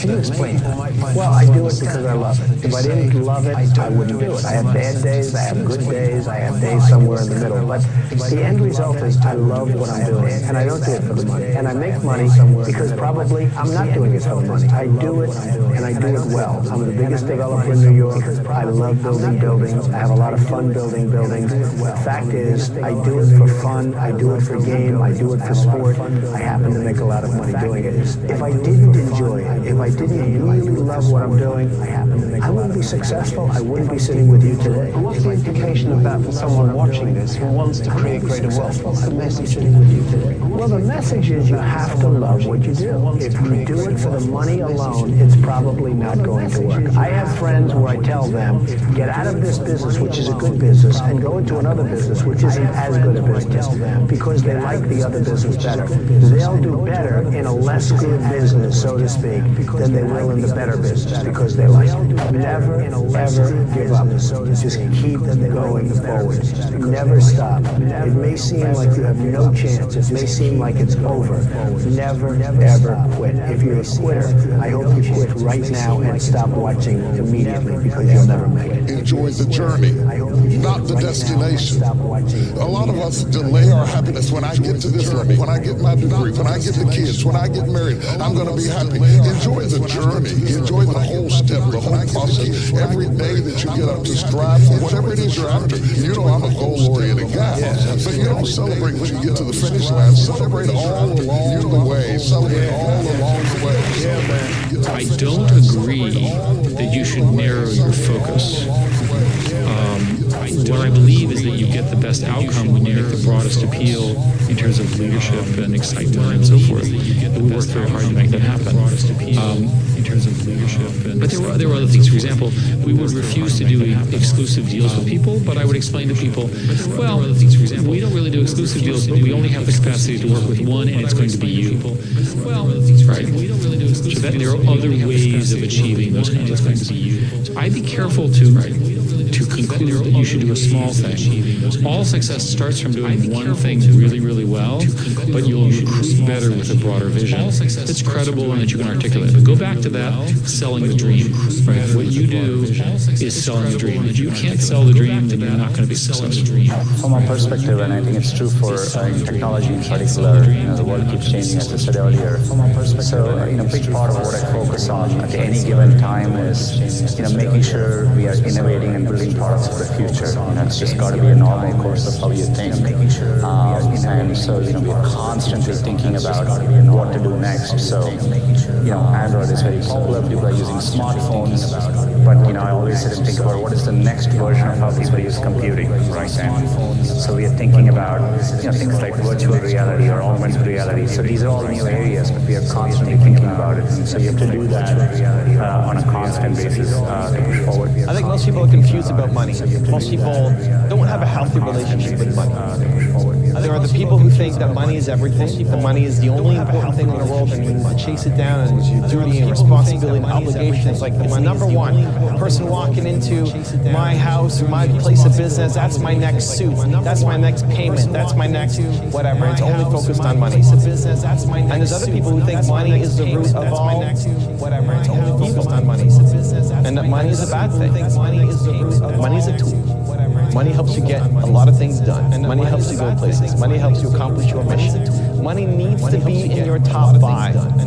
It's just not number 1. Money needs to be in your top 5. If money does not become important at some point to you, if it's not in your top 5 priorities, you'll never make money, and you'll always be by yourself, struggling, trying to figure out how to make something work. But it's not number 1 either. If you put money above all else, you'll end up doing a lot of work that you hate, and you never get good at it just because you're chasing opportunities. This is a big reason why so many entrepreneurs fail. You're just chasing the hottest thing for this year that you don't have a passion or interest in, and then you lose because the people who love that destroy you. When I first started doing this, helping entrepreneurs, I never thought I was going to make money. My first speaking gig, my first option to help people was in Canada, in my hometown of Toronto, was at a YMCA. It was a free event. They had an entrepreneurship program. They asked me to come and speak to their event. It was at a YMCA. It was free. I wasn't getting paid to do it, just wanted to help out. I just sold my business. I wanted to give back. I was saying yes to everything. I actually didn't even know what I wanted to do next. And so I show up. And it's this big room full of chairs. And only 3 people show up to that first event. Only 3 people full of chairs. And other people. And only 3 people. You're lucky in life when you find it. And you can't guarantee you're going to find it in your first job. But I always tell college students that come out, I say, then take the job that you're going to take. Happier if you've got 2X instead of X. You're probably making a mistake. I mean, you ought to find something you like making a mistake that works with that, and you'll get in trouble if you think that making 10X or 20X is the answer to everything in life, because then you will do things like borrow money when you shouldn't, or maybe cut corners on things that your employer wants you to cut corners on. It just doesn't make integrity. Intelligence on things and energy. And he said if the person didn't have the first 2, that the latter 2 would kill him. Because if they don't have integrity, you want them dumb and lazy. You don't want them smart and energetic. It never bothered me if he disagreed with what I thought, as long as I felt I knew the facts. I mean, there's a whole bunch of things I don't know anything about. I just stay away from those. So I stay within what I call my circle of competence. I just stay away from those. Tom Watson said it best. He said, I just don't have a problem if somebody says, you're wrong on something. I just go back and look at the facts. And 2 points of IQ or having an extra course or 2 in school or anything of the sort. You need emotional points of IQ. My dad is a 100% default cynic. My mom is a 100 both of their eyes. And so I understand. So to be honest, I'm grateful that I skew more towards optimism. It's what Nor does, unless you're delusional and optimistic, right? But I was so grateful that I got into my dad's sphere of cynicism, right? Because what it did was it allowed me amazing. I think I'm crazy practical. It's why for 25 years I built businesses, never borrowed money, never lost money. I'm always practical. It's why and I think that's a kissing cousin sometimes to cynicism. And I think I have a friend who's like, I'm cynical. I'm like, you're practical. And I think that's a kissing cousin. You've got a little hint of cynicism. And I think I'm optimistic, but I'm not delusional. Depending on how well you want to do, particularly if you're starting a company, you need to work super hard. Starting our first company, instead of getting an apartment, we just rented a small office and we slept on the couch. And we showered at the way everybody else is working 50 hours, we're working 100. You'll get twice as much done in the course of a year as the other company. We are not a company that normally China call. We call ourselves a company running a platform, a company that is running an ecosystem. We call ourselves a company. We are almost everywhere. People say, Jack, you are in the B2B and B2C, and you're calling C2B. Not because we're greedy, not because we want to do it, because we have to do it. If we do not do it, China e-commerce in the years will collapse. We have to do it. I remember 9 years ago when I started Alipay. People say, Jack, don't touch the financing sector because it's illegal. You may be in prison. People say, Jack, don't touch the financing sector. And we taught ourselves if we don't do it, the China e-commerce will always like a chat room. Everybody say it's a good thing, and I don't pay, you don't get the thing. So I say, well, put me in the prison. Let's make sure that Alipay, the payment solution, works. And people say the payment solution is such a stupid idea. It's an escrow service. I pay you, hold the money, and you get the things. You pay the money. If you don't get the things you want, return the money. They say it's a stupid product. And I say, as long as helpful as fatalism to some degree. If you just accept the probabilities, then that diminishes fear. So accept the probabilities. And I just accepted that actually is probably I would just lose everything. And I just accepted that. But that maybe would make some progress if the baton and keep moving it forward. So that we're still losing good, make some progress if the baton and move everything. Yeah, same with Tesla. I thought the odds of the car company succeeding were extremely low. In the future, you will not make money by the service you offer. How future service you do. It's going to be how efficient you are. Future service you do. And Alibaba, we control our headcount by efficiency we have. We only have 24,000 people. I tell you a story. To do that, before you have those obligations, so I would encourage you to take risks now, to do something bold before you have those obligations. You won't regret it. So I would encourage you to take risks now, to do something bold before you So my movie, I want to make the hero live. Right. So this is I think we should learn a lot, and it's only about 2 years, so we have another 8 years to go. I want to make our company that. So we have another 8 years to go. It's not e-commerce. It's something that giving people inspiration out of the catching whales. People make money by catching shrimps. So we serve small business. Fair enough. Catching. What would you say are the top 3 ways, the best ways to multiply money? Fair enough. Get rich. You got to get rich. The best way. At some point, you got to quit being a saver. You got to start being an investor. Get rich. Debt is money. Please understand. In 1971, when Nixon took the dollar off the gold standard, money became debt. So the rich know how to use debt money to get rich. And that's what I do. And other guys will tell you get out of debt to get rich. Try to do what everybody else is doing. Because if you do what everybody else is doing, it's going to be a lot more challenging. We want our shareholders to walk in the shoes, our directors to walk in the shoes of shareholders. We want them to care a lot about the business, and we want to be smart enough so that they know enough about business that they know what they should get involved in and what they shouldn't get involved in. Fastest way to get to where you want to be, find someone that's already there and ask them for help. You'd be amazed how many older, successful people want to help. Find someone that's already there. You're not always learning. To this minute, if I'm not continuously learning, if I'm not just absorbing as much as I can absorb, someone else is going to continuously learn. It's better to start earlier on in life. The earlier you figure it out, the better off you are.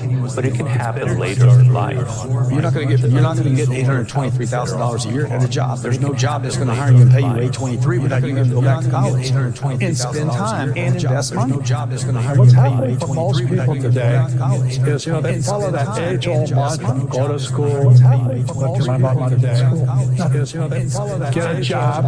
Well, jobs are disappearing. Not only that, is that with artificial intelligence and G5 coming, more jobs are going to get wiped out. Plus, with driverless cars, more jobs are getting wiped out. So why would you go to school to get a job with driverless cars and then work hard for money, but pay taxes? Then work hard. What are you doing on your phone all day? There's probably something within there that's $1 billion opportunity. The crazy part about business, you only need one hit. Probably something within there that's $1 billion opportunity. Zuckerberg, Warren Buffett, all these people really just did one thing. That's a hit. Zuckerberg. But I've worked directly for Zuckerberg, Dustin Moskovitz, Matt Kohler. These are all billionaires. Sean Parker, been around Peter Thiel a little bit. I think the two biggest kind of surprises, 2 or 3 of them. One, they didn't set out to become a billionaire. I think they just really cared about a problem. 2 or 3 of them. Now the second part of that, most of them didn't get to just become a billionaire or super rich for 20 years.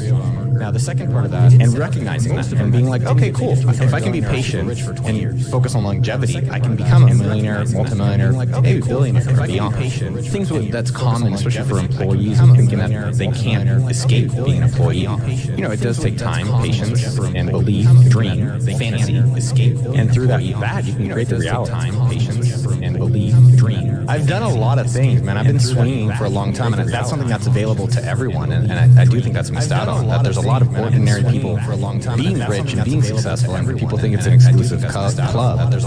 And that's just not true. I tried 24 different businesses to finally get to AppSumo, to finally eventually get rich. Think about it in your own life, in your own businesses, like what is the thing you're looking forward to and excited to finally eventually get rich? And it can even be small. Like one of my phrases I like is put it on the calendar. What's on the calendar? What are you looking forward to? Well, you're excited about it. And then the reality is that you can actually get going towards that dream sooner than you realize. Everyone should be an entrepreneur, everyone, because if you get fired today, what's your backup plan? Go on Indeed.com and pray. Like having an entrepreneurship where you can have your own business, and if you start it right now, not how, you just get started. And that lot of what you cover that is exactly $1 million weekend. You can do it in a weekend, which everyone has. They can change their life in 48 hours. And you have the option. I know a lot of people, let's take AppSumo.com, which we have a lot of people who have very successful side businesses, and they're happy with their day jobs, and that's great. But I think people don't swing enough. They don't even get started swinging, and that's, they're not ready on the sidelines. And there's never a good time. The best time is right now. It's not yesterday because that passed. It's not tomorrow because you don't know. It's right now. There's 3,100 billionaires on the planet right now. It's not yesterday because that passed, which is not that many. It's right now. So if you want to meet one and learn from one, that's a really great cheat code of life. It's not that many, and they're accessible. And so taking a step back around interviewing billionaires on our YouTube channel, and then myself running almost $100 million a year business at AppSumo.com, interviewing billionaires on our YouTube channel, and then the power of asking is the most powerful thing that no one is really improving on or really getting started on. And that's available. There's no exclusivity on it. The upside of asking is unlimited, and the downside is a moment of discomfort. The second thing with this YouTube channel side of interviewing billionaires and millionaires is that there's so many different ways of getting rich. I thought that everyone else you can only get rich on the computer, on these World Wide Webs. I didn't know how to do it, but I thought that was the only way. And so through the YouTube channel, it's been so powerful and so special. I didn't know how to do it. There's Larry Janeski. He's making $600 million a year on basements. You have this lady Jan, which I guess is kind of funny. Her name is Jan. She does jam. She got rich selling strawberries. Which I guess is kind of funny. There's Michael Hutton who does ships. There's Rafa and James who did energy trading. Right? There's such a phenomenal variety of people that are getting rich outside of just computers, and I think that's so exciting to think about. Hey, what is the area that I really like? Is it cooking? Is it doing landscaping? Is it computers? And the ability in that to create a lifestyle and a lot of money around areas that we're interested in. You hear all these I'd say fake entrepreneurs or fake coaches that don't actually have real businesses. They're like, you got a 10x today. You got a 5x. If you're not 5x, you're failing. I was like, I've done that, but it's also interesting. What if our goals now for AppSumo.com is to grow 10% next year, and it's been that for quite a lot of time. And the reality is when you set less ambitious goals for yourself, you can stick with it for longer because you're not burnt out, you're not tired. You can sustain less ambitious goals, and then by having less ambitious goals, you also have creative freedom because you're not stressed about hitting a target, and that gives you the ability to create 10x opportunities because you're like, okay, cool, I'm not worried about not making money in that, but I can go do things that potentially, be moonshots and really drive the company for the future. There's a lot more smarter people out there than they give themselves credit for. The only difference is that I start. That's the biggest difference. But I would say the success of a founder, success if you want to be an employee CEO within a company, is how are you being resourceful? How are you solving the goal and the problems and the priorities within a company? Is how the resources that are available. Most people sit and they complain like, oh, I don't have this. Like there's a lot of people, I'm not getting paid enough. Well, what are you doing about it?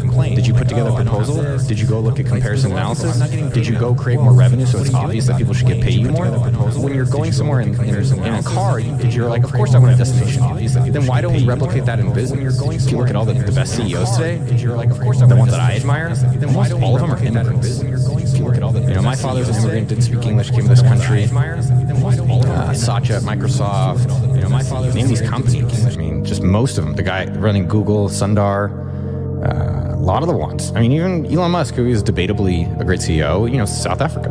And so what is it with them that we can all learn from? And at AppSumo.com, we have Eamon from Iran, my father's from Israel, Alona's from Uzbekistan, Sean is from London, Vanessa's from Colombia. What is it about immigrants that we can all copy? Because that is what built America was. We all came here from somewhere else. And so the two things that have really struck with me, and I saw this woman who exemplified it, her name was Sharon. And she kicked so much, and she was working basically at the Best Western, serving breakfast. And if you've never been to Best Western, it should be called the OK Western. right? It sucks. But she was working like she was at, the Four Seasons. I could not believe it. She's like bringing me pancakes. She's doing all these things. And she was acting like a founder and an immigrant. I would say she is an immigrant. And I asked her, I said, tell me more. What's really going on? She's like, there's two things. It's my attitude and it's my effort. Speak English came from Colombia. Like, what is it about immigrants that we can all copy? Because that is what built most America. Running Google, we all came here from somewhere else. And so the two things that have really struck with me, I saw this woman who exemplified it. Her name was Sharon. And so what is it with them that we can all learn from that? And at Sumo.com we have, and she was working from Iran, basically at the Best Western, serving from Uzbekistan, Sean is from London. If you've never been to Best Western, it should be called the OK Western. Colombia. Like, right? It sucks. What is it about immigrants that we can all copy? But she was working like she was at, the Four Seasons. We all came here from somewhere else. And so I could not believe it. She's like bringing me pancakes. I saw this woman, all these things. Exemplified it. And she was acting like a founder and an immigrant. I would say she is an immigrant. And I asked her, I said, tell me more at the Best Western. What's really going on? She's like, there's two things. It's my attitude. If you've never been to Best Western, it should be called the OK Western. That you're totally in control of your attitude. And that's what I look for when I work with people and we hire people at Sumo.com. But she was working like she was at, and her effort. The Four Seasons. There's literally no restriction on effort. There's no law. I could not believe it. She's like bringing me pancakes. She's doing all these things. Besides that, you can work as hard as you want. She was acting like a founder in the market and in the market as well. I would say she is an immigrant. I'm curious about these things. Number one, so I was curious about social networking, and I was like, it's my attitude, money, and it's my effort. I think worldwide it's pretty important. I think there's going to be something if you have a free money tool, that's going to be big. Same thing then with Facebook games, that was going to be big. And I did Painter games, that was big. And I did kind of a Groupon business, which came out of Sumo. That was big. I saw this woman Sumo.com, that was big, which is Sharon. So I did number one, you're curious. That we can all learn. Number two, how do you get, and she was part of Iran today, right now, not having, don't worry that you don't have a website, don't worry if you've never been to Best Western, it should be called what can you take action on to put yourself in that space? So what is it about integrating a community online? But she was working like she was at, the Four Seasons in that space, so from somewhere else. And so I think people are believe it in that space. Curious, maybe they can find it. They don't necessarily try it and understand it. Curious, maybe they can find it. And I think the biggest thing for them out there is understanding what are you doing on your phone? They can find it. There's probably something within there that's $1 billion